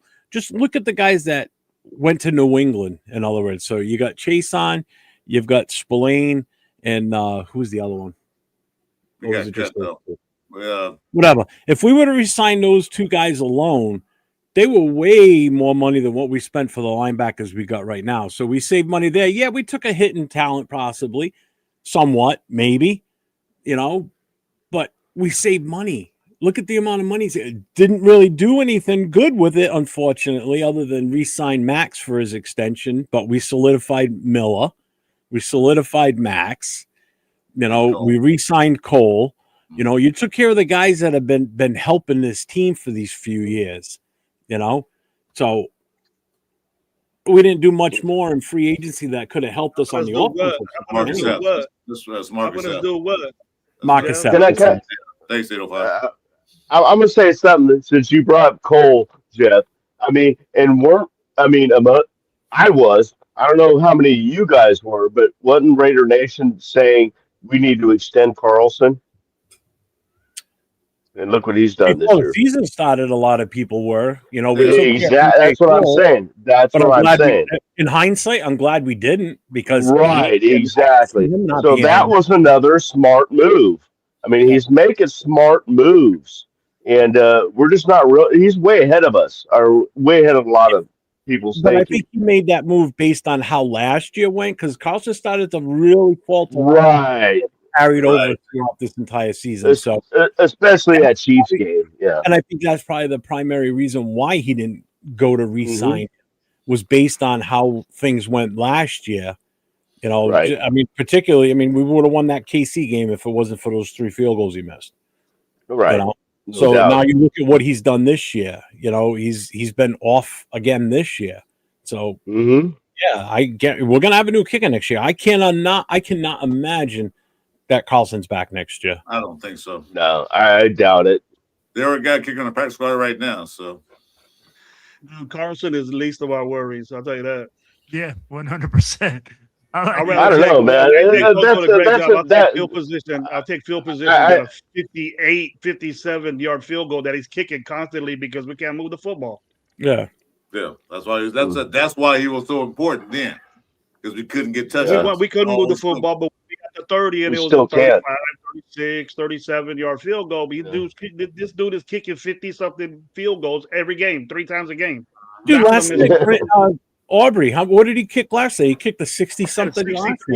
Fucking Aubrey is the bad. It could have been a 67, 68-yard.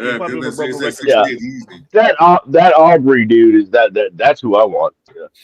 Hey, I'm gonna tell you like this, guys. All I want for that fucker. All I want is for our kicker to kick point afters. That's it. Yeah. If you can kick 5 of those in a game, and that's his job, then our offense is booming, and we're scoring 35 points a game. That'd be great if we could score touchdowns instead of field goals. I want touchdowns. Wait, hold. There's nothing you said the field kick PATs. There's nothing I want to see with the punter. I don't want to see him at all on the field. Right. I don't want to see him on the field at all. Like that. I would see, okay, you drive the ball, get a touchdown, get a score. Pay the most money for the player that's never get to be on the field. That's a good problem to have. That's a great problem to have. Look at the way AJ Cole, and I never have to step foot on the field.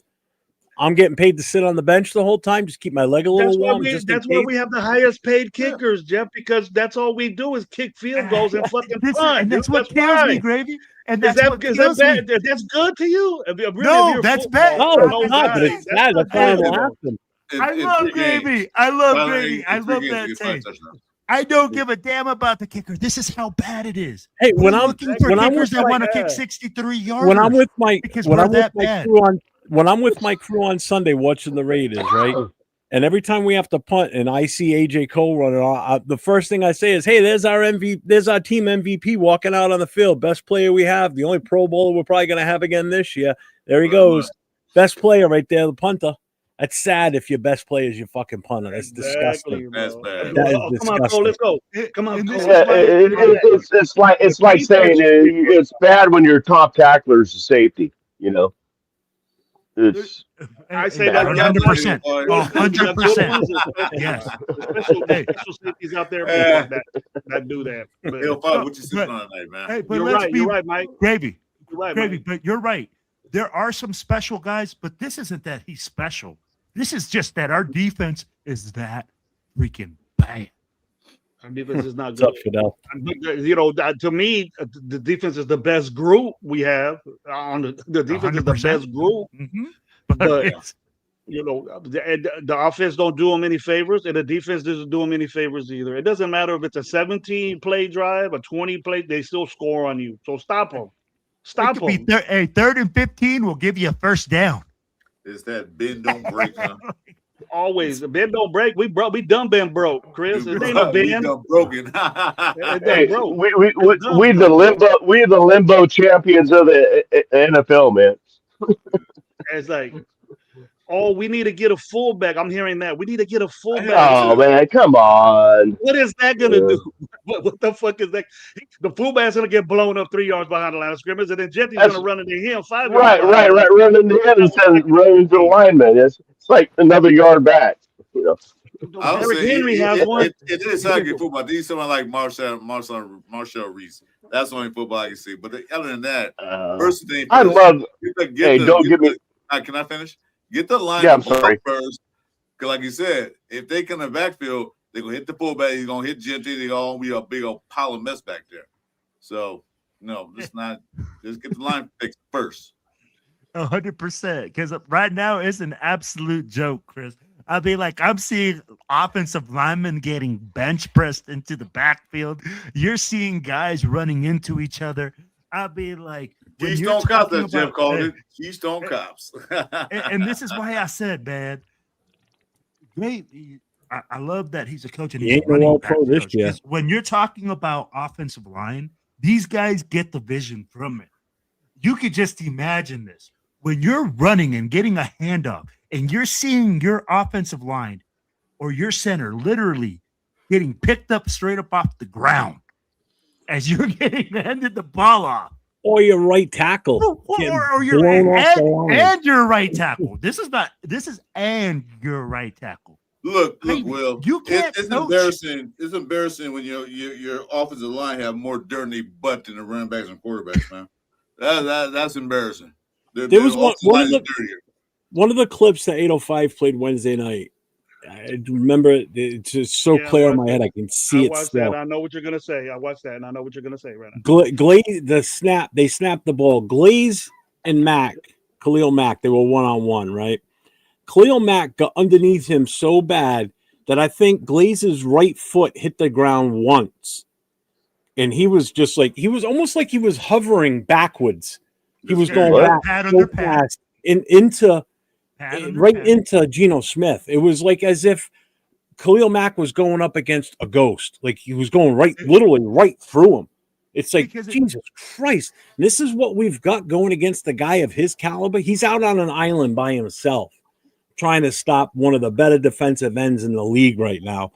And this is what we're putting out there to defend it. Oh my God, that was so bad watching. Like he was carrying him. I'm like, and what you just that's what I mean. It's like he lifted him right up off his feet like he was nothing.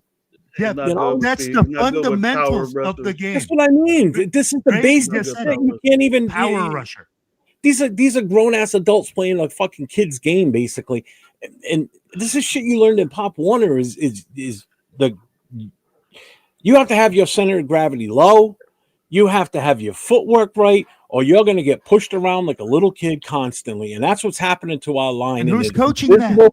I don't see it sometimes in real time in the game because I got so much going on. But when I watch his film breakdown and I see it in slow motion and stop and rewind and going back and forth, I sit there sometimes with my mouth open watching this. It's like, are you shitting me? Why is it we're seeing this? But when they review the film in their training facility and they go through that, how are they not picking up on this shit? How are they not helping these guys fix this shit? But then you watch Caleb Rogers come out there on Sunday, and he's got the fundamentals for the most part. He's got the base footwork. He's got the body base itself. I mean, this kid was actually playing pretty damn good for the time he was out there. He's not totally involved in the block on the nose tackle with the center, but he's got his hand on the guy, so he knows where the guy is, and he's looking around to make sure no one else is coming in on his right side. And if he needs to help out the center, he's right here to make that move. So this kid's already well and above some of these guys that have been starting all goddamn season. But yeah, he wasn't ready. So magically in 1 week's time, he was ready to play all of a sudden. And this is that's desperate. That's a desperate move. And the thing is that you could be fundamentally right and fundamentally there, right? And I think the kid is, bro. 45 plays, 17 plays. Okay, that's just about 30. That's just about 35% of the offense that he was involved with. And 17 plays out of 35% of a guy playing 17 plays. That's a. If you put it in an offensive alignment view of it, or an offensive group, that's a lot of plays to be in as a rookie. The fundamentals were there, just like I said. They were there. He's going to be a good kid, but throwing him in a situation like this, what confidence? Like you always know this, Jeff. You just said it a little while ago that if he's not confident, and if he does his job and you still get a sack, the whole offensive line is nobody's with him. He went in there pumped up, ready to go, right off the bat. Boom. What? Second play of the game, he gets sacked.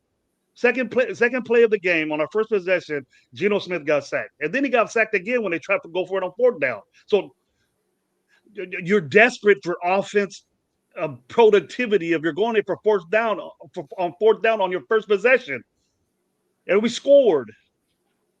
We scored on our they scored on their first possession. I honestly, in all honesty, I have a feeling that his confidence level got boosted a little bit on after Sunday. In there, yeah, and they took him out. Yeah, I'm willing to bet that Rodgers felt good, and he should feel good because I give him all the praise in the world as a rookie coming in there in those circumstances against that defensive line. Yeah, Khalil Mack's out there. He might not have had a lot of contact with Khalil Mack. but he's still got a taste of what it's like to be on the field with a guy of his caliber. Okay. Could he have done the same thing with Myles Garrett? So did DJ Glaze. DJ Glaze got a whole lot of taste of what it was to go against Khalil Mack. Well, 805 did a great job at this. Look at Miller's kick step and what you were talking about. The reason why Mac was doing that with him, that it's been known that Glaze has a bad kick step and he does it. His hips go straight up. He stands straight up against these big power. Yeah. It's known in the NFL that Glaze is not good with. He does the same exact thing. He does the same exact thing that Parham does. He comes out of his stance too high. He comes out too high. He's standing fully erect already. And he's always on a backwards bend. His back is bending backwards already. His kick step because is terrible, he's off balance. He has no control, and he gets blown off the ball like that. Every goddamn. Look at Miller's kick step. Even Mumford had a better kick step than Glaze, and that's bad. But he just can't control power rushers that are quick coming out the outside. The wider you go outside, the more hard time Glaze is going to have with you. So what do? Line him up way outside more. Way outside, he can't go out as much. He'll be a fucking tight end or receiver. He'll be ineligible. But the more he's compacting those five guys, Mac just lines up 2 more yards outside of him and then swings around. He's one of the best at power rushing, getting his arm under a guy, and then if he's standing straight up with his hips knocked down and ready to take that hit, he's blown up. Then he has a. Hey, talk to me and coach talk some more. Because that's a lack of bend right there. You go back and you watch some of like the Howie Long stuff and how the angles that he took. He was almost diagonal coming in because he would be so low, pad under pad, get underneath the guy, and then he would do that arm rip. He would do shit like that. That's the type of stuff that these guys need to work on playing against. Because guys like Mac, he's going to do that to you.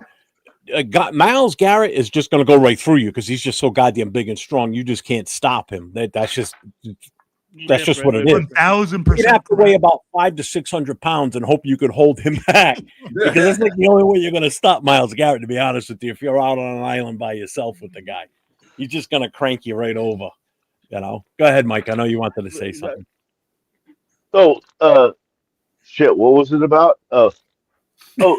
I remember. I'm sorry. I would try because I interrupted Chris like 3 times, so I was trying to be quiet.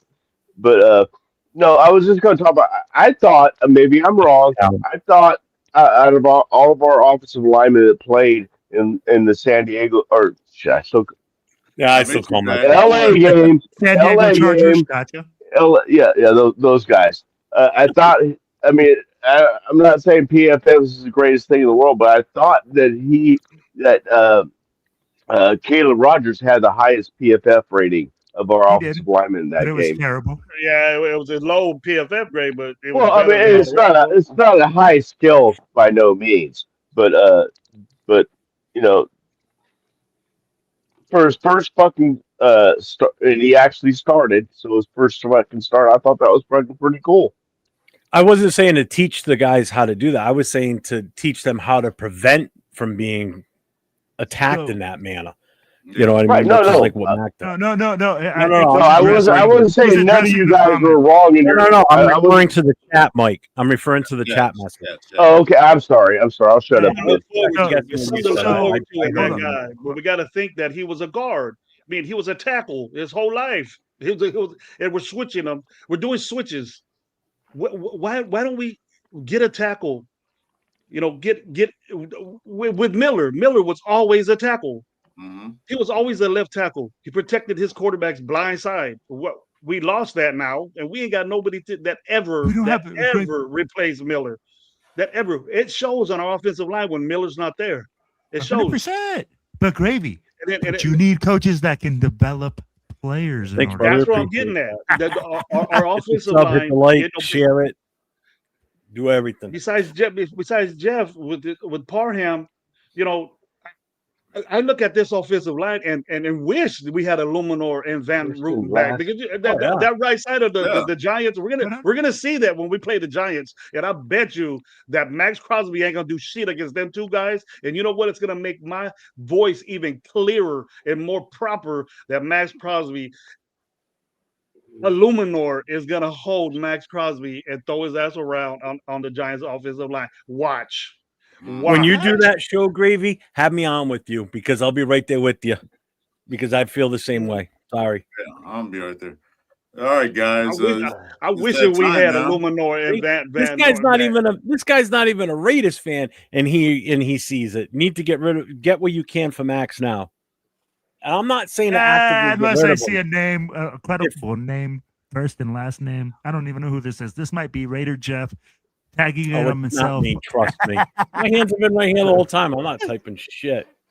So he's a football fan. See, hey, I've seen you make a song in 3 minutes while we're on the podcast. Look at what we got to look forward to here, guys. Look at what we have to look forward to here, guys. We're not going to beat the NFC East.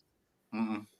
We're not going to win a game in the NFC East. No. And we're not going to win a game in our division 2 years in a row. Bro. If that ain't a firing offense, and to understand that this team is rock bottom, and I hate to say this, guys, you motivate me to say something, motivate me to say something proper about this team right now.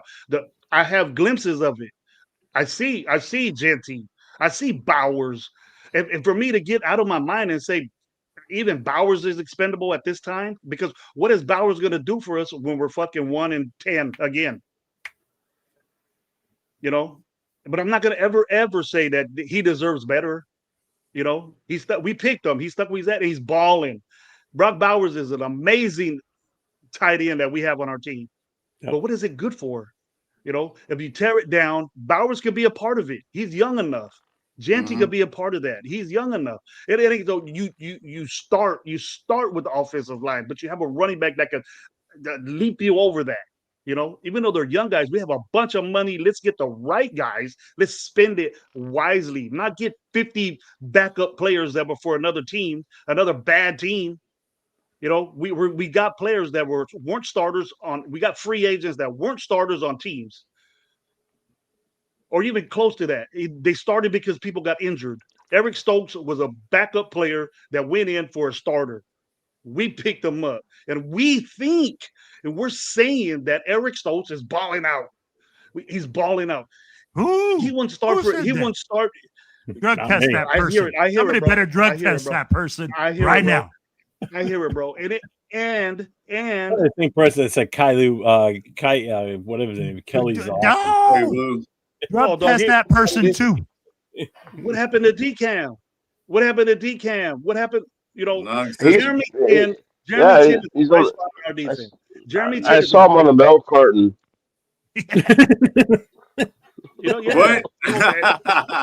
And we were playing well. I heard Will and Cheeto. I think it was Will that disliked Jack Jones. Jack Jones was a good corner. He didn't like the tackle. The thing is that Eric Stokes doesn't get played with, but it ain't because he covers well. Jack Jones covered well and made shit happen. How many interceptions does Eric Stokes have in the NFL in 5 years of playing? Oh, no, I mean, like, hey, let's be real. And I'm going to keep it a buck here, too. What is the corner supposed to do? Get interceptions. But Jack Jones. Get interceptions. Hey, but Jack Jones also was a liability in coverage last year. There was plenty of plays where he was out of play. And he didn't know where to be at. And Eric Stokes. Both of them are trash, bro. I'll be like, Gravy, let's just call a buck a buck. He would just trash. No, trust me, we didn't want to lose Jacoby. We couldn't coach corners, bro. Hey, we don't coach guys to cover. We don't coach guys to tackle. We don't coach guys to do shit on defense. Let's be honest. I'll be like, bro, guys are wide open. 3rd and 18, wide open this year. Jack Jones last year, wide open. We got this. Jack Jones gets burnt like crazy, but you ain't been watching Eric Stokes get burnt, huh? Oh, he gets burnt. Everybody, every single player. And here's the thing. Again, I'm not saying that Eric Stokes was a Here's the better thing, it's trade. up to 1 o'clock. It's pathetic. All It's right. pathetic that our corners are that bad. You ready, Corey? We ain't gonna say, but once a Raider, always a Raider. Jack Yeah. Jones, we'd consider him a Oh, Raider. no. Oh, but it's selective now, huh? It's selective now, right? Here's my thing, okay? With this thing of once a Raider, always a Raider, I get what you're saying, but I'm not going to sit here and go, oh, let's go bet a guy that was a former Raider just because he was a former Raider and go get him on another contract. That's stupid. This is business, bro. This is a We've been business, doing it. and I'm in the business We've been of winning. doing it. I And on get that what you're note- saying, but you asked me. We weren't saying Hey, that when he was well, taking shit to the house. We weren't saying that when he guys- was. We weren't saying that. We weren't saying that when he was Can't taking stop shit to the house on pigs. But all of a sudden that changes. But Eric Stokes has never done that. He's never done it. anything. Bomb. Hey, wait, guys. I got one thing to say. You guys make great points. Jeff got to go. We're going to end the show. But on that note, we need to win it. I agree. We know what we got to do. So, you guys, thanks for coming in. Gravy, special you. Will, always a pleasure. Thank you, Mike, buddy. you Always a everywhere. pleasure. Thank you, brother. Mike is my professional backup in case one of my guys are missing. Always there. What up, Mike? What up, Yeah, Sack thanks for Town Mike? Apocasi for being Yeah, here. Come on. Who else? Jason Downs was here earlier, so thank you everybody for chiming in the Rob chat. We Apocasi was appreciate it. here. Appreciate I you didn't all. get to see Apocasi. Chris and I will be back on tomorrow night along with Jason Downs doing the Raiders Last Call podcast. So check us out tomorrow night, 9 o'clock Eastern time, 6 o'clock Pacific. Until next time, folks, stay safe and go Raiders. Go Raiders. Raider. Yeah. Raider Nation. It's Friday night. You know what time it is. 401 Raider, Jeff on the mic. Let it drop. Yeah. Yeah. Silver and black when the lights come on. Another week, same pain, same song. But we show up, no matter the score. Cause the shield, it's different when you're born to roar. Bad calls, heartbreak, chaos on repeat. Still we pull up every time, still take a seat. Hit that chat, turn the volume to the top. It's Friday night, time for that mic drop. This is the Raiders, Friday night mic drop show. 411 Raider Jeff, yeah we let that fire flow.